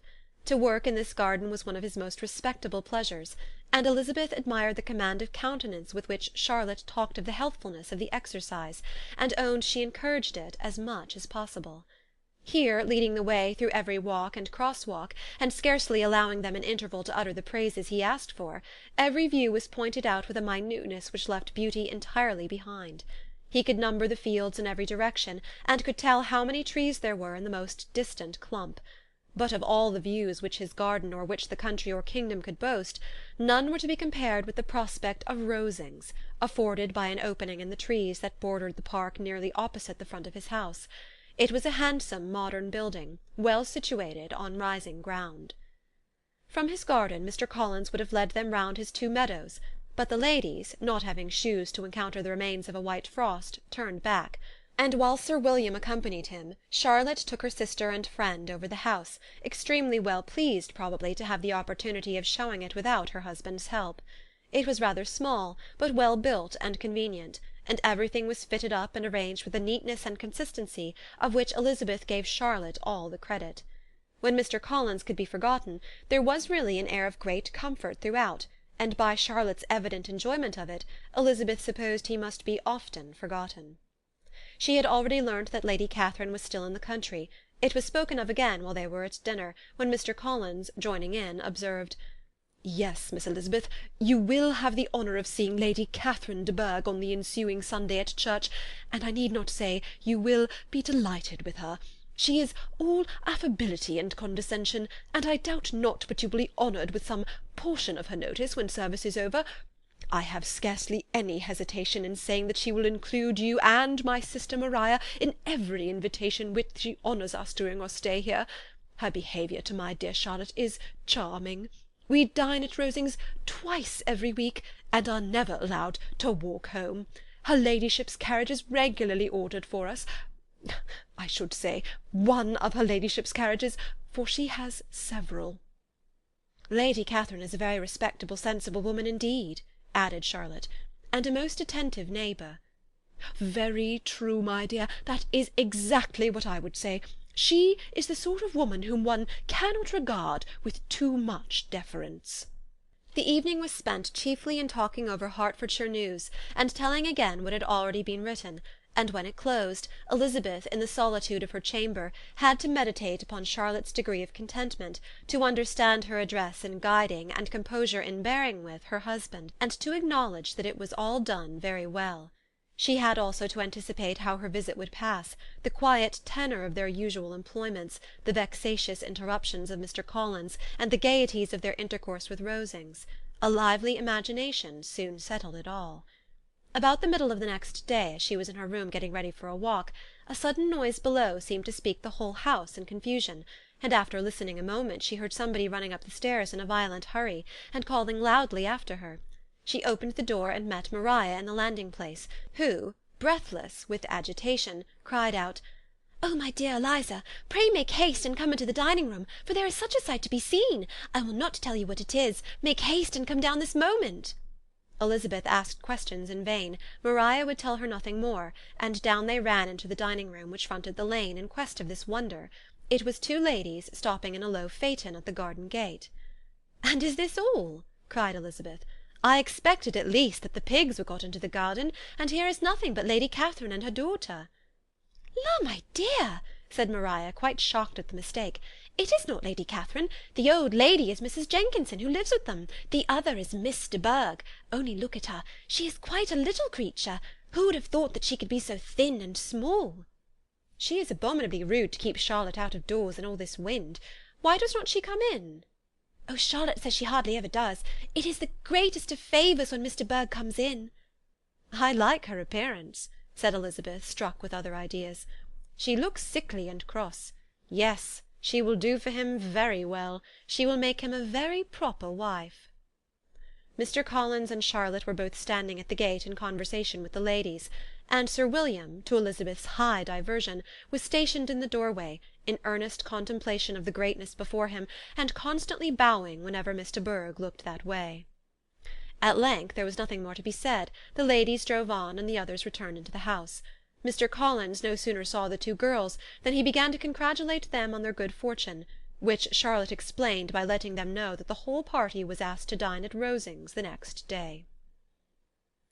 Chapter 29.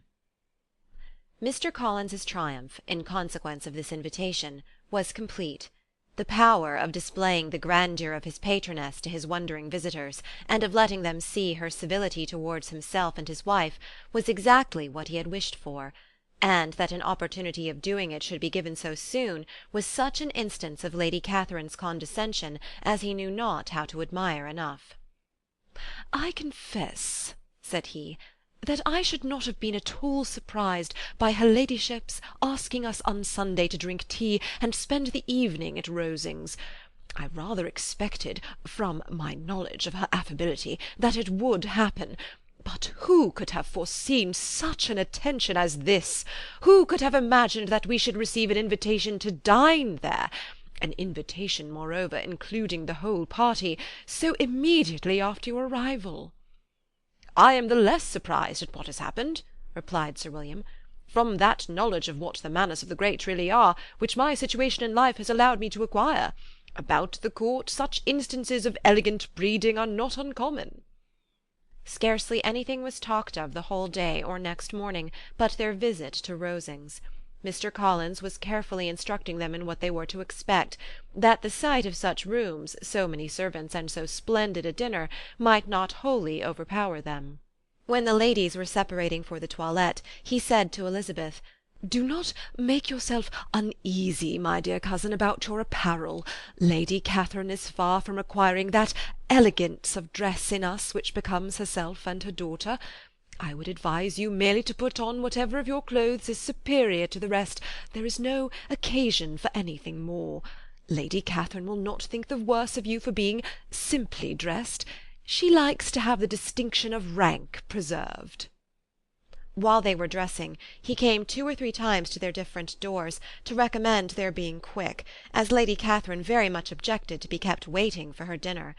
Such formidable accounts of her ladyship, and her manner of living, quite frightened Maria Lucas, who had been little used to company, and she looked forward to her introduction at Rosings with as much apprehension as her father had done to his presentation at St. James's. As the weather was fine, they had a pleasant walk of about half a mile across the park.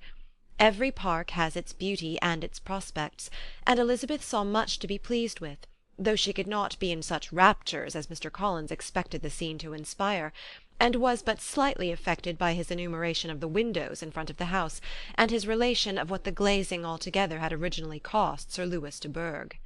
When they ascended the steps to the hall, Maria's alarm was every moment increasing, and even Sir William did not look perfectly calm.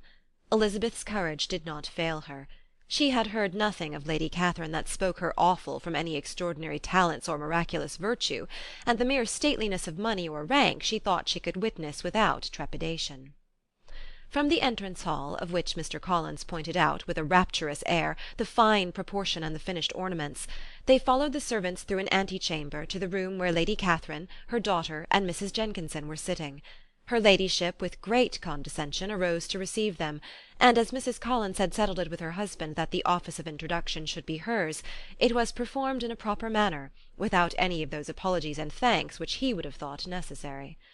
In spite of having been at St. James's, Sir William was so completely awed by the grandeur surrounding him that he had but just courage enough to make a very low bow and take his seat without saying a word, and his daughter, frightened almost out of her senses, sat on the edge of her chair, not knowing which way to look. Elizabeth found herself quite equal to the scene, and could observe the 3 ladies before her composedly. Lady Catherine was a tall, large woman, with strongly marked features, which might once have been handsome. Her air was not conciliating, nor was her manner of receiving them such as to make her visitors forget their inferior rank.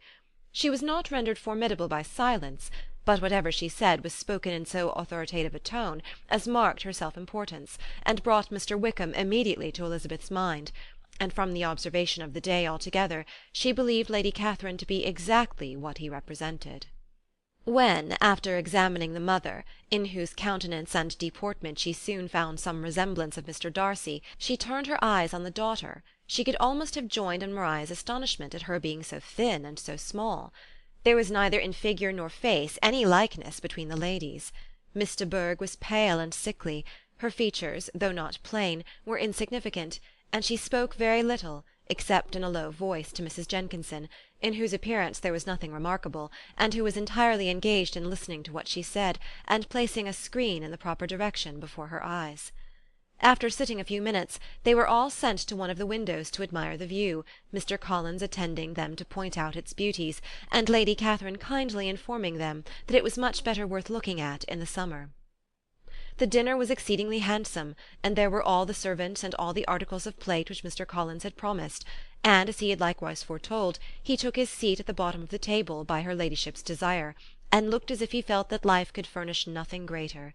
He carved and ate, and praised with delighted alacrity, and every dish was commended, first by him and then by Sir William, who was now enough recovered to echo whatever his son-in-law said, in a manner which Elizabeth wondered Lady Catherine could bear.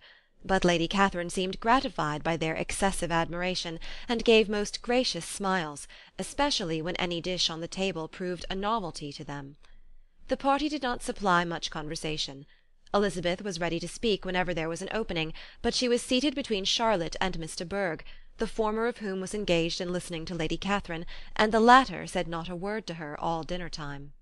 Mrs. Jenkinson was chiefly employed in watching how little Miss de Bourgh ate, pressing her to try some other dish, and fearing she was indisposed.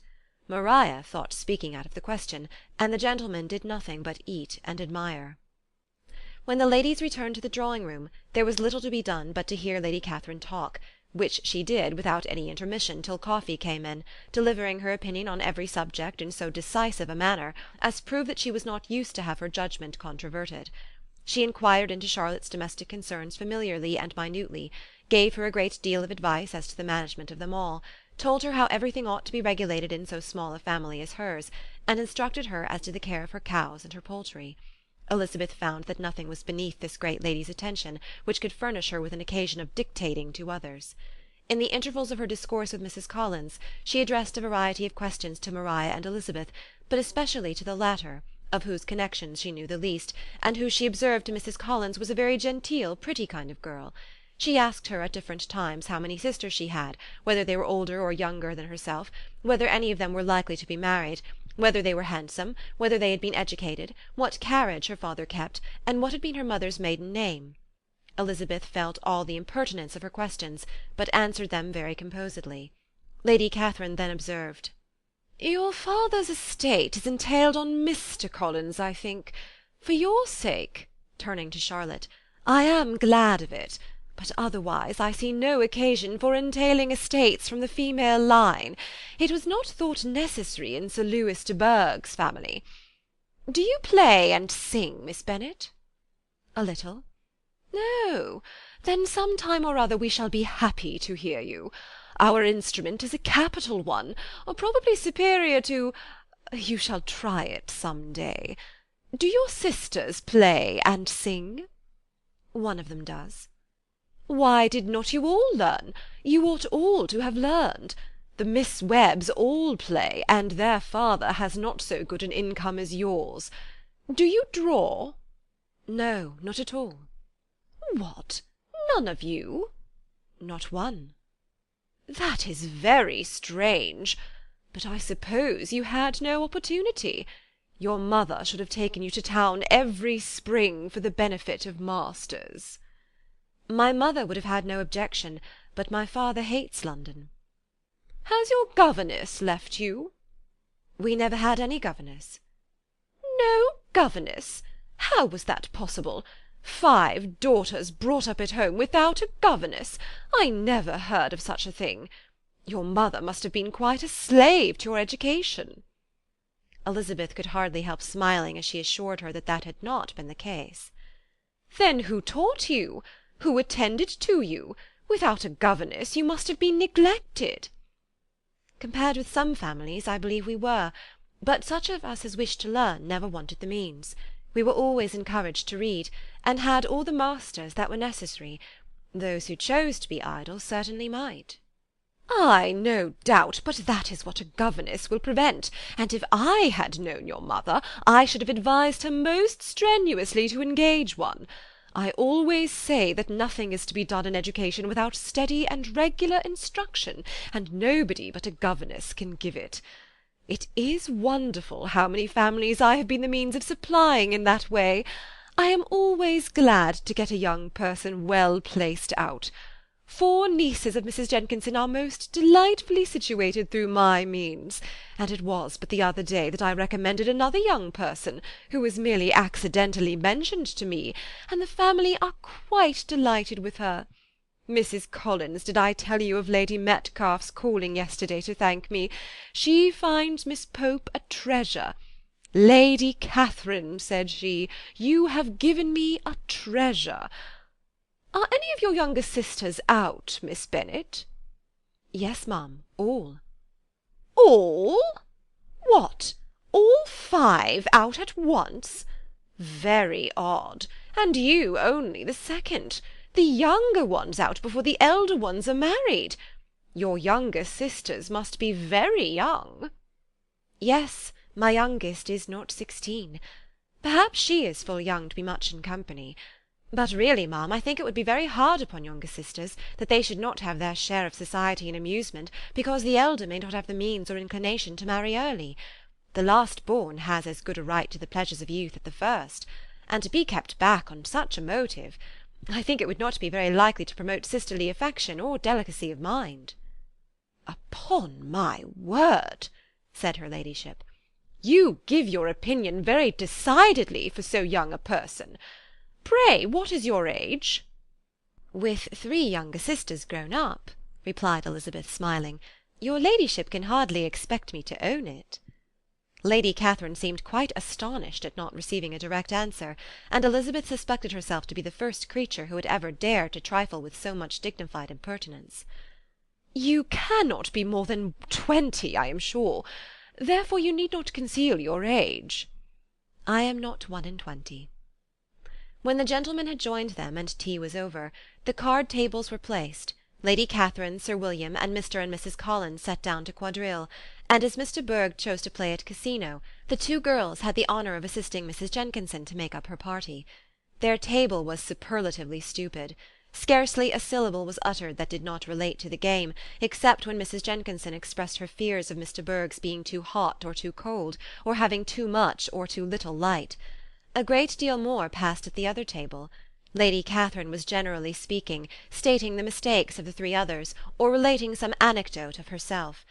Mr. Collins was employed in agreeing to everything her ladyship said, thanking her for every fish he won, and apologizing if he thought he won too many. Sir William did not say much. He was storing his memory with anecdotes and noble names. When Lady Catherine and her daughter had played as long as they chose, the tables were broken up, the carriage was offered to Mrs. Collins, gratefully accepted and immediately ordered.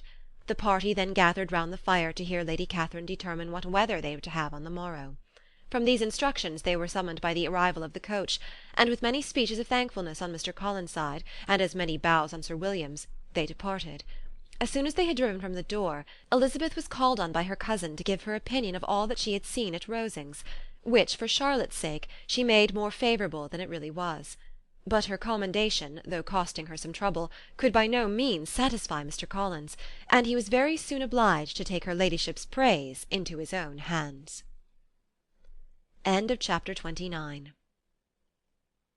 Chapter 30. Sir William stayed only a week at Hunsford, but his visit was long enough to convince him of his daughter's being most comfortably settled, and of her possessing such a husband and such a neighbour as were not often met with. While Sir William was with them, Mr. Collins devoted his morning to driving him out in his gig, and showing him the country, but when he went away, the whole family returned to their usual employments, and Elizabeth was thankful to find that they did not see more of her cousin by the alteration, for the chief of the time between breakfast and dinner was now passed by him either at work in the garden, or in reading and writing, and looking out of the window in his own book-room, which fronted the road. The room in which the ladies sat was backwards. Elizabeth had at first rather wondered that Charlotte should not prefer the dining-parlour for common use. It was a better-sized room, and had a more pleasant aspect, but she soon saw that her friend had an excellent reason for what she did, for Mr. Collins would undoubtedly have been much less in his own apartment had they sat in one equally lively, and she gave Charlotte credit for the arrangement. From the drawing-room they could distinguish nothing in the lane, and were indebted to Mr. Collins for the knowledge of what carriages went along, and how often especially Miss de Bourgh drove by in her phaeton, which he never failed coming to inform them of, though it happened almost every day. She not unfrequently stopped at the parsonage, and had a few minutes' conversation with Charlotte, but was scarcely ever prevailed upon to get out. Very few days passed in which Mr. Collins did not walk to Rosings, and not many in which his wife did not think it necessary to go likewise, and till Elizabeth recollected that there might be other family livings to be disposed of, she could not understand the sacrifice of so many hours. Now and then they were honoured with a call from her ladyship, and nothing escaped her observation that was passing in the room during these visits. She examined into their employments, looked at their work, and advised them to do it differently, found fault with the arrangement of the furniture, or detected the housemaid in negligence, and if she accepted any refreshment, seemed to do it only for the sake of finding out that Mrs. Collins's joints of meat were too large for her family. Elizabeth soon perceived that though this great lady was not in commission of the peace of the county, she was a most active magistrate in her own parish, the minutest concerns of which were carried to her by Mr. Collins, and whenever any of the cottagers were disposed to be quarrelsome, discontented, or too poor, she sallied forth into the village to settle their differences, silence their complaints, and scold them into harmony and plenty. The entertainment of dining at Rosings was repeated about twice a week, and allowing for the loss of Sir William, and there being only one card-table in the evening, every such entertainment was the counterpart of the first. Their other engagements were few, as the style of living in the neighbourhood in general was beyond Mr. Collins's reach. This, however, was no evil to Elizabeth, and upon the whole she spent her time comfortably enough. There were half-hours of pleasant conversation with Charlotte, and the weather was so fine for the time of year that she had often great enjoyment out of doors. Her favourite walk, and where she frequently went while the others were calling on Lady Catherine, was along the open grove which edged that side of the park where there was a nice sheltered path, which no one seemed to value but herself, and where she felt beyond the reach of Lady Catherine's curiosity. In this quiet way the first fortnight of her visit soon passed away. Easter was approaching, and the week preceding it was to bring an addition to the family at Rosings, which in so small a circle must be important. Elizabeth had heard soon after her arrival that Mr. Darcy was expected there in the course of a few weeks, and though there were not many of her acquaintances whom she did not prefer, his coming would furnish one comparatively new to look at in their Rosings parties, and she might be amused in seeing how hopeless Miss Bingley's designs on him were by his behaviour to his cousin, for whom he was evidently destined by Lady Catherine, who talked of his coming with the greatest satisfaction, spoke of him in terms of the highest admiration, and seemed almost angry to find that he had already been frequently seen by Miss Lucas and herself. His arrival was soon known at the parsonage, for Mr. Collins was walking the whole morning within view of the lodges opening into Hunsford Lane, in order to have the earliest assurance of it, and after making his bow as the carriage turned into the park, hurried home with the great intelligence. On the following morning he hastened to Rosings to pay his respects. There were 2 nephews of Lady Catherine to require them, for Mr. Darcy had brought with him a Colonel Fitzwilliam, the younger son of his uncle, Lord Blank, and to the great surprise of all the party, when Mr. Collins returned, the gentlemen accompanied him. Charlotte had seen them from her husband's room, crossing the road, and immediately running into the other, told the girls what an honour they might expect, adding, "I may thank you, Eliza, for this piece of civility. Mr. Darcy would never have come so soon to wait upon me." Elizabeth had scarcely time to disclaim all right to the compliment before their approach was announced by the door-bell, and shortly afterwards the 3 gentlemen entered the room. Colonel Fitzwilliam, who led the way, was about 30, not handsome, but in person and address most truly the gentleman. Mr. Darcy looked just as he had been used to look in Hertfordshire, paid his compliments, with his usual reserve, to Mrs. Collins, and whatever might be his feelings toward her friend, met her with every appearance of composure. Elizabeth merely curtsied to him without saying a word. Colonel Fitzwilliam entered into conversation directly with the readiness and ease of a well-bred man, and talked very pleasantly, but his cousin, after having addressed a slight observation on the house and garden to Mrs. Collins, sat for some time without speaking to anybody. At length, however, his civility was so far awakened as to inquire of Elizabeth after the health of her family. She answered him in the usual way, and after a moment's pause added, "My eldest sister has been in town these 3 months. Have you never happened to see her there?" She was perfectly sensible that he never had, but she wished to see whether he would betray any consciousness of what had passed between the Bingleys and Jane, and she thought he looked a little confused as he answered that he had never been so fortunate as to meet Miss Bennet. The subject was pursued no farther, and the gentlemen soon afterwards went away. Chapter 31. Colonel Fitzwilliam's manners were very much admired at the parsonage, and the ladies all felt that he must add considerably to the pleasures of their engagements at Rosings. It was some days, however, before they received any invitation thither, for while there were visitors in the house they could not be necessary, and it was not till Easter Day, almost a week after the gentlemen's arrival, that they were honoured by such an attention, and then they were merely asked on leaving church to come there in the evening. For the last week they had seen very little of Lady Catherine or her daughter. Colonel Fitzwilliam had called at the parsonage more than once during the time, but Mr. Darcy they had only seen at church. The invitation was accepted, of course, and at a proper hour they joined the party in Lady Catherine's drawing-room.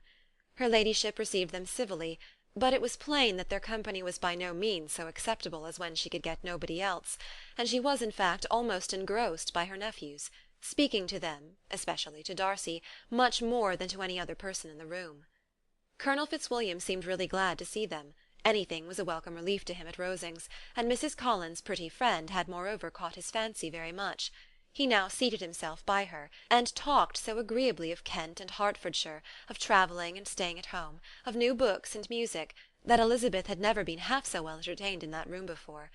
And they conversed with so much spirit and flow as to draw the attention of Lady Catherine herself, as well as of Mr. Darcy. His eyes had been soon and repeatedly turned towards them with a look of curiosity, and that her ladyship after a while shared the feeling was more openly acknowledged, for she did not scruple to call out, "What is it that you are saying, Fitzwilliam? What is it you are talking of? What are you telling Miss Bennet? Let me hear what it is." "We are speaking of music, madam," said he, when no longer able to avoid a reply. "Of music? Then pray speak aloud. It is of all subjects my delight. I must have my share in the conversation, if you are speaking of music. There are few people in England, I suppose, who have more true enjoyment of music than myself, or of a better natural taste. If I had ever learnt, I should have been a great proficient, and so would Anne, if her health had allowed her to apply. I am confident that she would have performed delightfully. How does Georgiana get on, Darcy?" Mr. Darcy spoke with affectionate praise of his sister's proficiency. "I am very glad to hear such a good account of her," said Lady Catherine, "and pray tell her from me that she cannot expect to excel if she does not practise a good deal." "I assure you, madam," he replied, "that she does not need such advice. She practises very constantly." "So much the better. It cannot be done too much, and when I next write to her, I shall charge her not to neglect it on any account. I often tell young ladies that no excellence in music is to be acquired without constant practice. I have told Miss Bennet several times that she will never play really well unless she practises more, and though Mrs. Collins has no instrument, she is very welcome, as I have often told her, to come to Rosings every day and play on the pianoforte in Mrs. Jenkinson's room. She would be in nobody's way, you know, in that part of the house." Mr. Darcy looked a little ashamed of his aunt's ill-breeding, and made no answer. When coffee was over, Colonel Fitzwilliam reminded Elizabeth of having promised to play to him, and she sat down directly to the instrument. He drew a chair near her. Lady Catherine listened to half a song, and then talked as before to the other nephew, till the latter walked away from her, and making with his usual deliberation towards the pianoforte, stationed himself so as to command a full view of the fair performer's countenance. Elizabeth saw what he was doing, and at the first convenient pause, turned to him with an arch smile, and said, "You mean to frighten me, Mr. Darcy, by coming in all this state to hear me? I will not be alarmed, though your sister does play so well. There is a stubbornness about me that never can bear to be frightened at the will of others. My courage always rises at every attempt to intimidate me." "I shall not say you are mistaken," he replied, "because you could not really believe me to entertain any design of alarming you, and I have had the pleasure of your acquaintance long enough to know that you find great enjoyment in occasionally professing opinions which in fact are not your own." Elizabeth laughed heartily at this picture of herself, and said to Colonel Fitzwilliam, "Your cousin will give you a very pretty notion of me, and teach you not to believe a word I say. I am particularly unlucky in meeting with a person so able to expose my real character in a part of the world where I had hoped to pass myself off with some degree of credit. Indeed, Mr. Darcy, it is very ungenerous in you to mention all that you knew to my disadvantage in Hertfordshire, and give me leave to say, very impolitic too, for it is provoking me to retaliate, and such things may come out as will shock your relations to hear." "I am not afraid of you," said he, smilingly. "Pray let me hear what you have to accuse him of," cried Colonel Fitzwilliam. "I should like to know how he behaves among strangers." "You shall hear, then, but prepare yourself for something very dreadful. The first time of my ever seeing him in Hertfordshire, you must know, was at a ball, and at this ball what do you think he did? He danced only 4 dances, though gentlemen were scarce, and to my certain knowledge more than one young lady was sitting down in want of a partner. Mr. Darcy, you cannot deny the fact." "I had not at that time the honour of knowing any lady in the assembly beyond my own party." "True, and nobody can ever be introduced in a ball-room. Well, Colonel Fitzwilliam, what do I play next? My fingers await your orders." "Perhaps," said Darcy, "I should have judged better, had I sought an introduction, but I am ill qualified to recommend myself to strangers." "Shall we ask your cousin the reason of this?" said Elizabeth, still addressing Colonel Fitzwilliam. "Shall we ask him why a man of sense and education, and who has lived in the world, is ill qualified to recommend himself to strangers?" "I can answer your question," said Fitzwilliam. "Without applying to him, it is because he will not give himself the trouble." "I certainly have not the talent which some people possess," said Darcy, "of conversing easily with those I have never seen before. I cannot catch their tone of conversation, or appear interested in their concerns, as I often see done." "My fingers," said Elizabeth, "do not move over this instrument in the masterly manner which I see so many women's do. They have not the same force or rapidity, and do not produce the same expression. But then I have always supposed it to be my own fault, because I will not take the trouble of practising. It is not that I do not believe my fingers as capable as any other woman's of superior execution." Darcy smiled and said, "You are perfectly right. You have employed your time much better. No one admitted to the privilege of hearing you can think anything wanting. We neither of us perform to strangers." Here they were interrupted by Lady Catherine, who called out to know what they were talking of. Elizabeth immediately began playing again. Lady Catherine approached, and after listening for a few minutes, said to Darcy, "Miss Bennet would not play at all amiss if she practised more, and could have the advantage of a London master. She has a very good notion of fingering, though her taste is not equal to Anne's. Anne would have been a delightful performer, had her health allowed her to learn." Elizabeth looked at Darcy to see how cordially he assented to his cousin's praise, but neither at that moment, nor at any other, could she discern any symptom of love, and from the whole of his behaviour to Miss de Bourgh she derived this comfort for Miss Bingley, that he might have been just as likely to marry her had she been his relation.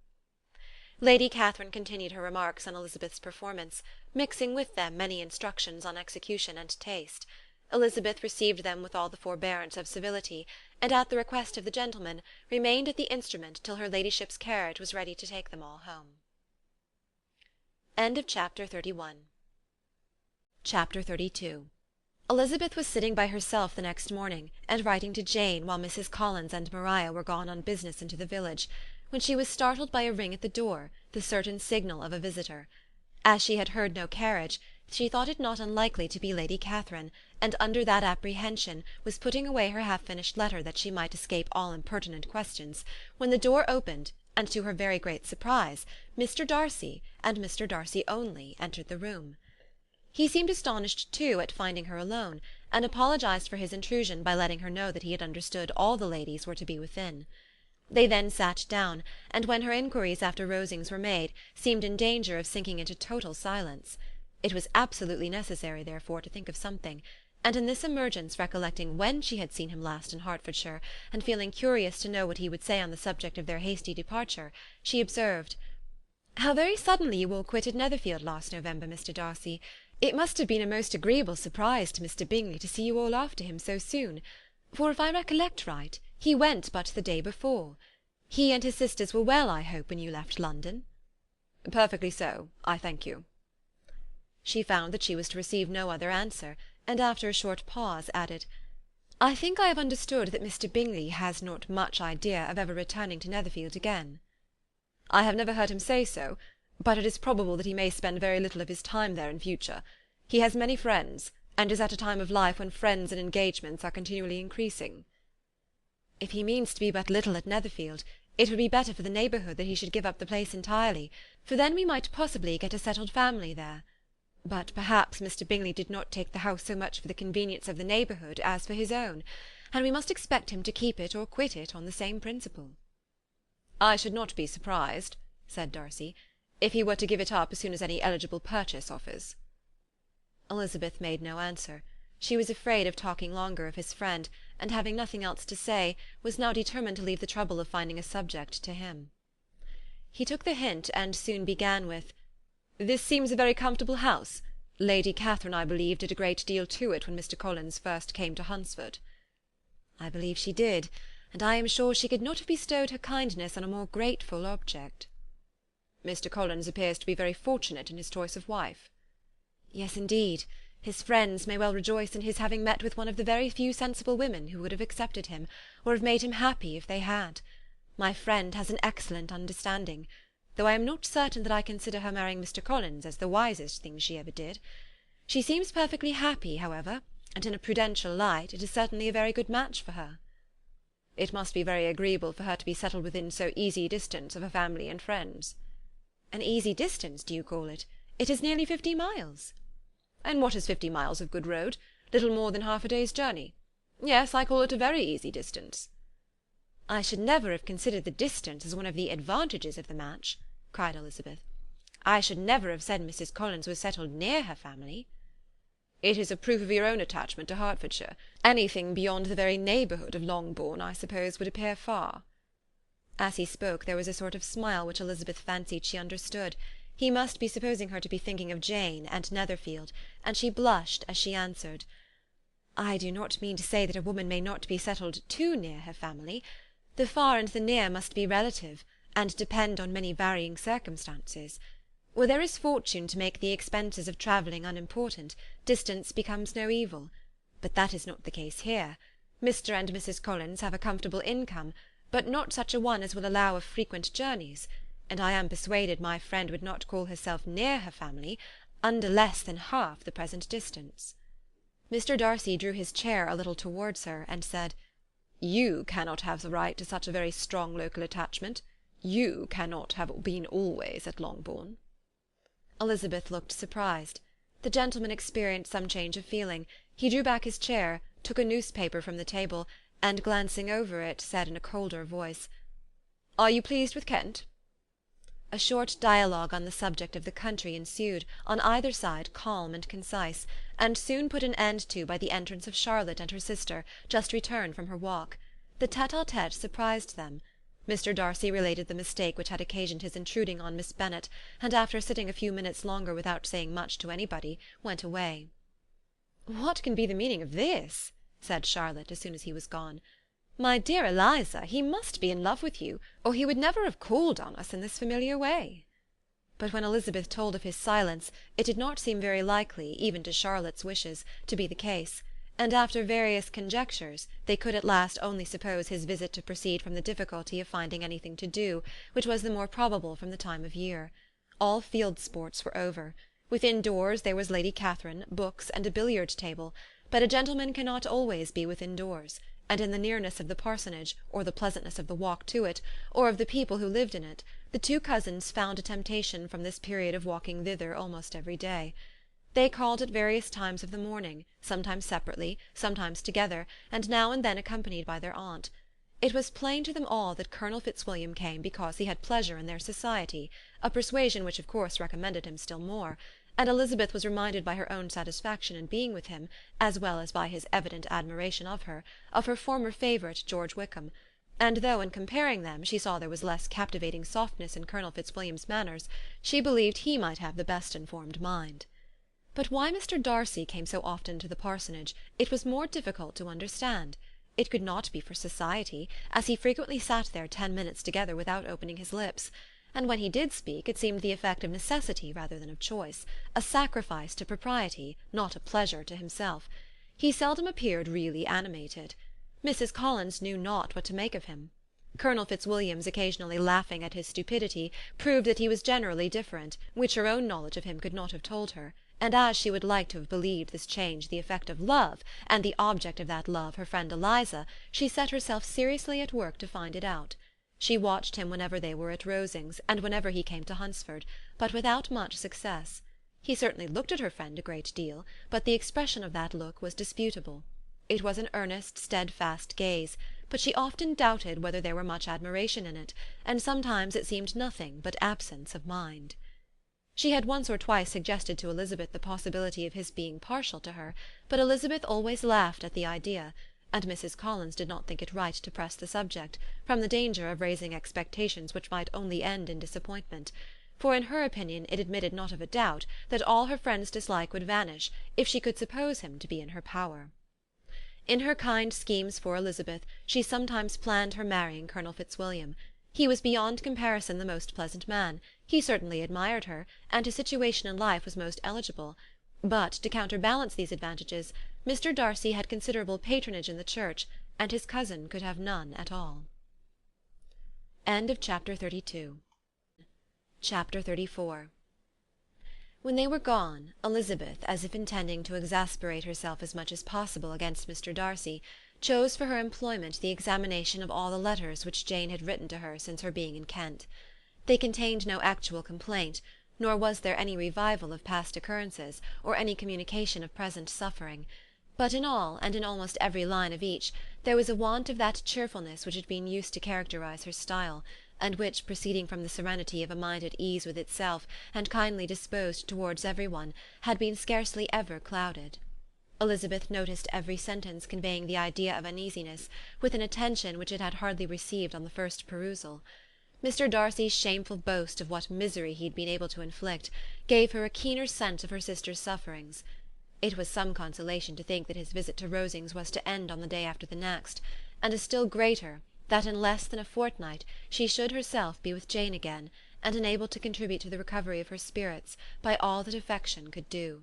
She could not think of Darcy's leaving Kent without remembering that his cousin was to go with him, but Colonel Fitzwilliam had made it clear that he had no intentions at all, and agreeable as he was, she did not mean to be unhappy about him. While settling this point, she was suddenly roused by the sound of the door-bell, and her spirits were a little fluttered by the idea of its being Colonel Fitzwilliam himself, who had once before called late in the evening, and might now come to inquire particularly after her. But the idea was soon banished, and her spirits were very differently affected, when, to her utter amazement, she saw Mr. Darcy walk into the room. In an hurried manner he immediately began an inquiry after her health, imputing his visit to a wish of hearing that she were better. She answered him with cold civility.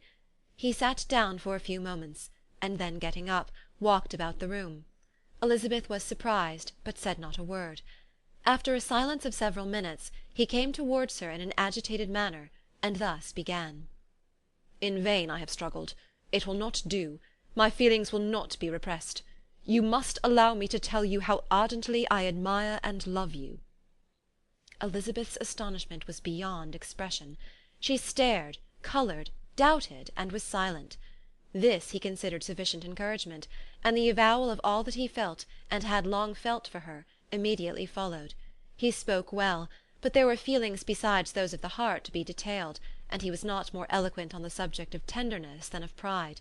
His sense of her inferiority, of its being a degradation, of the family obstacles which had always opposed to inclination, were dwelt on with a warmth which seemed due to the consequence he was wounding, but was very unlikely to recommend his suit. In spite of her deeply rooted dislike, she could not be insensible to the compliment of such a man's affection, and though her intentions did not vary for an instant, she was at first sorry for the pain he was to receive, till, roused to resentment by his subsequent language, she lost all compassion in anger. She tried, however, to compose herself to answer him with patience, when he should have done. He concluded with representing to her the strength of that attachment which, in spite of all his endeavours, he had found impossible to conquer, and with expressing his hope that it would now be rewarded by her acceptance of his hand. As he said this, she could easily see that he had no doubt of a favourable answer. He spoke of apprehension and anxiety, but his countenance expressed real security. Such a circumstance could only exasperate further, and when he ceased, the colour rose into her cheeks, and she said, "In such cases as this, it is, I believe, the established mode to express a sense of obligation for the sentiments avowed, however unequally they may be returned. It is natural that obligation should be felt, and if I could feel gratitude, I would now thank you. But I cannot. I have never desired your good opinion, and you have certainly bestowed it most unwillingly. I am sorry to have occasioned pain to any one. It has been most unconsciously done, however, and I hope will be of short duration. The feelings which, you tell me, have long prevented the acknowledgment of your regard, can have little difficulty in overcoming it after this explanation." Mr. Darcy, who was leaning against the mantelpiece with his eyes fixed on her face, seemed to catch her words with no less resentment than surprise. His complexion became pale with anger, and the disturbance of his mind was visible in every feature. He was struggling for the appearance of composure, and would not open his lips till he believed himself to have attained it. The pause was to Elizabeth's feelings dreadful. At length, with a voice of forced calmness, he said, "And this is all the reply which I am to have the honour of expecting? I might perhaps wish to be informed why, with so little endeavour at civility, I am thus rejected, but it is of small importance." "I might as well inquire," replied she, Why, with so evident a desire of offending and insulting me, you chose to tell me that you liked me against your will, against your reason, and even against your character. Was not this some excuse for incivility, if I was incivil? But I have other provocations. You know I have. Had not my feelings decided against you, had they been indifferent, or had they even been favourable, do you think that any consideration would tempt me to accept the man who has been the means of ruining, perhaps for ever, the happiness of a most beloved sister?" As she pronounced these words, Mr. Darcy changed colour, but the emotion was short, and he listened without attempting to interrupt her while she continued. "I have every reason in the world to think ill of you. No motive can excuse the unjust and ungenerous part you acted there.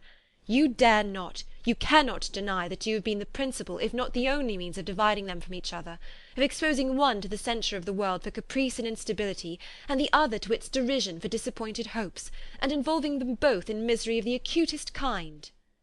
She paused, and saw with no slight indignation that he was listening with an air which proved him wholly unmoved by any feeling of remorse. He even looked at her with a smile of affected incredulity. "Can you deny that you have done it?" she repeated. With assumed tranquillity he then replied, "I have no wish of denying that I did everything in my power to separate my friend from your sister, or that I rejoice in my success. Towards him I have been kinder than towards myself."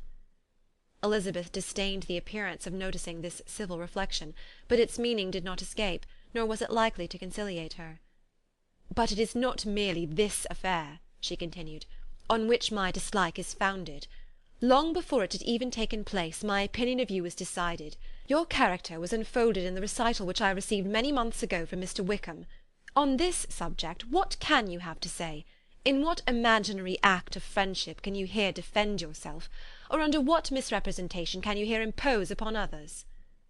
"You take an eager interest in that gentleman's concerns?" said Darcy, in a less tranquil tone, and with a heightened colour. "Who that knows what his misfortunes have been can help feeling an interest in him?" "His misfortunes!" repeated Darcy contemptuously. "Yes, his misfortunes have been great indeed." "And of your infliction," cried Elizabeth with energy. "You have reduced him to his present state of poverty, comparative poverty. You have withheld the advantages which you must know to have been designed for him. You have deprived the best years of his life of that independence which was no less his due than his desert. You have done all this, and yet you can treat the mention of his misfortune with contempt and ridicule." "And this," cried Darcy, as he walked with quick steps across the room, "is your opinion of me? This is the estimation in which you hold me? I thank you for explaining it so fully. My faults, according to this calculation, are heavy indeed. But perhaps," added he, stopping in his walk and turning towards her, "these offences might have been overlooked, had not your pride been hurt by my honest confession of the scruples that had long prevented my forming any serious design. These bitter accusations might have been suppressed, had I, with greater policy, concealed my struggles, and flattered you into the belief of my being impelled by unqualified, unalloyed inclination, by reason, by reflection, by everything. But disguise of every sort is my abhorrence. Nor am I ashamed of the feelings I related. They were natural and just. Could you expect me to rejoice in the inferiority of your connections? To congratulate myself on the hope of relations whose condition in life is so decidedly beneath my own?" Elizabeth felt herself growing more angry every moment, yet she tried to the utmost to speak with composure when she said, "You are mistaken, Mr. Darcy, if you suppose that the mode of your declaration affected me in any other way than as it spared the concern which I might have felt in refusing you, had you behaved in a more gentlemanlike manner." She saw him start at this, but he said nothing, and she continued, "You could not have made the offer of your hand in any possible way that would have tempted me to accept it." Again his astonishment was obvious, and he looked at her with an expression of mingled incredulity and mortification. She went on, "From the very beginning, from the first moment, I may almost say, of my acquaintance with you, your manners, impressing me with the fullest belief of your arrogance, your conceit, and your selfish disdain for the feelings of others, was such as to form the groundwork of disapprobation, on which succeeding events have built so immovable a dislike. And I had not known you a month before I felt that you were the last man in the world whom I could ever be prevailed on to marry." "You have said quite enough, madam. I perfectly comprehend your feelings, and have now only to be ashamed of what my own have been. Forgive me for having taken up so much of your time, and accept my best wishes for your health and happiness." And with these words he hastily left the room, and Elizabeth heard him the next moment open the front door and quit the house. The tumult of her mind was now painfully great. She knew not how to support herself, and from actual weakness sat down and cried for half an hour. Her astonishment, as she reflected on what had passed, was increased by every review of it. That she should receive an offer of marriage from Mr. Darcy! That he should have been in love with her for so many months! So much in love as to wish to marry her in spite of all the objections which had made him prevent his friends marrying her sister, and which must appear at least with equal force in his own case, was almost incredible. It was gratifying to have inspired unconsciously so strong an affection. But his pride, his abominable pride, his shameless avowal of what he had done with respect to Jane, his unpardonable assurance in acknowledging, though he could not justify it, and the unfeeling manner in which he had mentioned Mr. Wickham, his cruelty towards whom he had not attempted to deny, soon overcame the pity which the consideration of his attachment had for a moment excited. She continued in very agitated reflections, till the sound of Lady Catherine's carriage made her feel how unequal she was to encounter Charlotte's observation, and hurried her away to her room. Chapter 35. Elizabeth awoke the next morning to the same thoughts and meditations, which had at length closed her eyes. She could not yet recover from the surprise of what had happened. It was impossible to think of anything else, and, totally indisposed for employment, she resolved, soon after breakfast, to indulge herself in air and exercise. She was proceeding directly to her favourite walk, when the recollection of Mr. Darcy's sometimes coming there stopped her, and instead of entering the park, she turned up the lane which led farther from the turnpike road. The park paling was still the boundary on one side, and she soon passed one of the gates into the grounds. After walking 2 or 3 times along that part of the lane, she was tempted, by the pleasantness of the morning, to stop at the gates and look into the park. The 5 weeks which she had now passed in Kent had made a great difference in the country, and every day was adding to the verdure of the early trees. She was on the point of continuing her walk, when she caught a glimpse of a gentleman within the sort of grove which edged the park. He was moving that way, and fearful of its being Mr. Darcy, she was directly retreating. But the person who advanced was now near enough to see her, and stepping forward with eagerness, pronounced her name. She had turned away, but on hearing herself called, though in a voice which proved it to be Mr. Darcy, she moved again towards the gate. He had by that time reached it also, and holding out a letter which she instinctively took, said with a look of haughty composure, "I have been walking in the grove some time in the hope of meeting you. Will you do me the honour of reading that letter?" And then, with a slight bow, turned again into the plantation, and was soon out of sight. With no expectation of pleasure, but with the strongest curiosity, Elizabeth opened the letter, and to her still increasing wonder, perceived an envelope containing 2 sheets of letter paper, written quite through in a very close hand. The envelope itself was likewise full. Pursuing her way along the lane, she then began it. It was dated from Rosings at 8 o'clock in the morning, and was as follows.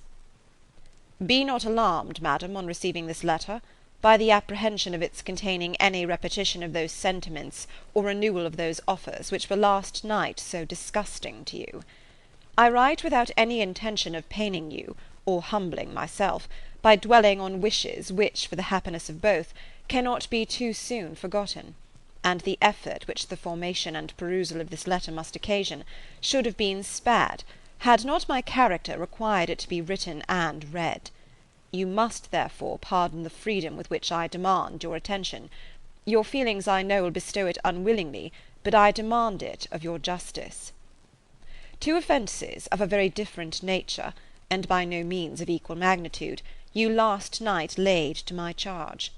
The first mentioned was, that regardless of the sentiments of either, I had detached Mr. Bingley from your sister, and the other, that I had, in defiance of various claims, in defiance of honour and humanity, ruined the immediate prosperity and blasted the prospects of Mr. Wickham. Wilfully and wantonly to have thrown off the companion of my youth, the acknowledged favourite of my father, a young man who had scarcely any other dependence than on our patronage, and who had been brought up to expect its exertion, would be a depravity, to which the separation of 2 young persons, whose affection could be the growth of only a few weeks, could bear no comparison.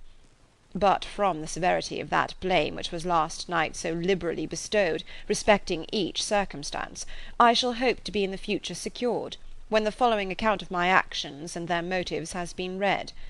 If, in the explanation of them, which is due to myself, I am under the necessity of relating feelings which may be offensive to yours, I can only say that I am sorry. The necessity must be obeyed, and further apology would be absurd. I had not long been in Hertfordshire before I saw, in common with others, that Bingley preferred your elder sister to any other young woman in the country. But it was not till the evening of the dance at Netherfield that I had any apprehension of his feeling a serious attachment. I had often seen him in love before.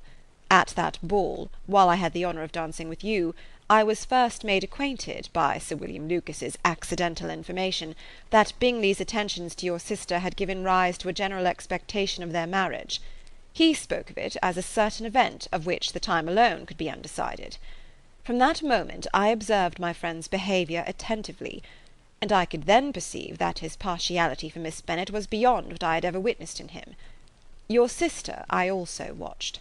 Her look and manners were open, cheerful, and engaging as ever, but without any symptom of peculiar regard, and I remained convinced from the evening's scrutiny that though she received his attentions with pleasure, she did not invite them by any participation of sentiment. If you have not been mistaken here, I must have been in error. Your superior knowledge of your sister must make the latter probable. If it be so, if I have been misled by such error to inflict pain on her, your resentment has not been unreasonable. But I shall not scruple to assert that the serenity of your sister's countenance and air was such as might have given the most acute observer a conviction that, however amiable her temper, her heart was not likely to be easily touched. That I was desirous of believing her indifferent is certain, but I will venture to say that my investigation and decisions are not usually influenced by my hopes or fears. I did not believe her to be indifferent because I wished it. I believed it on impartial conviction, as truly I wished it in reason. My objections to the marriage were not merely those which I last night acknowledged to have the utmost force of passion to put aside, in my own case. The want of connection could not be so great an evil to my friend as to me. But there were other causes of repugnance, causes which, though still existing, and existing to an equal degree in both instances, I had myself endeavoured to forget, because they were not immediately before me. These causes must be stated, though briefly. The situation of your mother's family, though objectionable, was nothing in comparison to that total want of propriety so frequently, so almost uniformly betrayed by herself, by your 3 younger sisters, and occasionally even by your father. Pardon me. It pains me to offend you.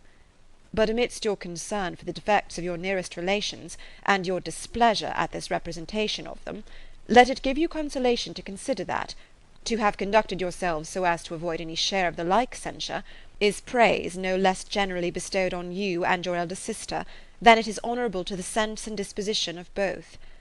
I will only say farther, that from what passed that evening, my opinion of all parties was confirmed, and every inducement heightened which could have led me before to preserve my friend from what I esteemed a most unhappy connection.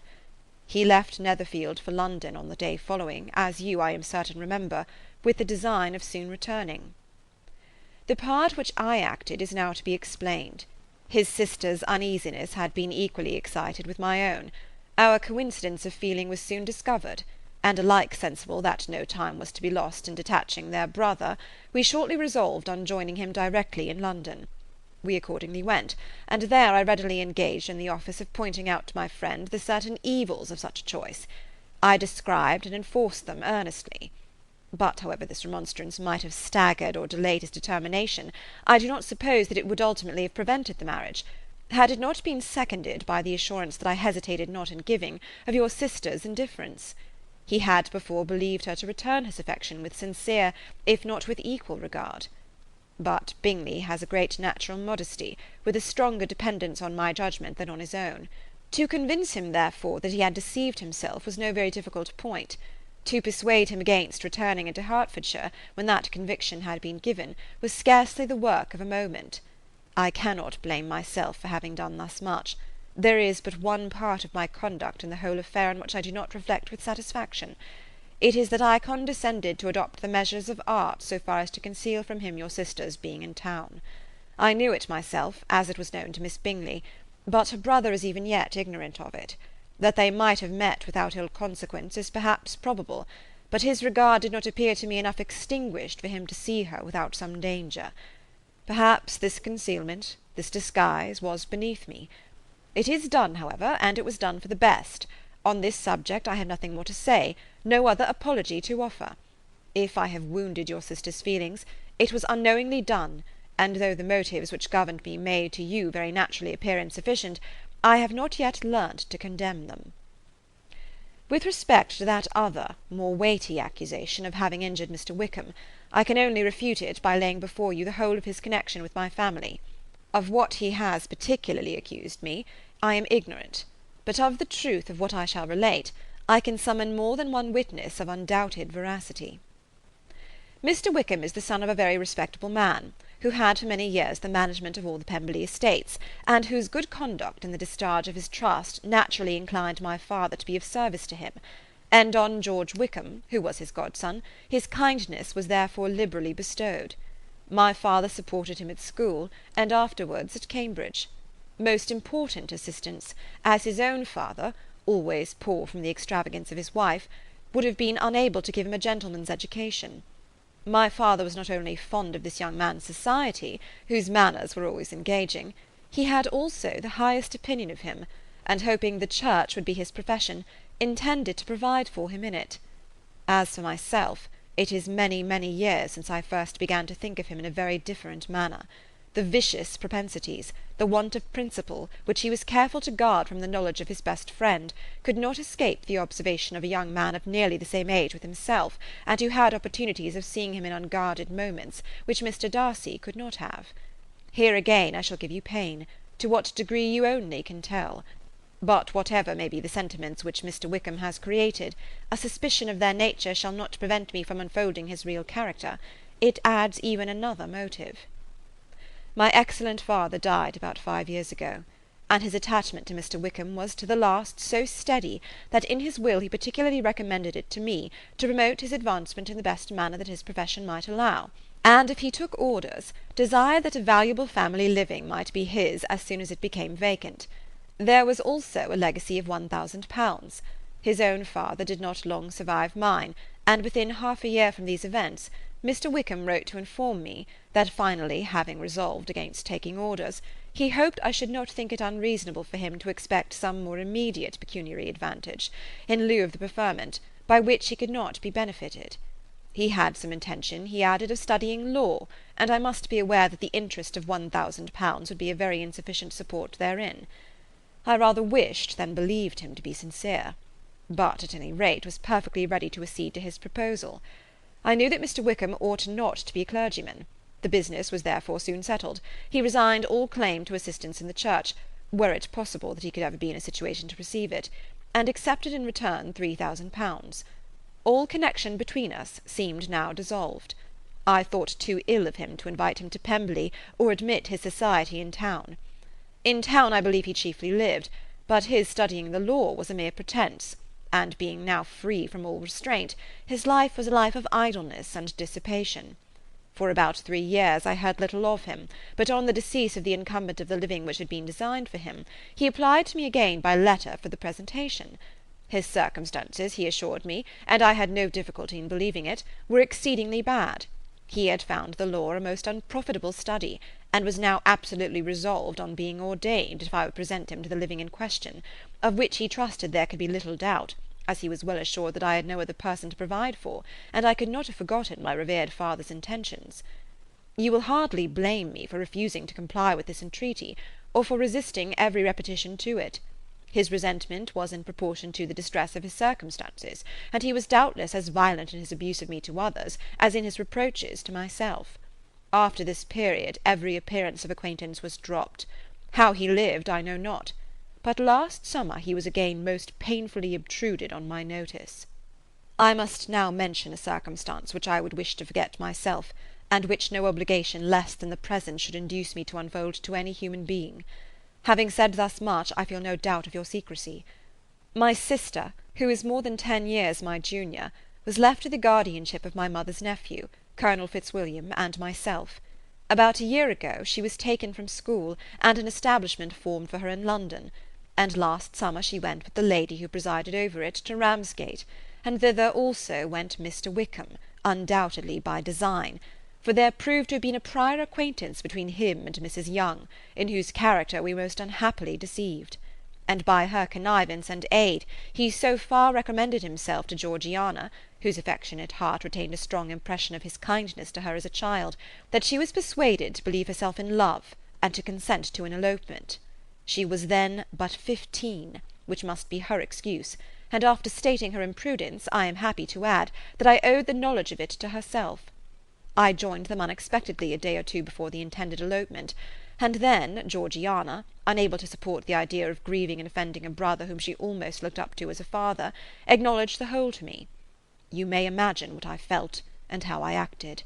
Regard for my sister's credit and feelings prevented any public exposure, but I wrote to Mr. Wickham, who left the place immediately, and Mrs. Young was of course removed from her charge.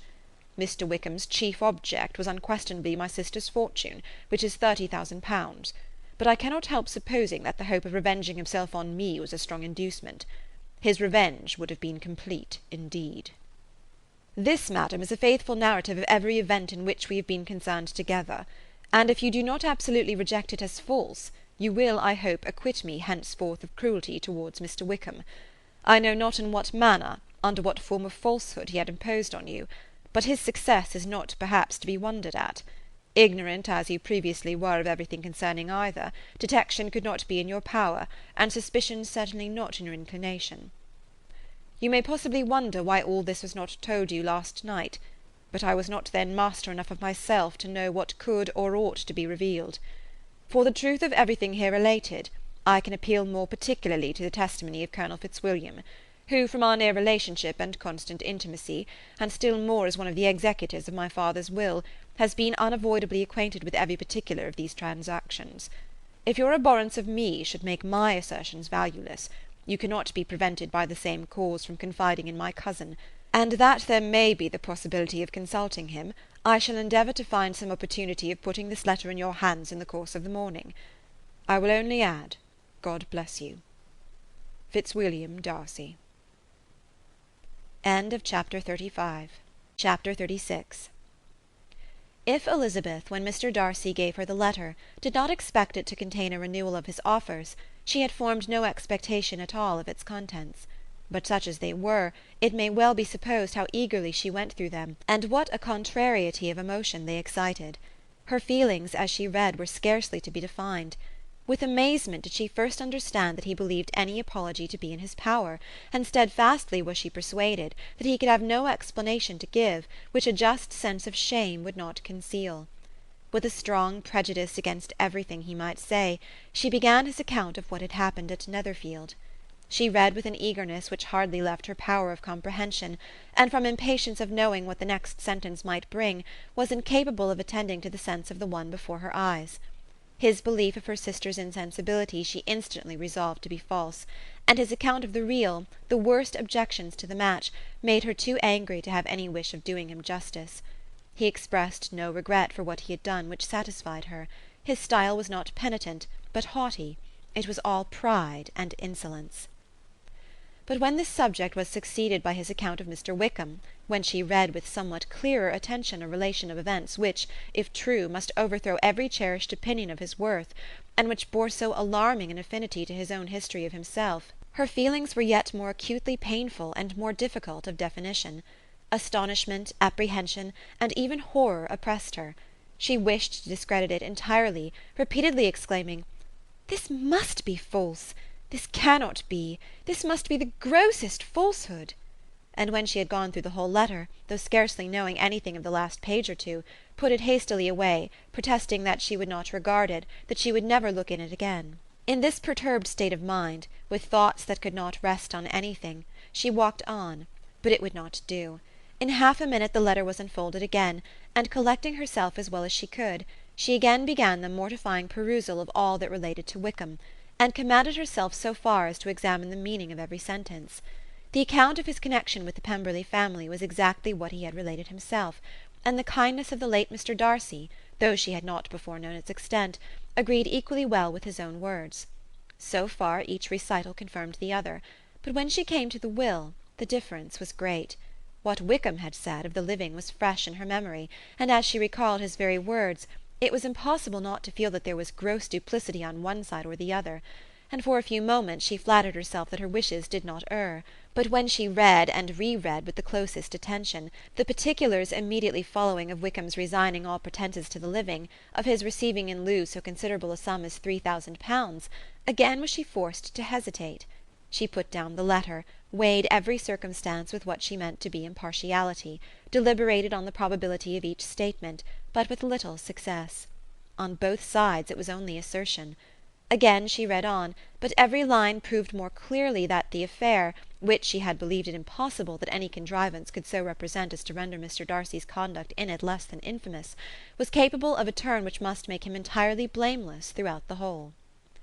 The extravagance and general profligacy which he scrupled not to lay at Mr. Wickham's charge exceedingly shocked her, the more so as she could bring no proof of its injustice. She had never heard of him before his entrance into the Blankshire militia, in which he had engaged at the persuasion of the young man who, on meeting him accidentally in town, had there renewed a slight acquaintance. Of his former way of life nothing had been known in Hertfordshire but what he told himself. As to his real character, had information been in her power, she had never felt a wish of inquiring. His countenance, voice, and manner had established him at once in the possession of every virtue. She tried to recollect some instance of goodness, some undistinguished trait of integrity or benevolence, that might rescue him from the attacks of Mr. Darcy, or at least, by the predominance of virtue, atone for those casual errors under which she would endeavour to class what Mr. Darcy had described as the idleness and vice of many years' continuance. But no such recollection befriended her. She could see him instantly before her, in every charm of air and address, but she could remember no more substantial good than the general approbation of the neighbourhood, and the regard which his social powers had gained him in the mess. After pausing on this point a considerable while, she once more continued to read. But alas! the story which followed, of his designs on Miss Darcy, received some confirmation from what had passed between Colonel Fitzwilliam and herself only the morning before, and at last she was referred for the truth of every particular to Colonel Fitzwilliam himself, from whom she had previously received the information of his near concern in all his cousin's affairs, and whose character she had no reason to question. At one time she had almost resolved on applying to him, but the idea was checked by the awkwardness of the application, and at length wholly banished by the conviction that Mr. Darcy would never have hazarded such a proposal if he had not been well assured of his cousin's corroboration. She perfectly remembered everything that had passed in conversation between Wickham and herself, in their first evening at Mr. Phillips's. Many of his expressions were still fresh in her memory. She was now struck with the impropriety of such communications to a stranger, and wondered it had escaped her before. She saw the indelicacy of putting himself forward as he had done, and the inconsistency of his professions with his conduct. She remembered that he had boasted of having no fear of seeing Mr. Darcy, that Mr. Darcy might leave the country, but that he should stand his ground. Yet he had avoided the Netherfield ball the very next week. She remembered also that, till the Netherfield family had quitted the country, he had told his story to no one but herself, and that after their removal it had been everywhere discussed, that he had then no reserves, no scruples in sinking Mr. Darcy's character, though he had assured her that respect for the father would always prevent his exposing the son. How differently did everything now appear in which he was concerned! His attentions to Miss King were now the consequence of views solely and hatefully mercenary, and the mediocrity of her fortune proved no longer the moderation of his wishes, but his eagerness to grasp at anything. His behaviour to herself could now have had no tolerable motive. He had either been deceived with regard to her fortune, or had been gratifying his vanity by encouraging the preference which she believed she had most incautiously shown.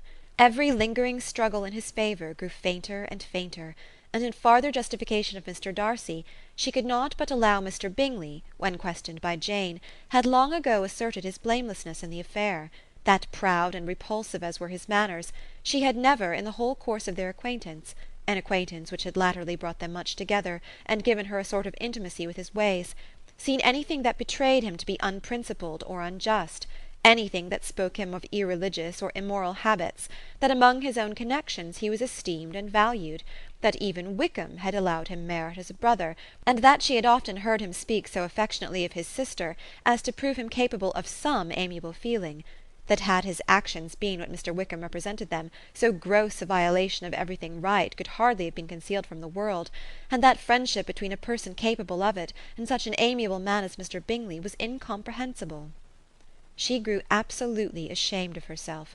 Of neither Darcy nor Wickham could she think without feeling she had been blind, partial, prejudiced, absurd. "How despicably have I acted!" she cried. "I who prided myself on my discernment, I who have valued myself on my abilities, who have often disdained the generous candour of my sister, and gratified my vanity in useless or blamable mistrust. How humiliating is this discovery! Yet how just a humiliation! Had I been in love, I could not have been more wretchedly blind. But vanity, not love, has been my folly. Pleased with the preference of one, and offended by the neglect of the other, on the very beginning of our acquaintance, I have courted prepossession and ignorance, and driven reason away, where either were concerned. Till this moment I never knew myself." From herself to Jane, from Jane to Bingley, her thoughts were in a line which soon brought to her recollection that Mr. Darcy's explanation there had appeared very insufficient, and she read it again. Widely different was the effect of a second perusal. How could she deny that credit to his assertions in one instance, which she had been obliged to give it in the other? He declared himself to be totally unsuspicious of her sister's attachment, and she could not help remembering what Charlotte's opinion had always been. Neither could she deny the justice of his description of Jane. She felt that Jane's feelings, though fervent, were little displayed, and that there was a constant complacency in her air and manner not often united with great sensibility. When she came to that part of the letter in which her family were mentioned in terms of such mortifying yet merited reproach, her sense of shame was severe. The justice of the charge struck her too forcibly for denial, and the circumstances to which he particularly alluded as having passed at the Netherfield ball, and as confirming all his first disapprobation, could not have made a stronger impression on his mind than on hers. The compliment to herself and her sister was not unfelt. It soothed but could not console her for the contempt which had thus been self-attracted by the rest of her family, and as she considered that Jane's disappointment had in fact been the work of her nearest relations, and reflected how materially the credit of both must be hurt by such impropriety of conduct, she felt depressed beyond anything she had ever known before. After wandering along the lane for 2 hours, giving way to every variety of thought, to reconsidering events, determining probabilities, and reconciling herself, as well as she could, to a change so sudden and so important, fatigue, and a recollection of her long absence, made her at length return home, and she entered the house with the wish of appearing cheerful as usual, and the resolution of repressing such reflections as must make her unfit for conversation. She was immediately told that the 2 gentlemen from Rosings had each called during her absence, Mr. Darcy only for a few minutes to take leave, but that Colonel Fitzwilliam had been sitting with them at least an hour, hoping for her return, and almost resolving to walk after her till she could be found. Elizabeth could but just affect concern in missing him. She really rejoiced at it. Colonel Fitzwilliam was no longer an object. She could think only of her letter. Chapter 37. The 2 gentlemen left Rosings the next morning, and Mr. Collins, having been in waiting near the lodges to make them his parting obeisance, was able to bring home the pleasing intelligence of their appearing in very good health, and in as tolerable spirits as could be expected after the melancholy scene so lately gone through at Rosings. To Rosings he then hastened, to console Lady Catherine and her daughter, and on his return brought back, with great satisfaction, a message from her ladyship, importing that she felt herself so dull as to make her very desirous of having them all to dine with her. Elizabeth could not see Lady Catherine without recollecting that, had she chosen it, she might by this time have been presented to her as her future niece, nor could she think without a smile of what her ladyship's indignation would have been. What would she have said?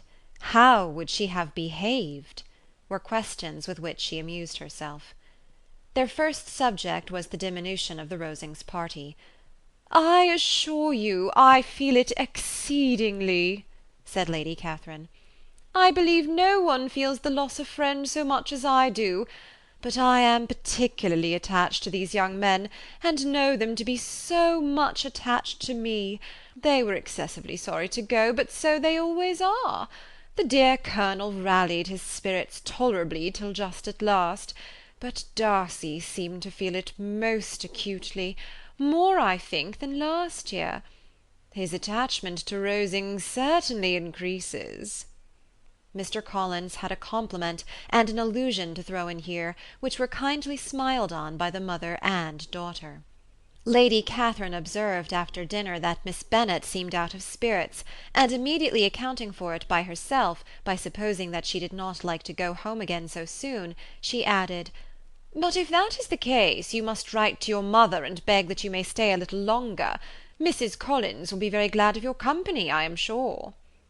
"I am much obliged to your ladyship for your kind invitation," replied Elizabeth, "but it is not in my power to accept it. I must be in town next Saturday." "Why, at that rate, you will have been here only 6 weeks. I expected you to stay 2 months. I told Mrs. Collins so before you came. There can be no occasion for your going so soon. Mrs. Bennet could certainly spare you for another fortnight." "But my father cannot. He wrote last week to hurry my return." "Oh, your father, of course, may spare you if your mother can. Daughters are never of so much consequence to a father.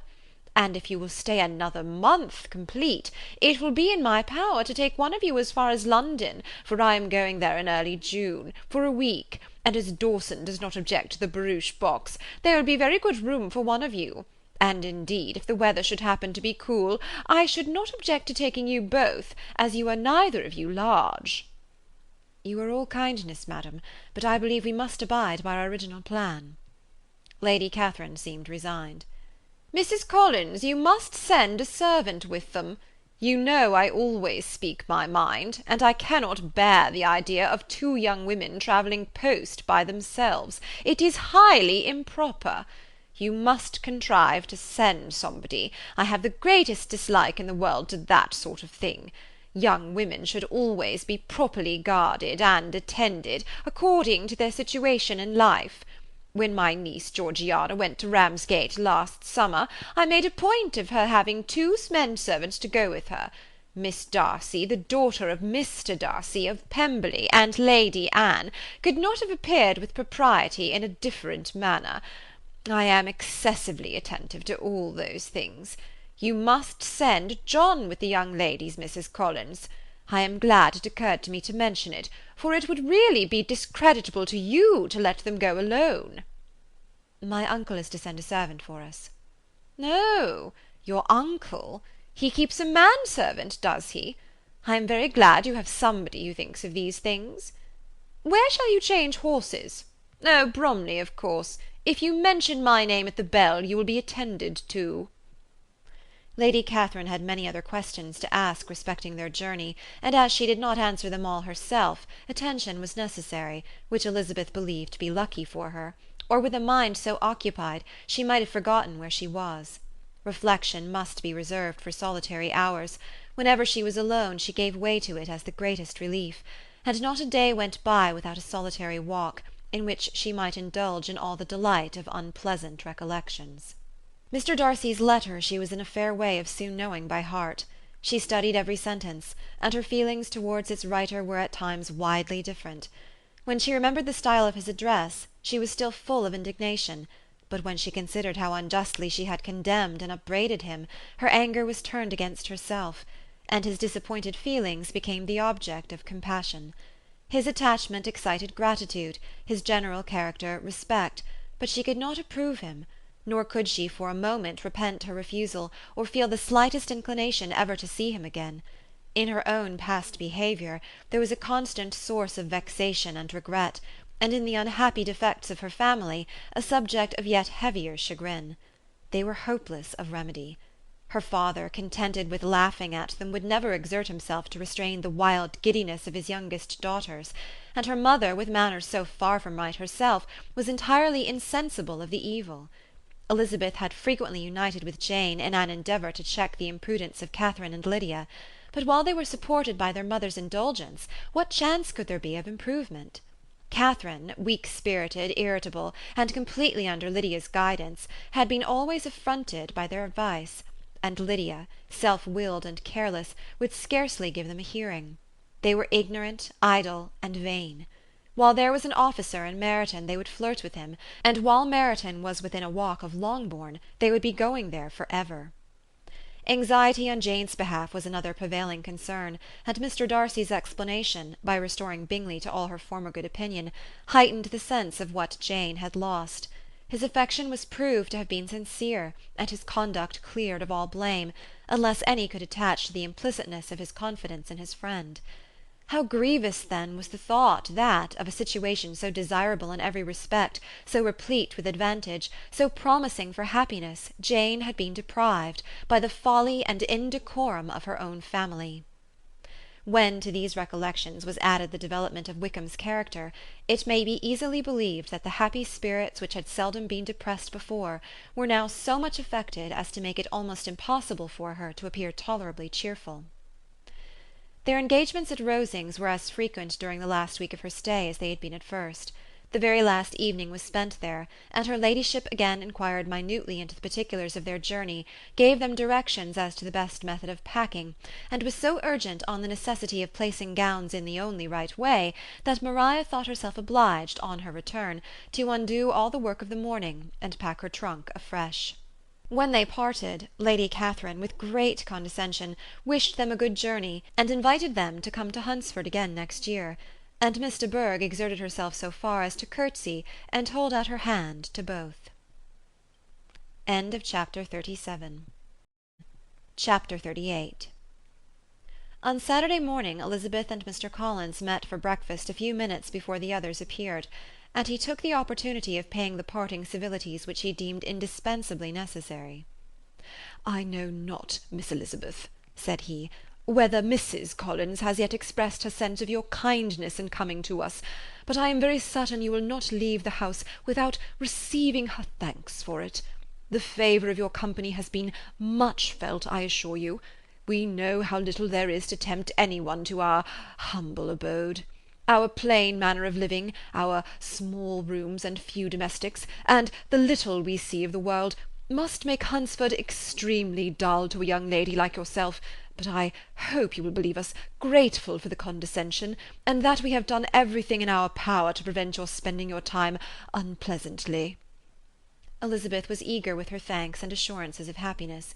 She had spent 6 weeks with great enjoyment, and the pleasure of being with Charlotte, and the kind attentions she had received, must make her feel the obliged. Mr. Collins was gratified, and with a more smiling solemnity replied, "It gives me great pleasure to hear that you have passed your time not disagreeably. We have certainly done our best, and most fortunately having it in our power to introduce you to very superior society, and from our connection with Rosings, the frequent means of varying the humble home scene, I think we may flatter ourselves that your Hunsford visit cannot have been entirely irksome. Our situation with regard to Lady Catherine's family is indeed the sort of extraordinary advantage and blessing which few can boast. You see on what a footing we are, you see how continually we are engaged there. In truth, I must acknowledge that, with all the disadvantages of this humble parsonage, I should not think any one abiding in it an object of compassion, while they are sharers of our intimacy at Rosings." Words were insufficient for the elevation of his feelings, and he was obliged to walk about the room, while Elizabeth tried to unite civility and truth in a few short sentences. "You may, in fact, carry a very favourable report of us into Hertfordshire, my dear cousin. I flatter myself, at least, that you will be able to do so. Lady Catherine's great attentions to Mrs. Collins you have been a daily witness of, and altogether I trust it does not appear that your friend has drawn an unfortunate... but on this point it will be as well to be silent. Only let me assure you, my dear Miss Elizabeth, that I can from my heart most cordially wish you equal felicity in marriage. My dear Charlotte and I have but one mind and one way of thinking. There is in everything a most remarkable resemblance of character and ideas between us. We seem to have been designed for each other." Elizabeth could safely say that it was a great happiness where that was the case, and with equal sincerity could add that she firmly believed and rejoiced in his domestic comforts. She was not sorry, however, to have the recital of them interrupted by the lady from whom they sprang. Poor Charlotte! It was melancholy to leave her to such society, but she had chosen it with her eyes open, and though evidently regretting that her visitors were to go, she did not seem to ask for compassion. Her home and her housekeeping, her parish and her poultry, and all their dependent concerns, had not yet lost their charms. At length the chaise arrived, the trunks were fastened on, the parcels placed within, and it was pronounced to be ready. After an affectionate parting between the friends, Elizabeth was attended to the carriage by Mr. Collins, and as they walked down the garden he was commissioning her with his best respects to all her family, not forgetting his thanks for the kindness he had received at Longbourn in the winter, and his compliments to Mr. and Mrs. Gardiner, though unknown. He then handed her in, Maria followed, and the door was on the point of being closed, when he suddenly reminded them, with some consternation, that they had hitherto forgotten to leave any message for the ladies at Rosings. "But," he added, "you will of course wish to have your humble respects delivered to them, with your grateful thanks for their kindness to you while you have been here." Elizabeth made no objection. The door was then allowed to be shut, and the carriage drove off. "Good gracious!" cried Maria, after a few minutes' silence. "It seems but a day or two since we first came, and yet how many things have happened!" "A great many indeed," said her companion with a sigh. "We have dined 9 times at Rosings, besides drinking tea there twice. How much I shall have to tell!" Elizabeth added privately, "And how much I shall have to conceal." Their journey was performed without much conversation or any alarm, and within 4 hours of their leaving Hunsford they reached Mr. Gardiner's house, where they were to remain a few days. Jane looked well, and Elizabeth had little opportunity of studying her spirits, amidst the various engagements which the kindness of her aunt had reserved for them. But Jane was to go home with her, and at Longbourn there would be leisure enough for observation. It was not without an effort, meanwhile, that she could wait even for Longbourn before she told her sister of Mr. Darcy's proposals. To know that she had the power of revealing what would so exceedingly astonish Jane, and must at the same time so highly gratify whatever of her own vanity she had not yet been able to reason away, was such a temptation to openness as nothing could have conquered but the state of indecision which she remained as to the extent of what she should communicate, and her fear, if she once entered on the subject, of being hurried into repeating something of Bingley, which might only grieve her sister further. Chapter 39. It was the second week in May, in which the 3 young ladies set out together from Gracechurch Street for the town of , in Hertfordshire, and as they drew near the appointed inn where Mr. Bennet's carriage was to meet them, they quickly perceived, in token of the coachman's punctuality, both Kitty and Lydia looking out of a dining-room upstairs. These 2 girls had been above an hour in the place, happily employed in visiting an opposite milliner, watching the sentinel on guard, and dressing a salad and cucumber. After welcoming their sisters, they triumphantly displayed a table set out with such cold meat as an inn larder usually affords, exclaiming, "Is not this nice? Is not this an agreeable surprise?" "And we mean to treat you all," added Lydia, "but you must lend us the money, for we have just spent ours at the shop out there." Then showing her purchases, "Look here, I have bought this bonnet. I do not think it is very pretty, but I thought I might as well buy it as not. I shall pull it to pieces as soon as I get home, and see if I can make it up any better." And when her sisters abused it as ugly, she added with perfect unconcern, "Oh, but there were 2 or 3 much uglier in the shop, and when I have bought some prettier coloured satin to trim it with fresh, I think it will be very tolerable. Besides, it will not much signify what one wears this summer, after the Blankshire have left Meryton, and they are going in a fortnight." "Are they indeed?" cried Elizabeth with the greatest satisfaction. "They are going to be encamped near Brighton, and I do so want papa to take us all there for the summer. It would be such a delicious scheme, and I dare say would cost hardly anything at all. Mamma would like to go too, of all things. Only think what a miserable summer else we shall have." Yes, thought Elizabeth, that would be a delightful scheme indeed, and completely do for us at once. Good heaven! Brighton, and a whole campful of soldiers to us, who have been overset already by one poor regiment of militia and the monthly balls of Meryton. "Now I have got some news for you," said Lydia, as they sat down at table. "What do you think? It is excellent news, capital news, and about a certain person we all like." Jane and Elizabeth looked at each other, and the waiter was told he need not stay. Lydia laughed and said, "Ay, that is just like your formality and discretion. You thought the waiter must not hear, as if he cared. I dare say he often hears worse things said than I am going to say. But he is an ugly fellow. I am glad he's gone. I never saw such a long chin in my life. Well, but now for my news. It is about dear Wickham. Too good for the waiter, is it not? There is no danger of Wickham's marrying Mary King. There's for you. She is gone down to her uncle at Liverpool, gone to stay. Wickham is safe. And Mary King is safe, added Elizabeth, safe from a connection imprudent as to fortune. She is a great fool for going away if she liked him. But I hope there is no strong attachment on either side, said Jane. I am sure there is not on his. I will answer for it. He never cared 3 straws about her. Who could, about such a nasty, freckled little thing? Elizabeth was shocked to think that, however incapable of such coarseness of expression herself, the coarseness of the sentiment was little other than her own breast had harboured and fancied liberal. As soon as all had ate, and the elder ones paid, the carriage was ordered, and after some contrivance, the whole party, with all their boxes, work-bags, and parcels, and the unwelcome addition of Kitty and Lydia's purchases, were seated in it. "How nicely we are all crammed in!" cried Lydia. "I am glad I bought my bonnet, if it is only for the fun of having another bandbox. Well, now let us be quite comfortable and snug, and talk and laugh all the way home. And in the first place, let us hear what has happened to you all since you went away. Have you seen any pleasant men? Have you had any flirting? I was in great hopes that one of you'd have got a husband before you came back.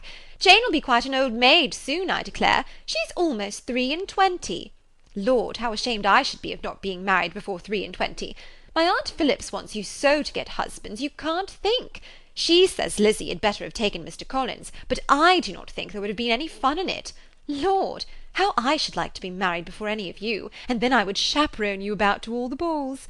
Dear me, we had such a good piece of fun the other day at Colonel Forster's. Kitty and me were to spend the day there, and Mrs. Forster promised to have a little dance in the evening. By the by, Mrs. Forster and me are such friends, and so she asked the 2 Harringtons to come, but Harriet was ill, and so Pen was forced to come by herself. And then what do you think we did? We dressed up Chamberlain in women's clothes on purpose to pass for a lady. Only think what fun! Not a soul knew of it but Colonel and Mrs. Forster and Kitty and me, except my aunt, for we were forced to borrow one of her gowns, and you cannot imagine how well he looked.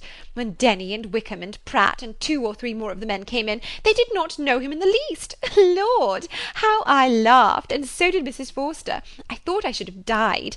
And that made the men suspect something, and then they soon found out what was the matter. With such kinds of histories and their parties and good jokes did Lydia, assisted by Kitty's hints and additions, endeavour to amuse her companions all the way to Longbourn.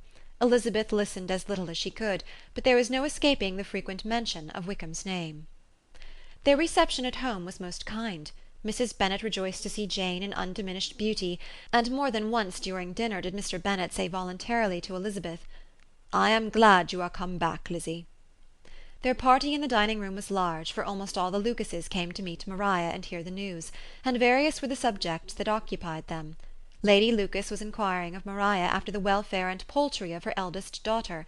Mrs. Bennet was doubly engaged, on the one hand collecting an account of the present fashions from Jane, who sat some way below her, and on the other retailing them all to the younger Lucases; and Lydia, in a voice rather louder than any other person's, was enumerating the various pleasures of the morning to anybody who would hear her. "Oh, Mary," said she, "I wish you had gone with us, for we had such fun. As we went along, Kitty and I drew up the blinds, and pretended there was nobody in the coach, and I should have gone so all the way, if Kitty had not been sick, and when we got to the George, I do think we behaved very handsomely, for we treated the other 3 with the nicest cold luncheon in the world, and if you would have gone, we would have treated you too. And then we came away, it was such fun, I thought we never should have got into the coach, I was ready to die of laughter. And then we were so merry all the way home. We talked and laughed so loud that anybody might have heard us 10 miles off." To this Mary very gravely replied, "Far be it from me, my dear sister, to depreciate such pleasures. They would doubtless be congenial with the generality of female minds, but I confess they would have no charms for me. I should infinitely prefer a book." But of this answer Lydia heard not a word. She seldom listened to anybody for more than half a minute, and never attended to Mary at all. In the afternoon Lydia was urgent with the rest of the girls to walk to Meryton, and to see how everybody went on, but Elizabeth steadily opposed the scheme. It should not be said that the Miss Bennets could not be at home half a day before they were in pursuit of the officers. There was another reason too for her opposition. She dreaded seeing Mr. Wickham again, and was resolved to avoid it as long as possible. The comfort to her of the regiment's approaching removal was indeed beyond expression. In a fortnight they were to go, and once gone, she hoped there could be nothing more to plague her on his account. She had not been many hours at home before she found that the Brighton scheme, of which Lydia had given them a hint at the inn, was under frequent discussion between her parents.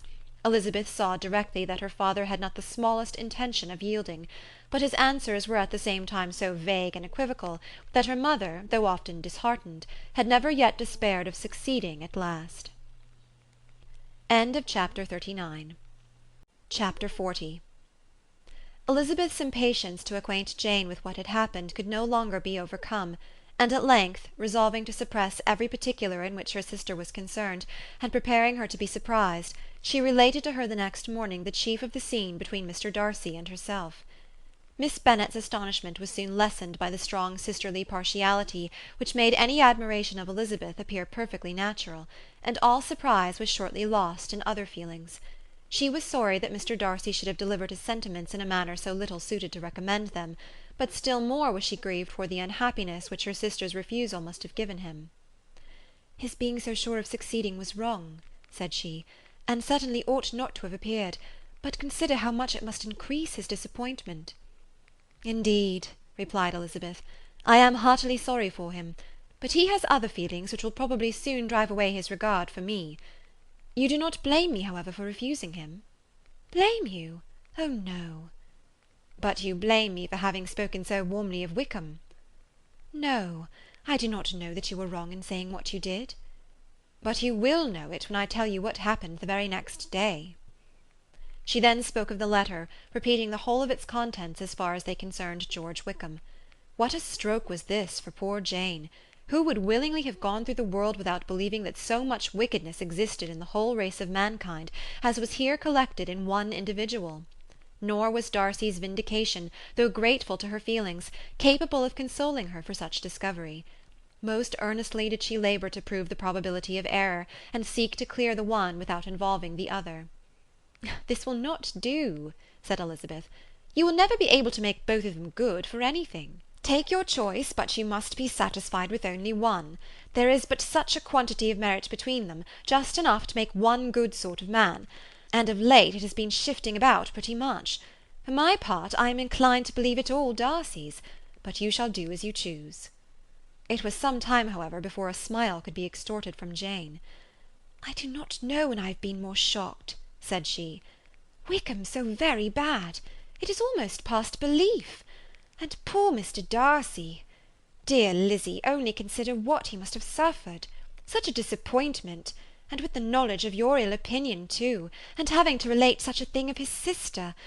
It is really too distressing. I am sure you must feel it so." "Oh no, my regret and compassion are all done away by seeing you so full of both. I know you will do him such ample justice that I am growing every moment more unconcerned and indifferent. Your profusion makes me saving, and if you lament over him much longer, my heart will be as light as a feather." "Poor Wickham! There is such an expression of goodness in his countenance, such an openness and gentleness in his manner." "There certainly was some great mismanagement in the education of those two young men. One has got all the goodness, and the other all the appearance of it." "I never thought Mr. Darcy so deficient in the appearance of it as you used to do." "And yet I meant to be uncommonly clever in taking so decided a dislike to him without any reason. It is such a spur to one's genius, such an opening for wit, to have a dislike of that kind. One may be continually abusive without saying anything just, but one cannot be always laughing at a man without now and then stumbling on something witty." "Lizzy, when you first read that letter, I am sure you could not treat the matter as you do now." "Indeed, I could not. I was uncomfortable enough, I may say unhappy, and with no one to speak to about what I felt, no Jane to comfort me and say that I had not been so very weak and vain and nonsensical as I knew I had. Oh, how I wanted you!" "How unfortunate that you should have used so very strong expressions in speaking of Wickham to Mr. Darcy, for now they do appear so wholly undeserved." "Certainly. But the misfortune of speaking with bitterness is a most natural consequence of the prejudices I had been encouraging.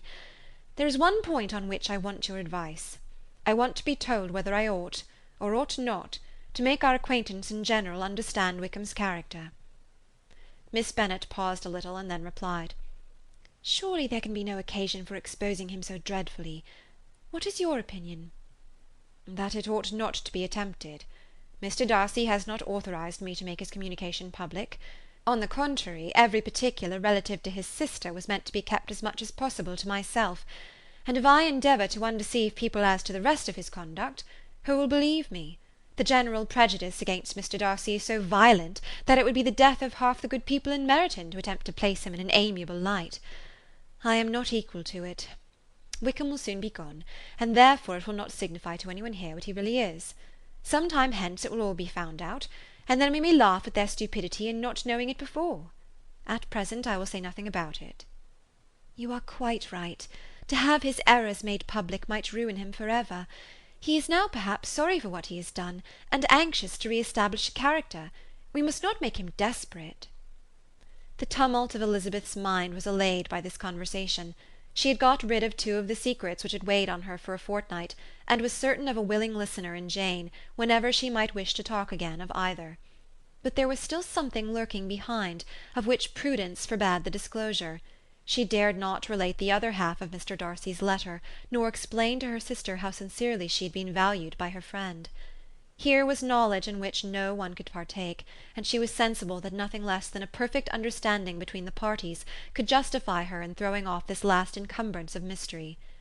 "And then," said she, "if that very improbable event should ever take place, I shall merely be able to tell what Bingley may tell in a much more agreeable manner himself. The liberty of communication cannot be mine till it has lost all its value." She was now, on being settled at home, at leisure to observe the real state of her sister's spirits. Jane was not happy. She still cherished a very tender affection for Bingley.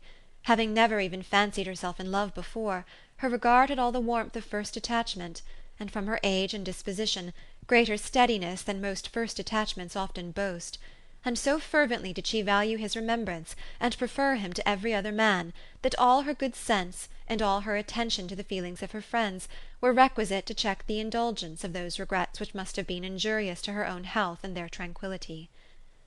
"Well, Lizzy," said Mrs. Bennet one day, "what is your opinion now of this sad business of Jane's? For my part, I am determined never to speak of it again to anybody. I told my sister Phillips so the other day, but I cannot find out that Jane saw anything of him in London.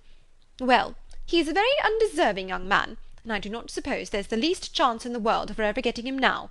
There is no talk of him coming to Netherfield again in the summer, and I have inquired of everybody, too, who is likely to know." "I do not believe he will ever live at Netherfield any more." "Oh, well, it is just as he chooses. Nobody wants him to come.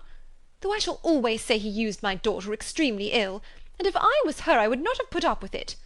Well, my comfort is, I am sure Jane will die of a broken heart, and then he will be sorry for what he has done." But Elizabeth could not receive comfort from any such expectation, and she made no answer. "Well, Lizzy," continued her mother soon afterwards, "so the Collinses live very comfortable, do they? Well, well, I only hope it will last. And what sort of table do they keep?